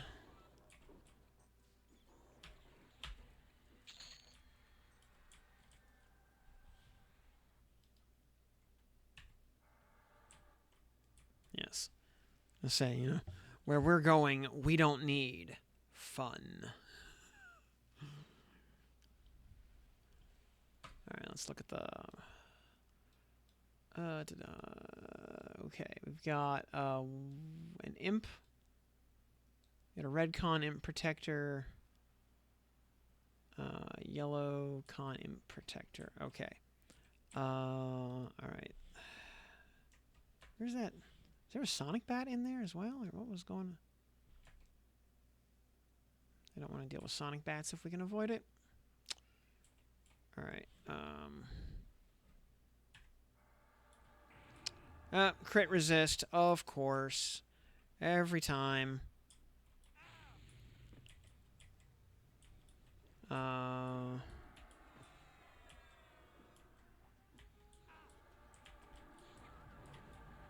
Because, you know, why would anything nice ever happen?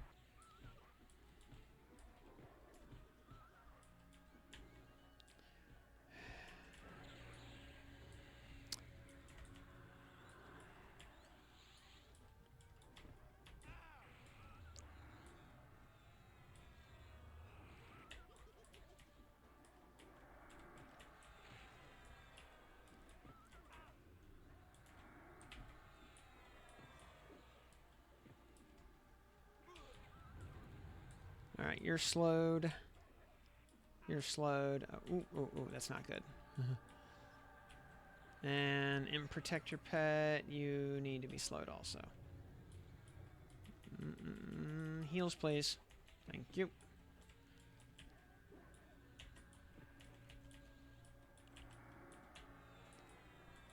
Oof. Yeah, enemies just do not know how to play Bard, other than to hit charm. You know, that's that's all they do.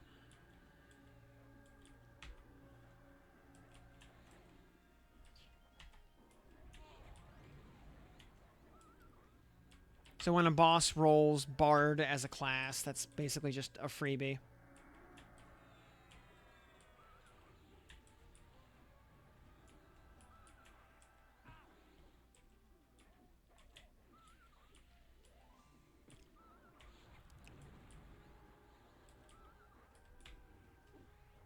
Exactly, yeah. And enemies don't want to grind all those AAs, you know that.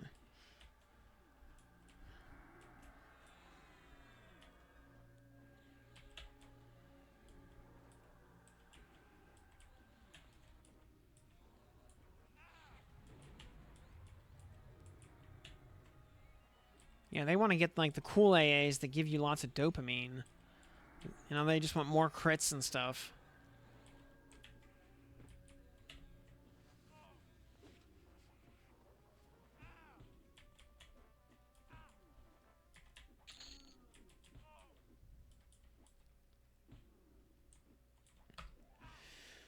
Okay, we can at least probably move up into the...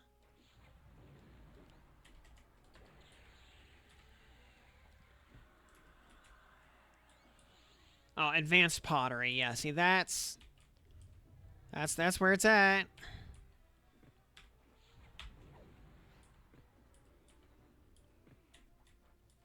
Oh yeah, because you got to take the advanced pottery AAs as a prerequisite to be able to take the underwater basket weaving AAs. So, yeah, you got to play the long con there.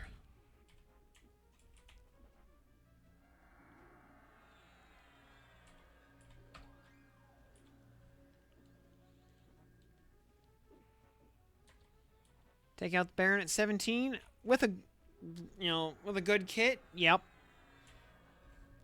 As long as you can, especially if you can interrupt his heals, so he doesn't, just sit there and attrit you to death with a million mana that he has. especially on +4 if he rolls like cleric or something as his as a second class. Also, I'm gonna run to the can here real quick. I will be right back.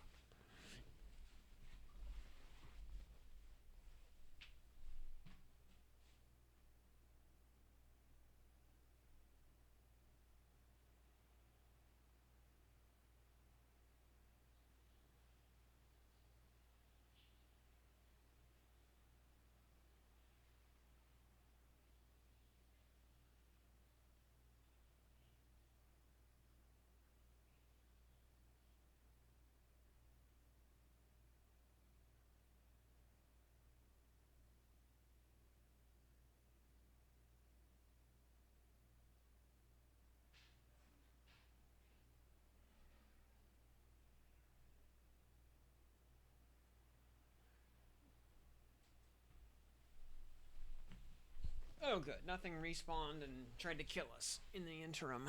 That's good. Alright, let's see here. I see one redcon imp right there. Okay, that's fine. Oh, dang it. Come on.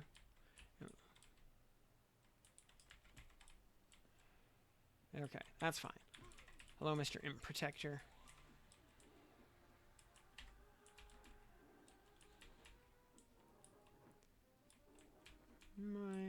What? Oh, because he's like stuck in the floor? Oh, he's completely stuck in the floor. Stop. Stop. Regroup.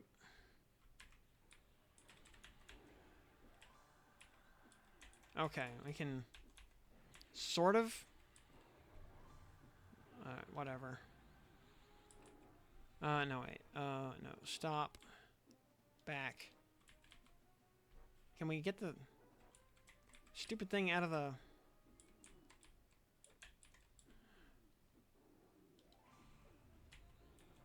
Alright, he's just stuck in... This imp is just stuck in the floor. Okay. So...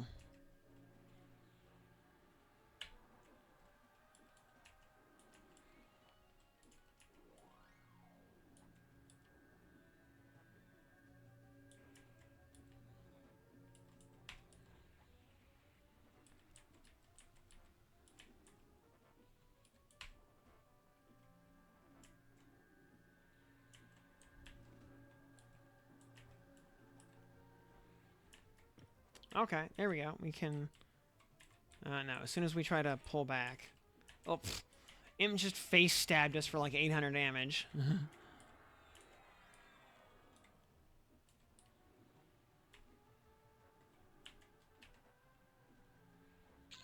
Okay, there we go. That was annoying, but whatever.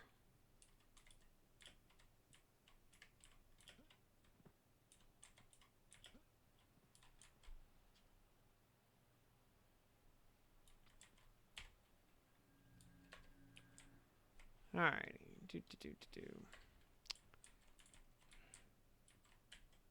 Yeah, these imps would be amazing charm pets if I was playing on Chanter.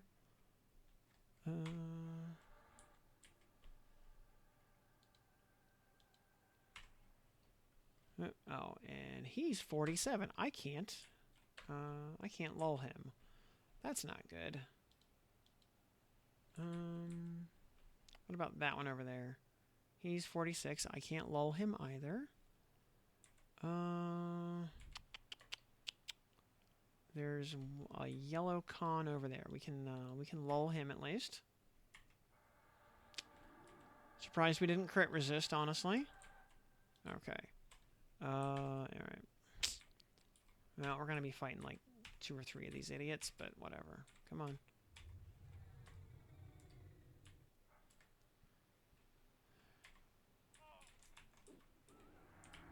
Okay.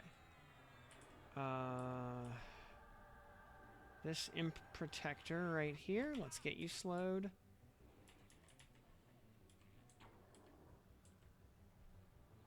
Oh, come on. Really? He stood back there and just decided to aggro a bunch of crap instead of just charging in. Of course he did. Okay, well.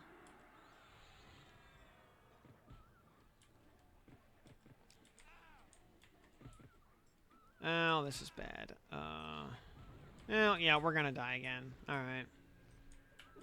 Yeah, oh yeah, too many backstabbing rogues at the same time. With, that we can't pacify yet. Yo.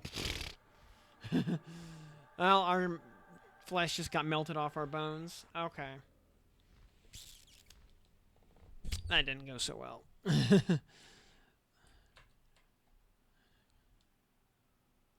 Yeah, that, yeah, imps, man. How?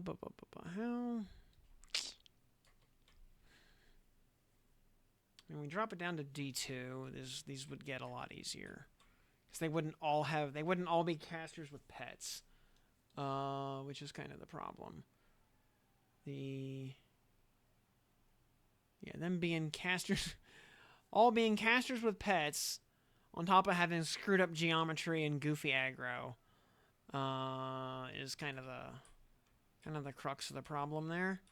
Yeah, you know what? Let's just do that. It's just inefficient doing it on +4. Because, in like 3 more levels when we can actually pacify them appropriately, it gets a lot easier, but we're not quite there yet. So let's drop it to +2 and go right back inside.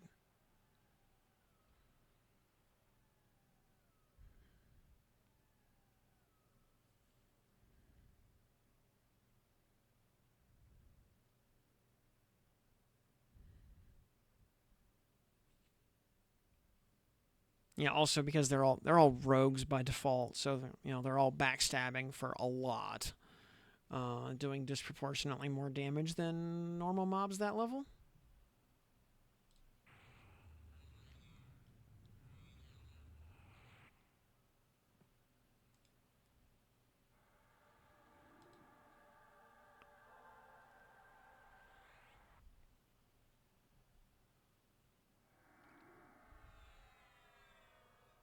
Yeah, Paladin pacifies are like 20 levels behind the curve at this point, because we don't get the next pacify upgrade until 43. So unless we wanted to take our current pacify and upgrade it to tier 7, it just is not going to fly.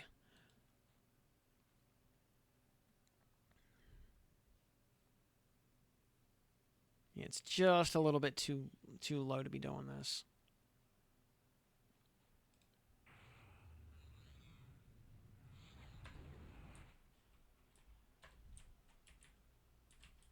Alternatively, if we were playing Enchanter, yeah, we'd just demolish the place. Because Enchanter is easy mode, storied 11.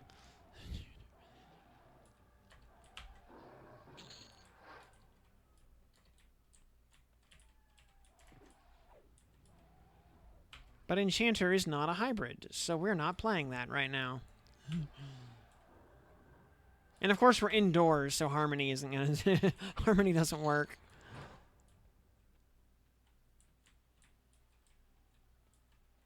Ah.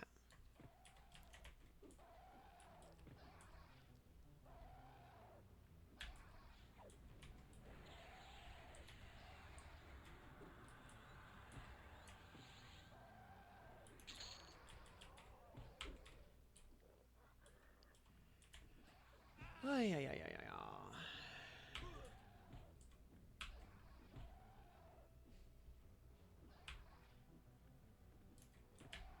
We're also, at level 40, we're still stuck using Greater Healing as our only healing spell.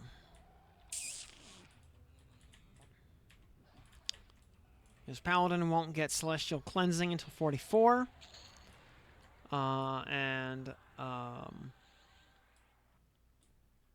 that's all we get until Superior Healing at 46.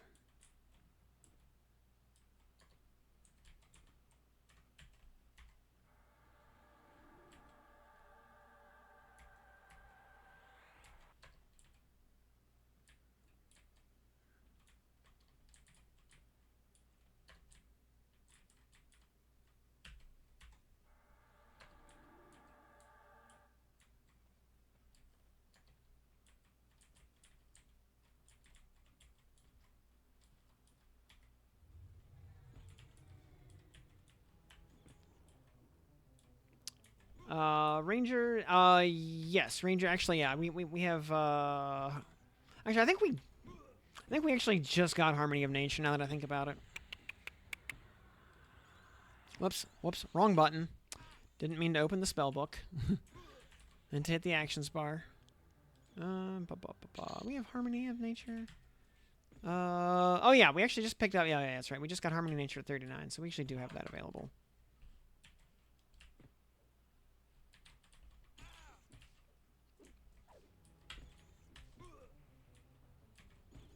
So yeah, we could be using that, actually.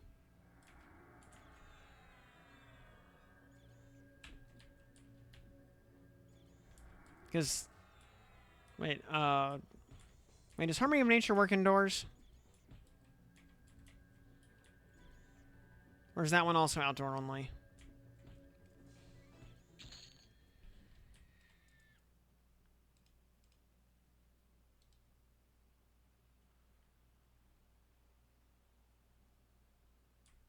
Oh yeah, this one, yeah. Oh yeah, Harmony of Nature is actually, actually does work indoors.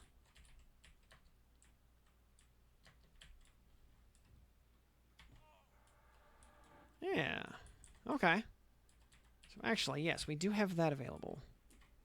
Yes. Alright.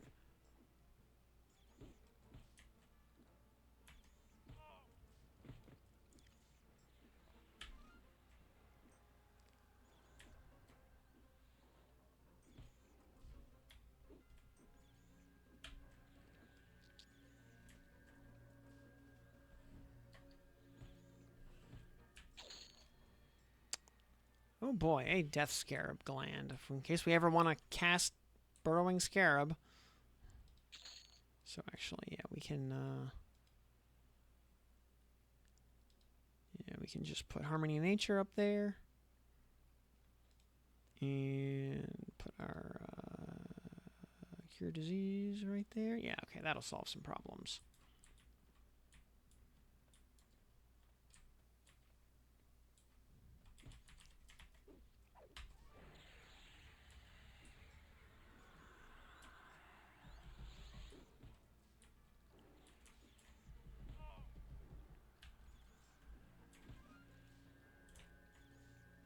Yeah, Nines, thank you for that reminder there with Harmony of Nature.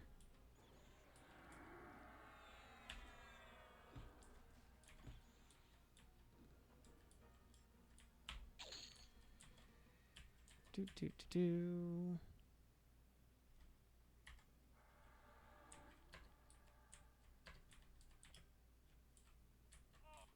Let's. Oh, come on. Let me get. Can I get up on dry land, please? Because I'd like to not have all these mobs. Okay, I don't want them getting stuck on the floor again.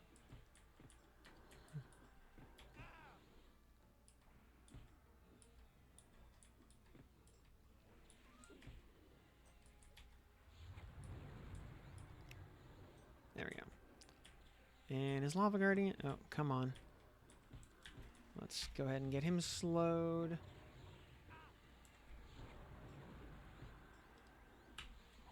This is just a question. Just playing Druid, it took you till 40 to realize. Yep.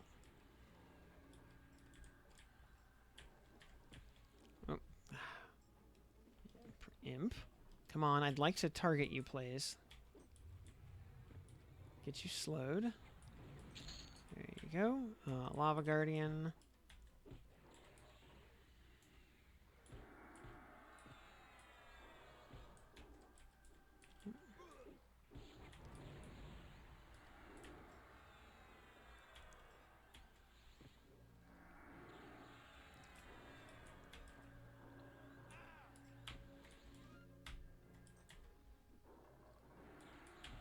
Oh, we're gonna ding 41 here pretty soon at least, so that's cool.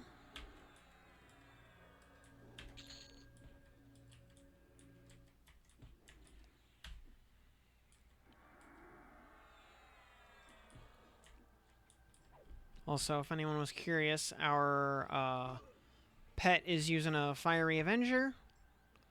He's got his Plane of Sky haste belt and a bunch of Indicolite and a Cloak of Scales.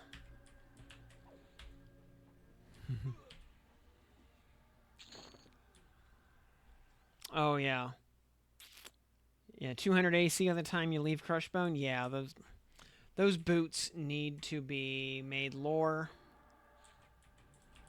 There's no reason for those things to, freaking 30 AC boots. Yeah, at basically like level 8. Yeah, those need to be lore. Or have their AC cut by 66%.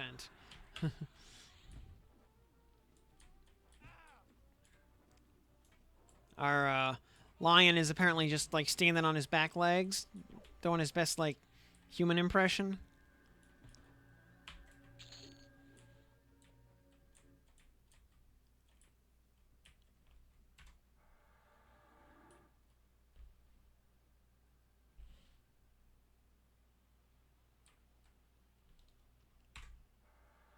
Alright, Harmony in Nature. Lava Guardian over there. It should be safe to just... I gotta actually over-channel slows on these guys. They are a little bit resistant. Come on.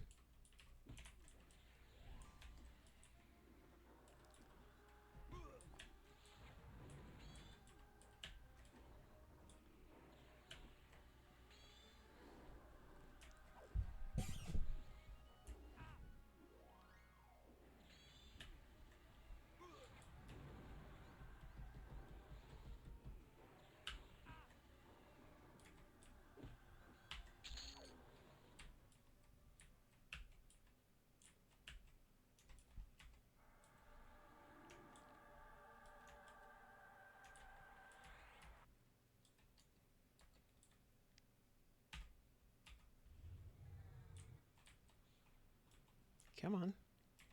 Just come down the hill. Yeah. Also, by the way, other thing, you also come out of Crushbone with a good stack of cash because Crushbone, Emperor Crush's new crown that he drops sells for 23 platinum. Or 17 platinum if you auto-sell it. So, kill Emperor Crush a couple of times, you'll have all all the money you need for spells and whatnot for the foreseeable future.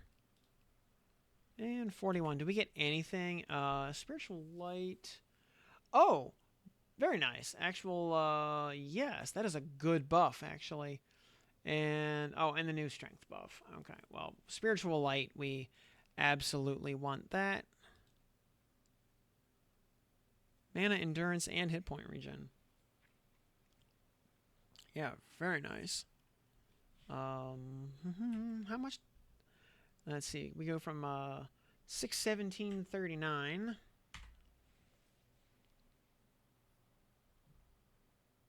It's 3 of each. Okay, we take those.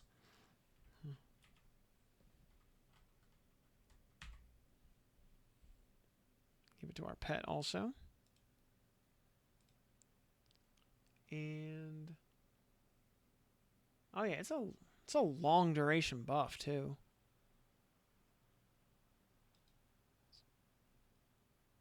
Cure disease.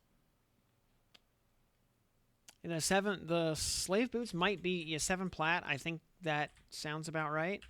I mean, they might as well be priced like fine steel for having that much AC.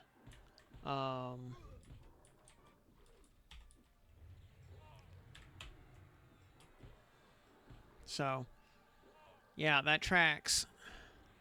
Oh, we can start taking innate camouflage. Nice.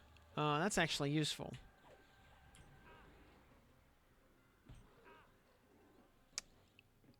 Because that's level 40. Hobble, when do we get? Paragon's not until 50. Okay. Oh, playing possum's at 46. Frenzy of Spirit is 45. Okay. We got a little way to go. Alright, by the way, we can see, is Dojorn even up right now? No, because he'd be a red con at the end of the hall. Okay.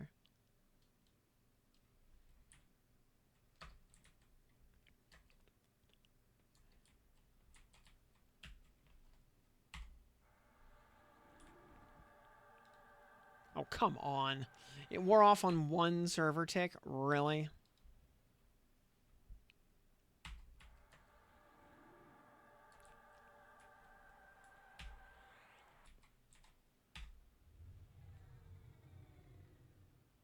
Alright, one Lava Guardian also. That's fine. I would like for slow to land, please. Can I, there we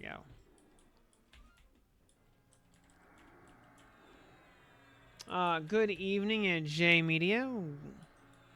So, thinking about, Power Ranger Monk. You know, I mean, for me personally, I would want a full caster on the kit, pretty much all the time. Unless I'm just memeing it up like I am here. You know, one of the big reasons just to have any full caster at all on the kit is so you get access to specialization and spellcasting mastery. Because between those two things, you decrease the mana cost of everything by about 25%. So, you know, huge increase in efficiency just for having a full caster at all.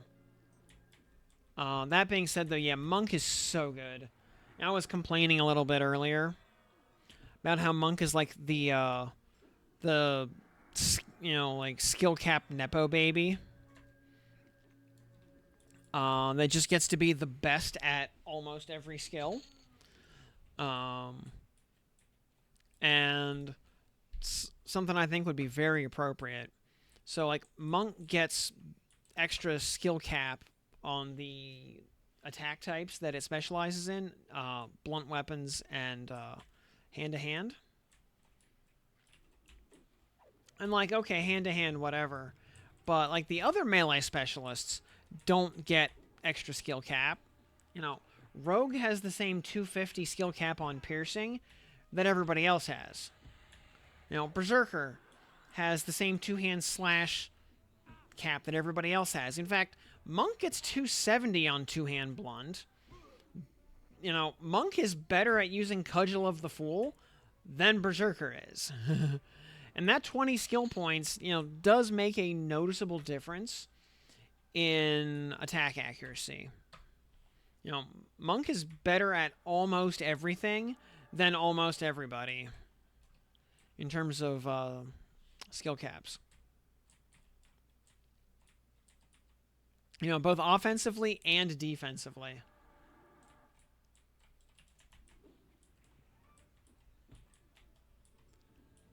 You know, so I see people talking about Knight X Monk a lot, and rightly so.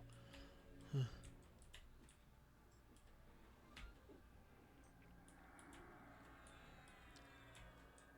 know, because all the, you know, you get a lot of extra skill points and things like block and dodge, as well as the low weight AC bonus if you can swing it. Plus Mend, which is a fantastic free heal every 90 seconds. You know, 25% of your health, or 50 if you crit. Wu's Fist is a great weapon. Also, you know, you add dual wield to your kit. And Monk has a way, way higher dual wield skill cap than anybody else. Like, it's not even close.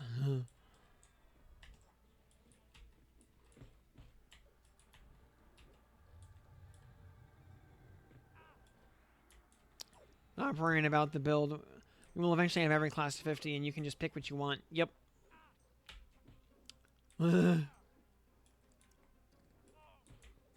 Yeah, it's like we have LOH at home, you know.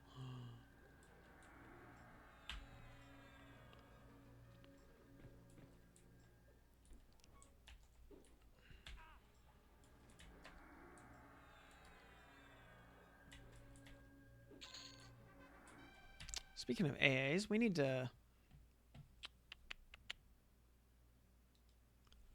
I could pick up another rank of Adamant Will, or Circular Breathing actually would be pretty good, honestly. Even if it's just like 1 point. Yeah, it's still good. And where's 60 to 70? Oh, and Stastastik bringing another raid in. Thank you for that. Welcome, welcome. Hulkamania's running wild, brother. What was I gonna buy here?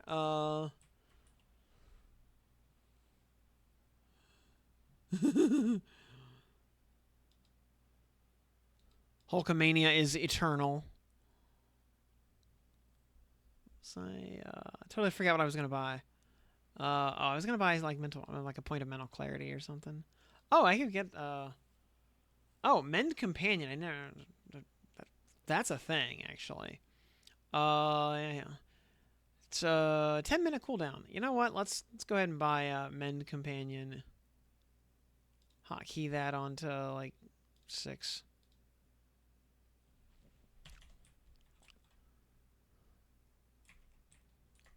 And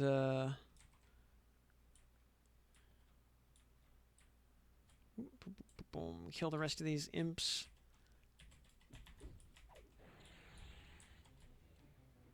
Oh, more imps.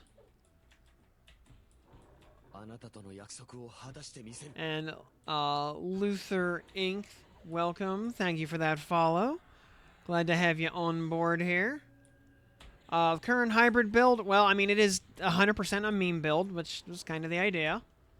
So would not necessarily recommend. You know, Paladin Ranger, pretty good duo. Paladin Beast, pretty good duo. All three, though, I don't know. Again, like I was saying, like I would, because although I think one of the like problems we've been running into throughout kind of the whole leveling process on this setup is all the hybrid classes have really wonky power curves. Their progression is all a little wonky.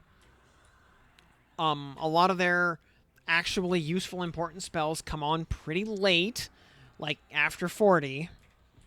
So when you finally get your hybrid up to like 46, you finally get the spell you wanted for the last 45 levels. And it suddenly feels like you're playing that class at long last.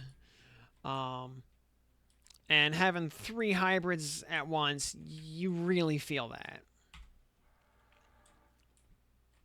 Getting into the 40s now, we're starting to get some of our more iconic spells.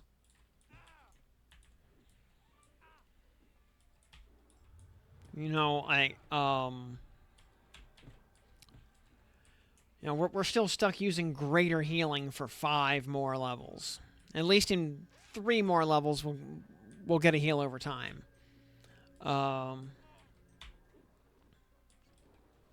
But yeah, greater healing is showing its age at this point. Healing for 440, call it, when we have 4,000 HP. It's getting a bit long in the tooth.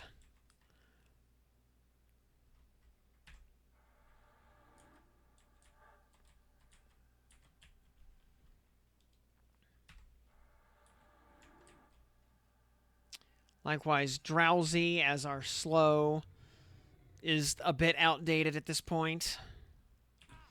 But Beastlord finally gets Shaw's Lethargy at 50. And Tinfoil Hat, hello. Good evening to you. Yeah, it's a long time to wait, which... I know, like... And there's a couple exceptions to the hybrid spell power curve. Like, Paladins get Instrument of Knife at 15, which is fantastic. It's actually a bit much for level 15, honestly. Because it's a proc buff that right at 15 out of the gate with no upgrades hits for about right around 200 damage. And granted, your proc rate at level 15 is not high, but it's very impactful for level 15. It's more damage than what Ghoulbane procs for, and Ghoulbane doesn't start working until level 20. Ghoulbane does 162 damage.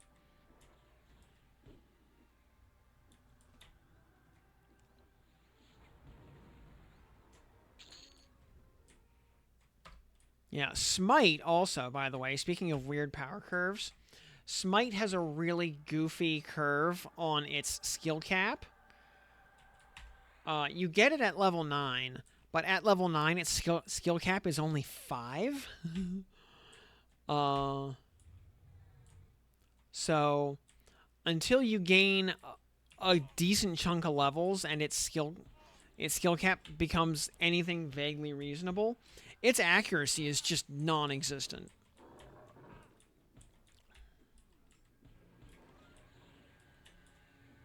Yeah, it's just, the skill cap gets to where it needs to be eventually.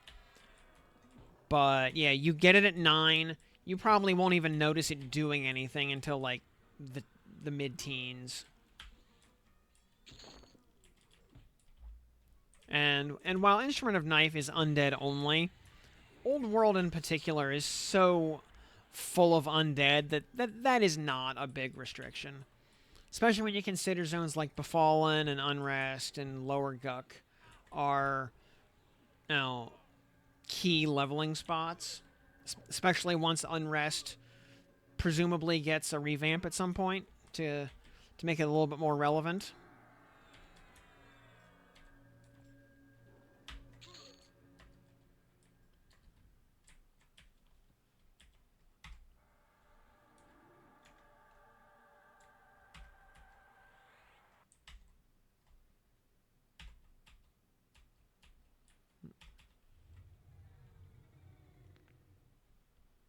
Oh, of course, he pathed in exactly the wrong way to make sure he brought his friend along, even though they were both pacified.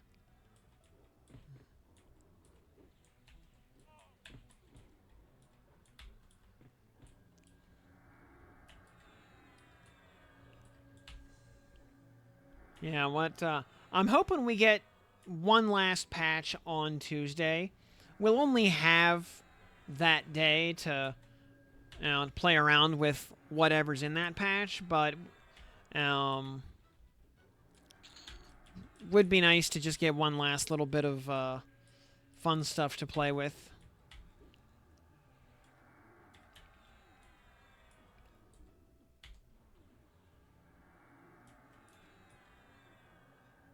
Also, by the way, once so we'll be, we'll keep doing this all the way up through Tuesday night when the server goes down at 11:59 p.m. Eastern time. Then Wednesday and Thursday we'll get to goof around a little bit with some stuff like Zelda Randomizer or some such. Then Friday, the new Path of Exile League launches. So, whoops. Given the release... Oh, rip. Crap. Given the, impending release, or full release, giggity, of Legends, we're not going to get to play the PoE League, seriously. But we'll at least do a league start for the weekend to kill some time.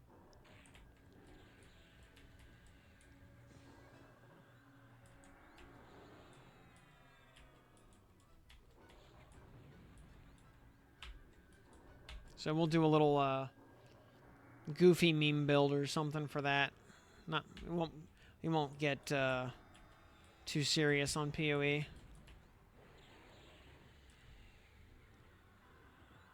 One last God run on Tuesday, maybe. We'll see. Unless there's new stuff that needs to be tested out.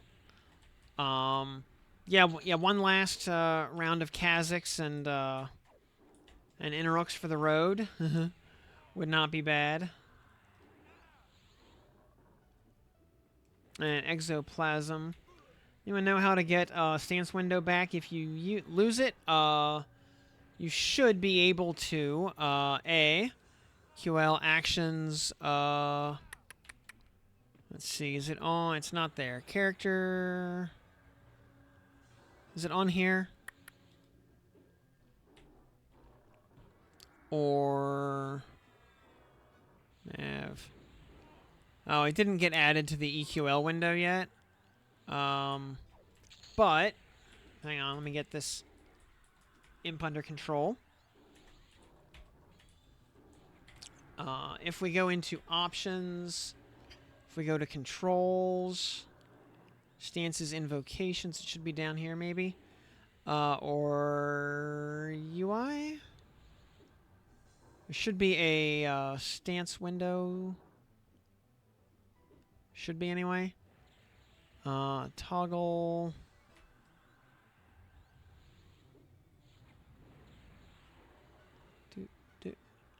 Should be in here anyway.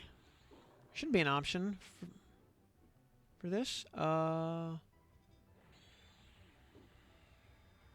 I mean, should be is the keyword. There's the claim.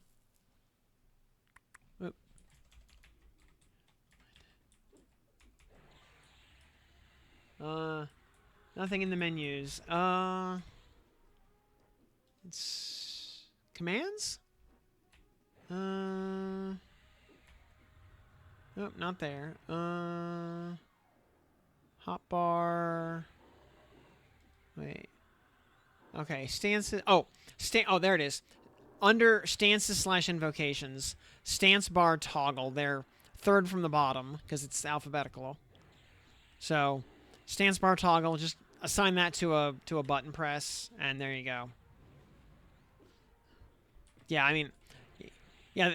This was even the first place I looked, and I didn't see it. So.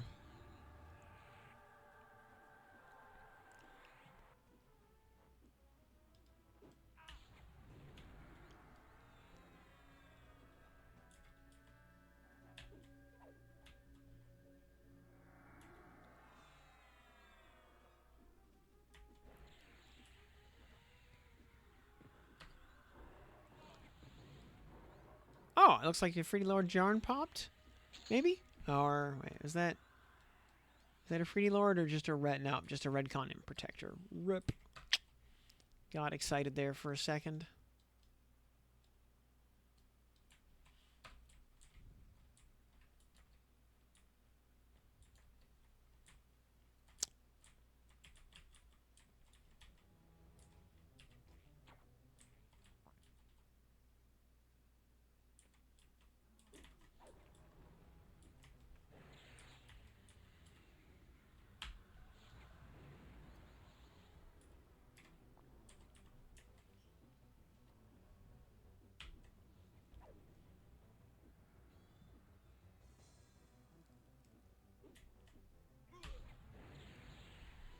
I mean, other consideration though, doing a God run.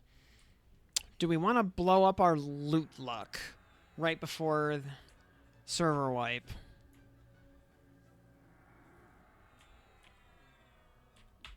That is a thing.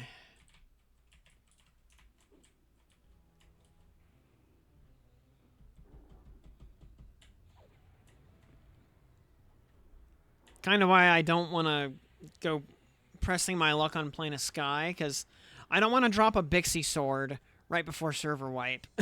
Because I'll never see another one.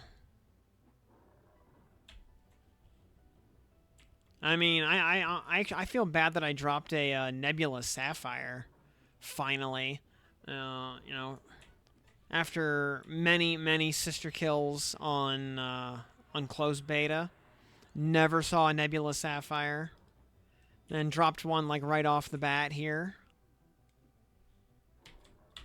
Private instance versus open world should be exactly the same. As long as you're comparing the same difficulty setting.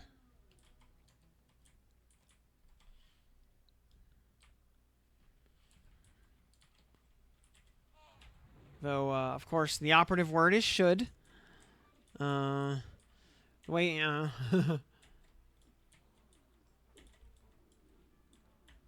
yeah, solo scaling is a little bit different, so... yeah, it...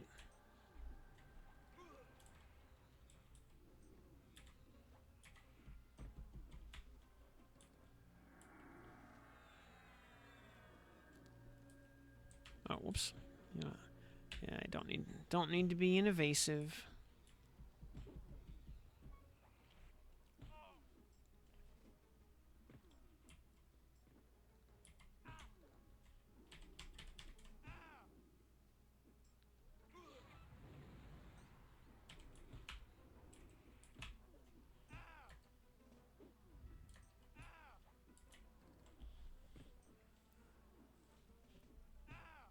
Any good reason to figure out a deity to select?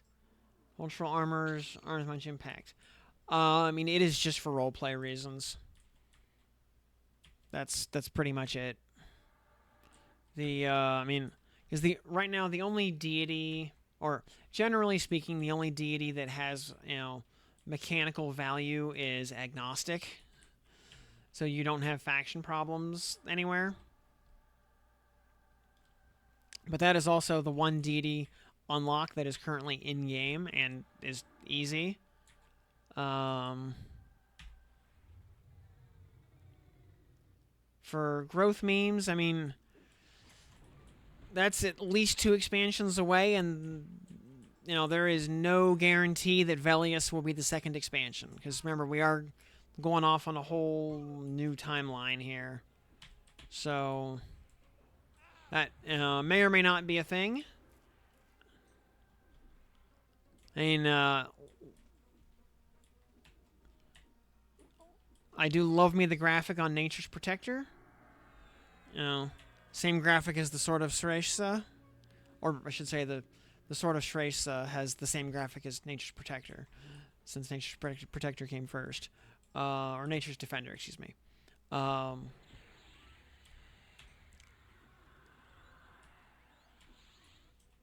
But presumably somewhere between now and eventually we will have unlock quests for the other deities. So you will be able to change them soon, trademark.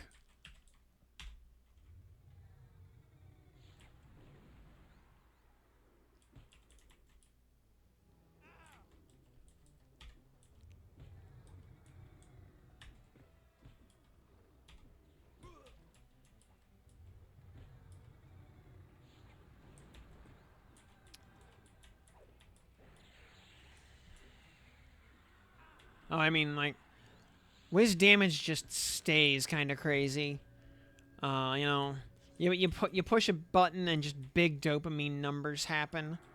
It's great. When I was leveling Wizard on closed beta, I actually had a pretty good time with that. Because I'm so used to my 0 DPS Paladin, just being able to push buttons and make damage happen was kind of a new concept. If you're locking in Cleric Primary, you can go Brel for memes. You Party Necklace, yep. Yeah, because there's only a handful of deity-specific items in the game, and they're all just low-level Cleric items, you know, that you're going to out-level before you even notice it. So, yeah, it is really just for roleplay reasons right now.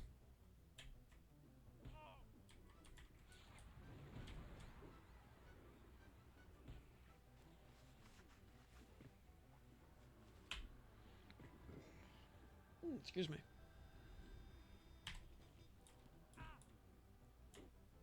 Though obviously, you know, if you're starting as a dwarf cleric, the decision is already made for you as far as which deity you're going to worship.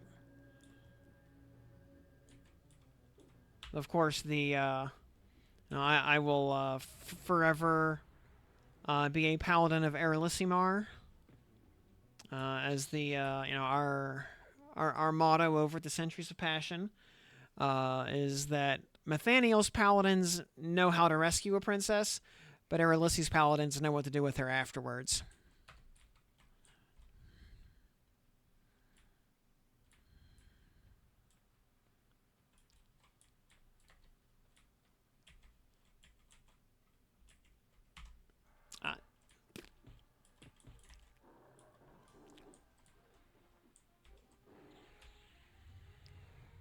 Forever troll paladin of Rodsit. You know, I'm sure there's a timeline somewhere where that happened. You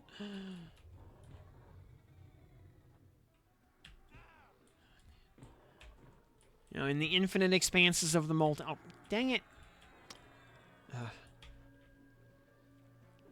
Yeah, in the infinite expanses of the multiverse, I'm sure there is at least one timeline where that happened.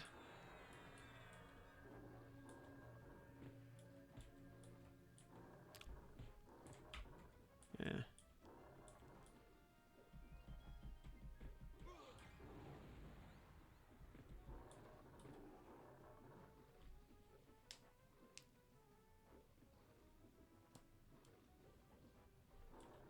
Evasive stance, so broken.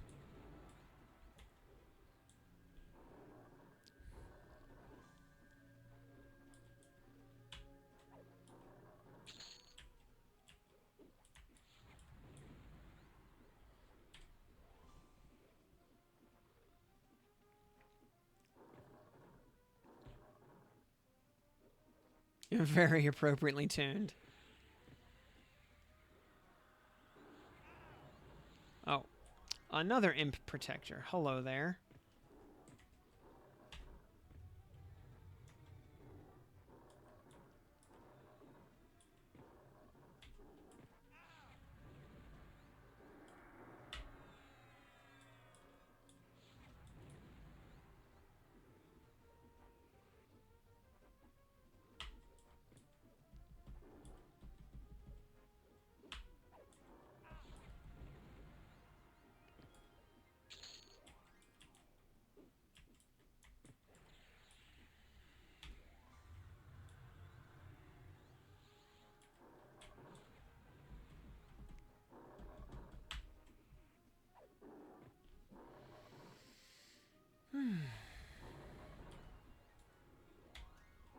Stupid imps are doing their best Dry Bones impression.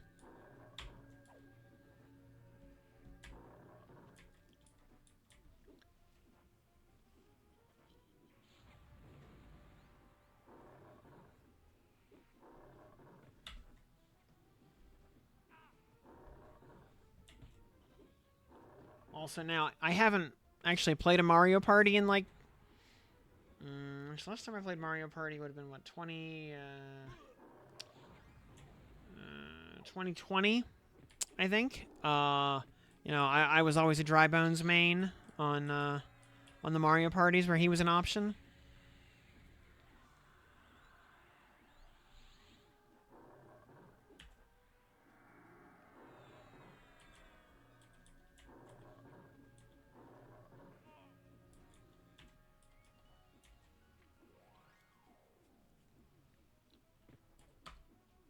What are we doing on time, by the way? It's only 11:30.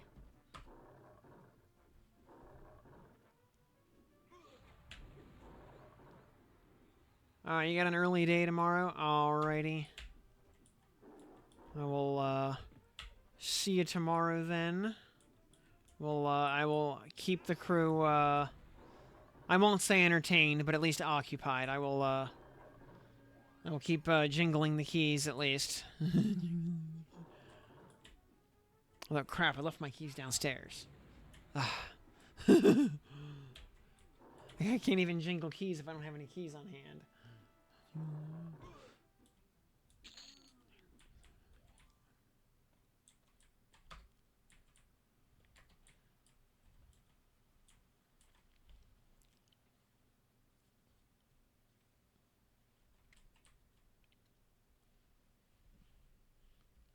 Let me get a little... No, yeah, just more imps.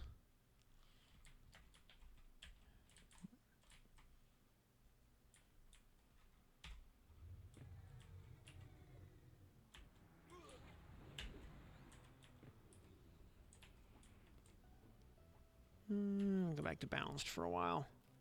Yeah, it's fine.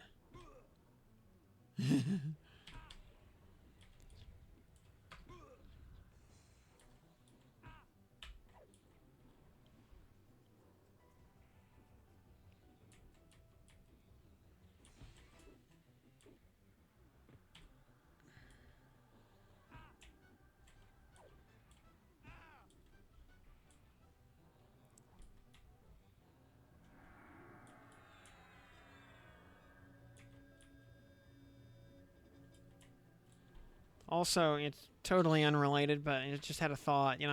Like I don't think Kalshi and Polymarket allow you to bet on actual criminal activity. I don't think. I mean, someone correct me, but like, kind of like are there any like Kalshi bets open or Polymarket bets open right now for the odds that Lionel Messi slips in the shower and falls on some bullets?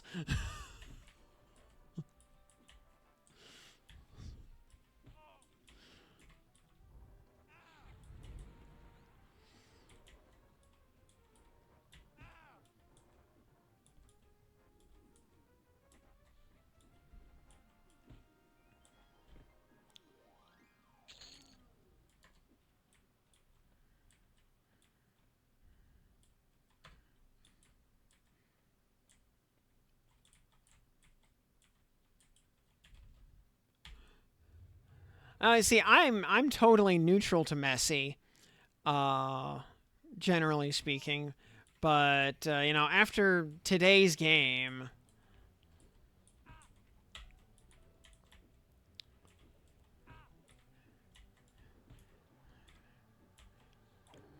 you know, just saying, Argentina historically has put heads on spikes for less.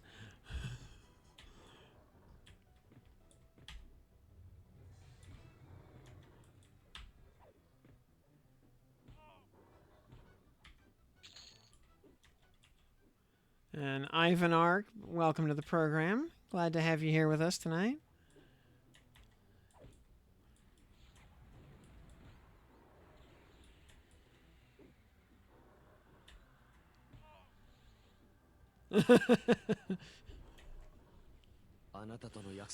Oh, and thank you for that follow right there. I appreciate that.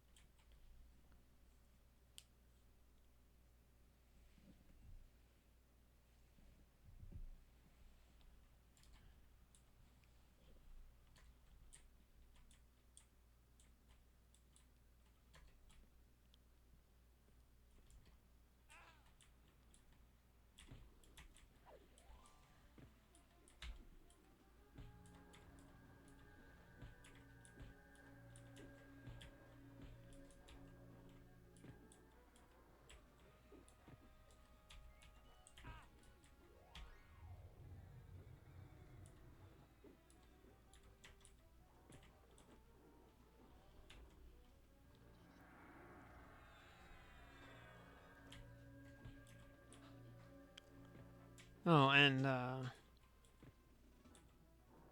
also, over on the England team, like, did Harry Kane score like a single goal in the entire knockout period?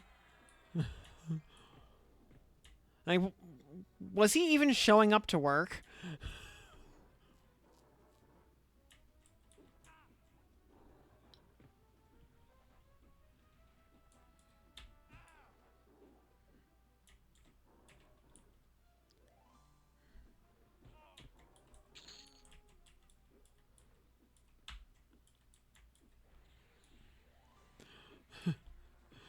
Tried playing Pal Monk Bard at 10. DPS felt too low.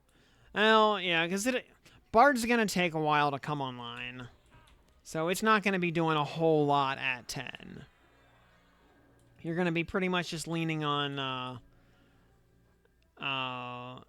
Berserker stance to just make your two-hander go brrr.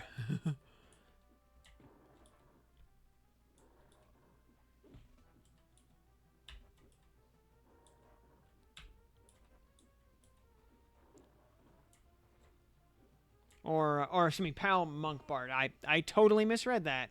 Yeah, Pal Monk Bard. Yeah, I can read. Yeah, going two one-handers. Yeah, because once you get, in a couple of levels, you'll be able to get the those Burning Hand goodies from. I have one in storage here. Yeah, Flaming Fist. Yeah, you get one of these guys from Najina in a couple more levels, and then suddenly your damage gets good. Plus, you grab a Sword of the Lost while you're there. Yeah, one of those guys, and you suddenly, yeah, you're doing real damage.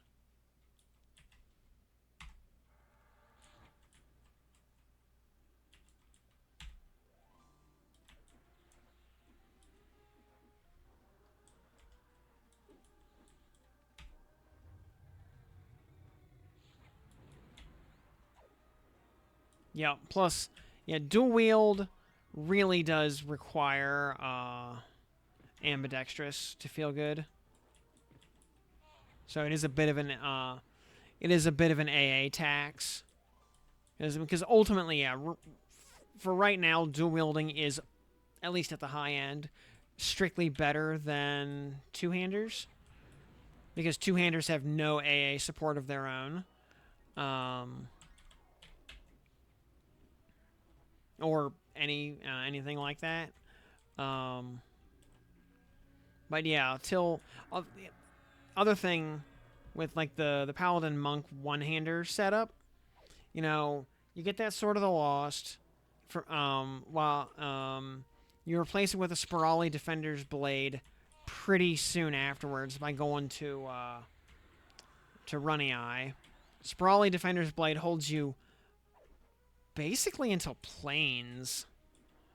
And then, you grab like a Holy Water Sprinkler from Hate, because it's a pretty common drop, actually.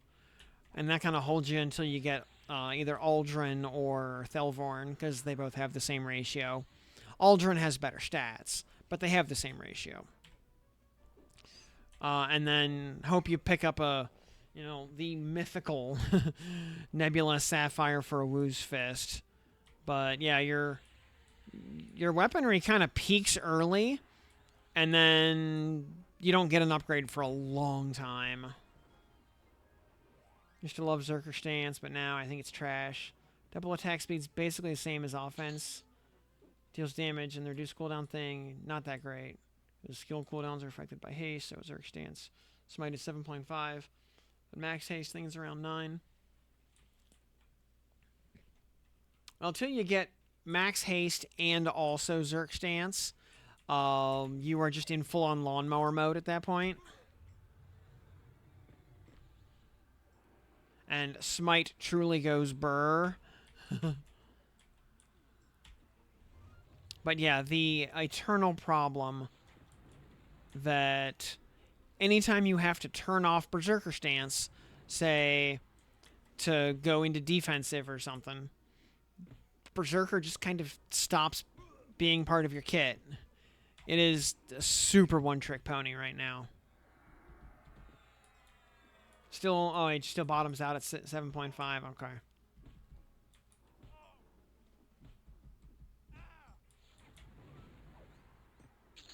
Yeah, getting 2 fists up to +6 will take you a hot minute, but yeah, totally worth it.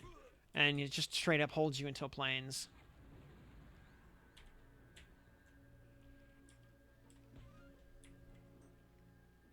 Yeah, 10-18, very solid. Where's my Spirali sword? For comparison, yeah, for comparison, Spirali Defender's Blade +5 is 2537, and honestly, much quicker to obtain than a second Flaming Fist, unless you're really lucky. Because Spirali Defender's Blade is pretty common from the Spirali Defenders, and the Spirali Moldmaster, I think his name is, over in Runny Eye. And chances are you probably want to hit Runny Eye anyway to get the Mana Preservation Necklace, the Black Alloy Medallion, and possibly a Babs. Oh, hello, Ifriti Lord Diarn. All right, place your Kalshi bets. Ring or boots? Call it. Zerker, Ranger, Druid, Beastlord. I think can use some improvements. Yeah, I think with the Flowering Heal, I think Druid got the big upgrade that it needed. Flowering Heal is really good. So I think Druid's in a pretty good place right now.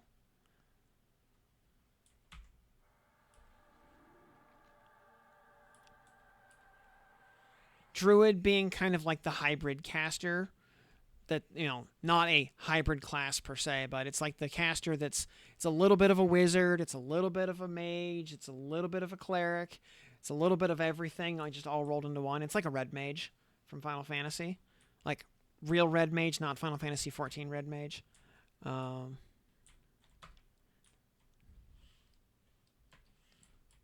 just a little bit of everything. So, you know, it doesn't have the best heal, it doesn't have the best nuke, doesn't have the best damage shield, but it's got, like, the second best of everything simultaneously. So, you know, it's like PlayStation 3, it only does everything. Yeah, Druid Unbound is great, because it's just crit everything. It makes you better at everything.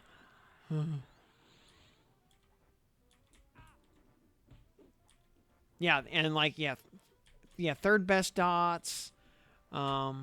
They basically have a representative of every spell category in existence except for slow. It's like the one thing they don't have. They have everything else. So, whatever you need to do at any given moment, Druid's probably got you covered. You know, just struggle through level 10 with Pal Monk Bard until you can get those weapons. Yeah, because like those Flame Fists you can get at... Honestly, you could go in there at level 10.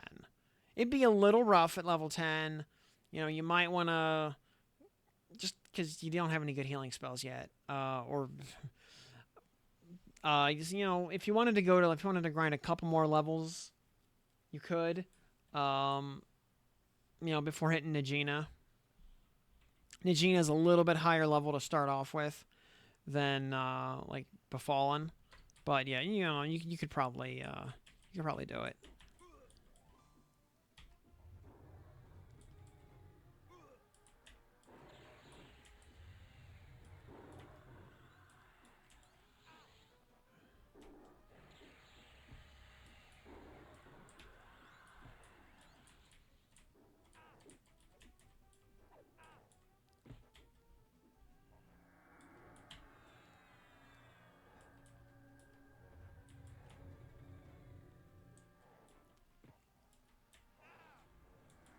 Yeah. Yeah, the, are there any... I don't think anything in Sky is flagged as an animal. Yeah, that entry room, yeah, tinfoil hat. That's exactly what I was thinking. That entry room, just getting to the the the the fire elemental. Yeah, it's a little rough. Although paladins do have their first lull at level 10, so that helps. And if you bet on the ring, you win. You're If you bet on fancy shoes, sorry, you lose.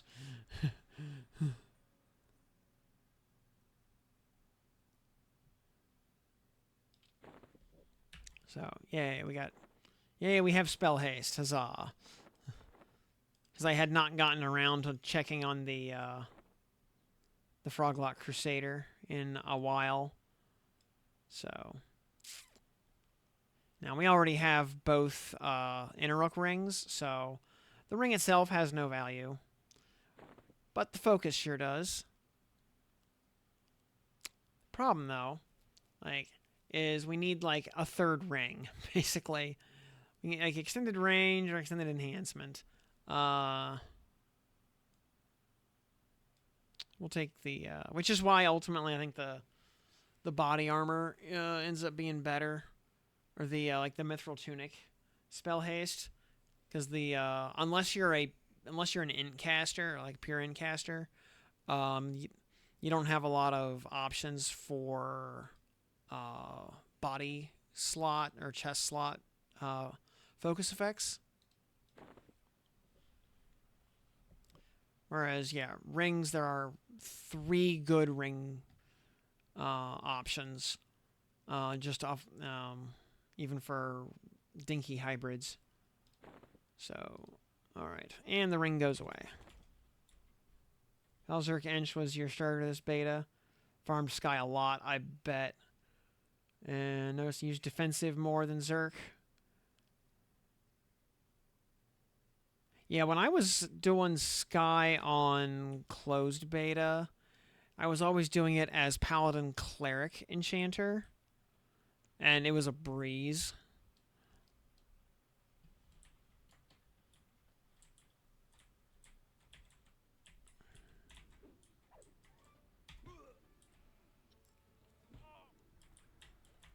But with that setup, I could actually sit in offensive most of the time.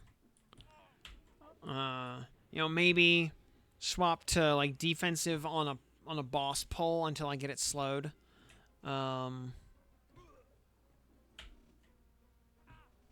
And then swap to offensive afterwards.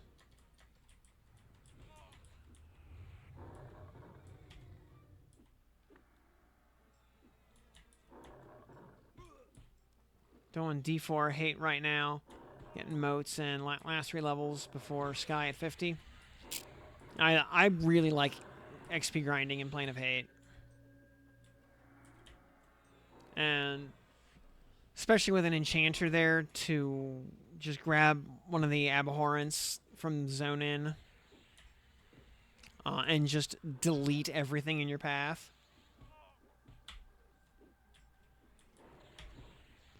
Spike golems are annoying. And yeah, an achievement, elementary. What is that, for 100 elementals? Probably. Yep, 100 elementals.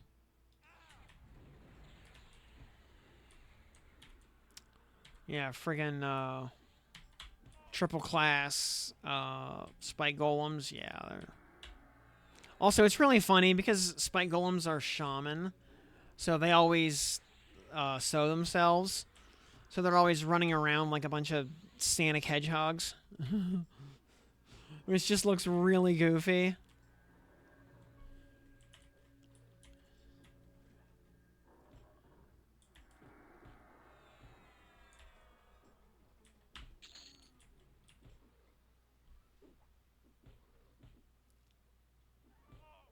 Also, do we get anything interesting at 42 spell-wise? We get Holy Might, yay. We get Spiritual Brawn. Okay, that's a thing. And we get Spike Coat. Okay. Alright, well, we get the replacement for Bramble Coat, at least. That's something.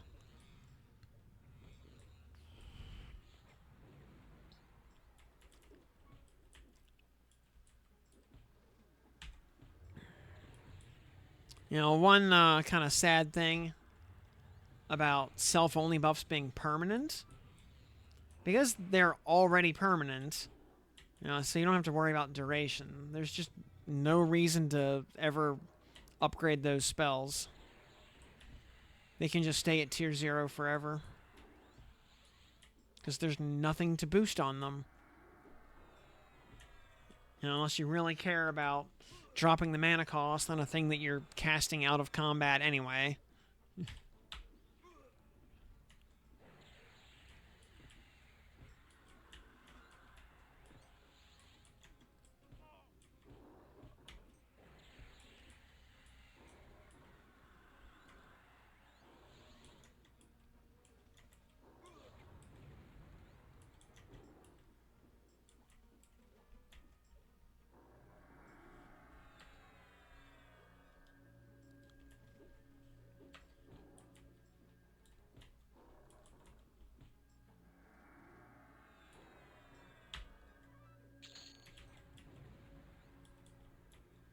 Need like 80 platinum to do this race quest enough times.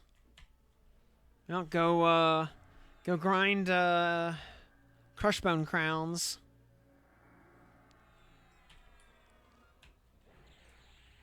Or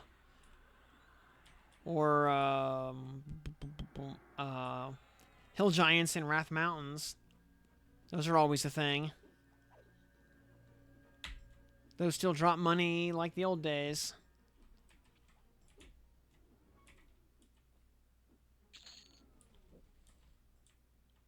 Yeah, level 10. Yeah, that's yeah, Hill Giants at level 10 would be challenging.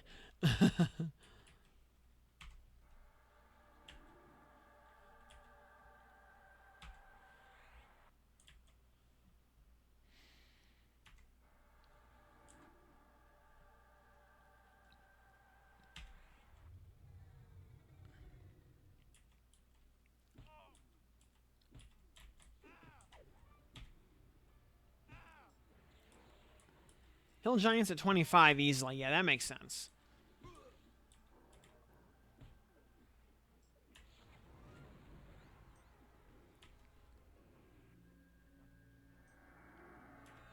And private D0. Yep. At level 20. Oh, yeah, that'd be, like, totally viable, I think.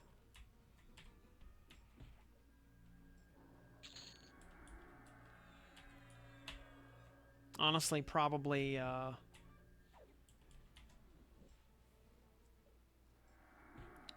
really good, because the Hill Giants are all, like, low to mid-30s. So if you want to just stack cash at level 20, yeah, just head to Wrath Mountains. Plus, Wrath Mountains is also a town zone, so you can swap kits anytime you're out of combat. So you got that going for you as well.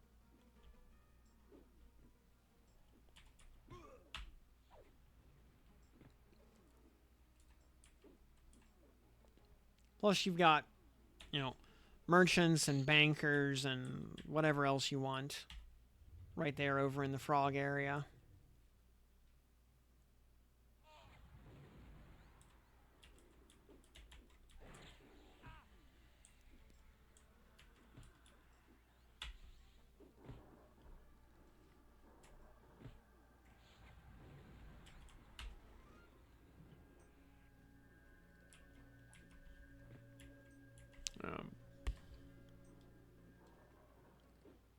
Oh, Jarn's up again.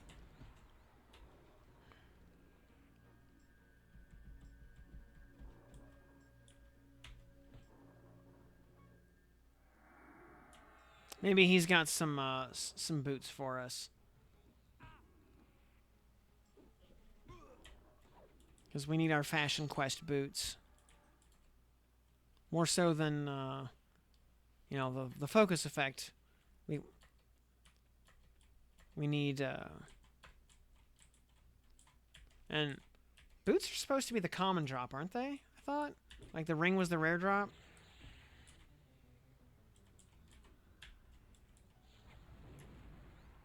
Oops, didn't mean to hit pet mend, but now whatever.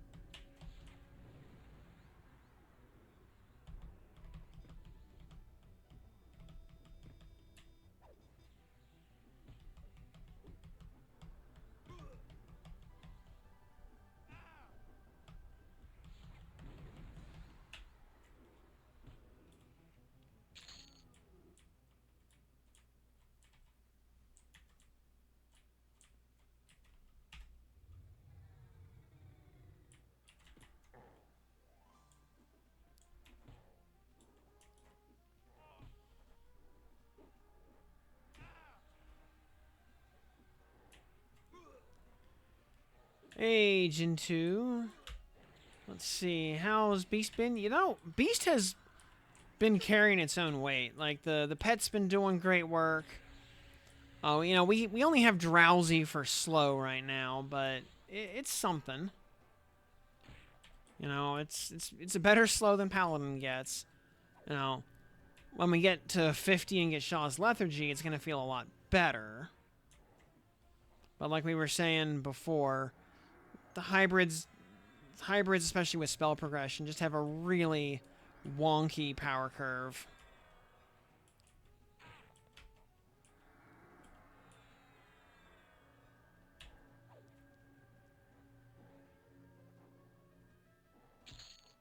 And there we go.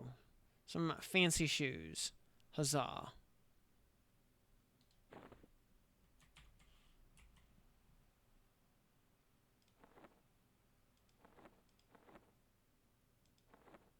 So we gotta...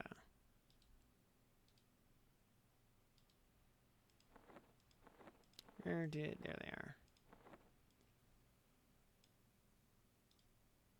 Yep. Very nice. And yeah. Yeah, reduces cast time by 30%. Very nice. Go ahead and put those on our Leatherfoot sandals. Very nice. And yeah, the Gebs do actually have the good graphic, right? Yeah, they do. Yeah, the actual like golden plate graphic.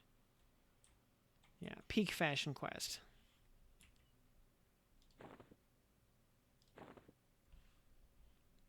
Yeah, it goes nicely with our... If we wanted to go full Fashion Quest, yeah, we go the...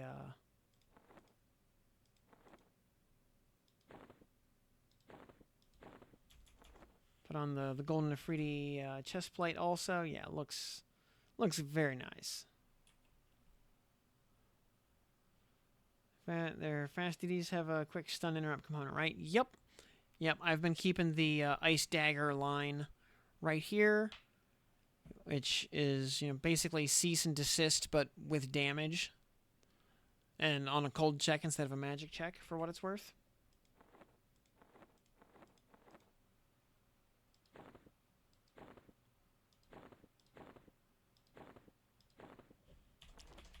Alrighty, well, I think having gotten both Jarn drops, I think we can bail out of Sol B. Where would we, Where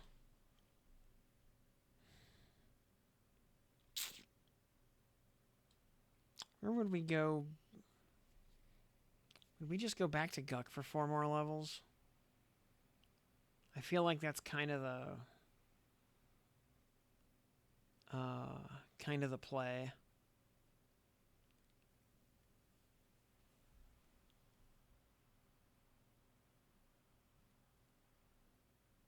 Well, let's, so what time is it? Oh, it is just after midnight. Well then, well, I wanted to get to like 42-ish tonight. So, you know what, we've hit 42. I think we can probably leave it off there for now, and see if we can't find someone to raid to keep the pain train rolling. But I think that'll about do it for me. So yeah, hang tight. We're gonna find someone to raid. But I want to thank y'all for coming out and hanging out, or everybody out in VOD land for watching to the end here of all 5.5 hours of this nonsense. So yeah, we'll cut the VOD there and yeah, find someone to raid. So my name's Tim. If you're watching the VOD, I'll see you next time. Thanks for tuning in.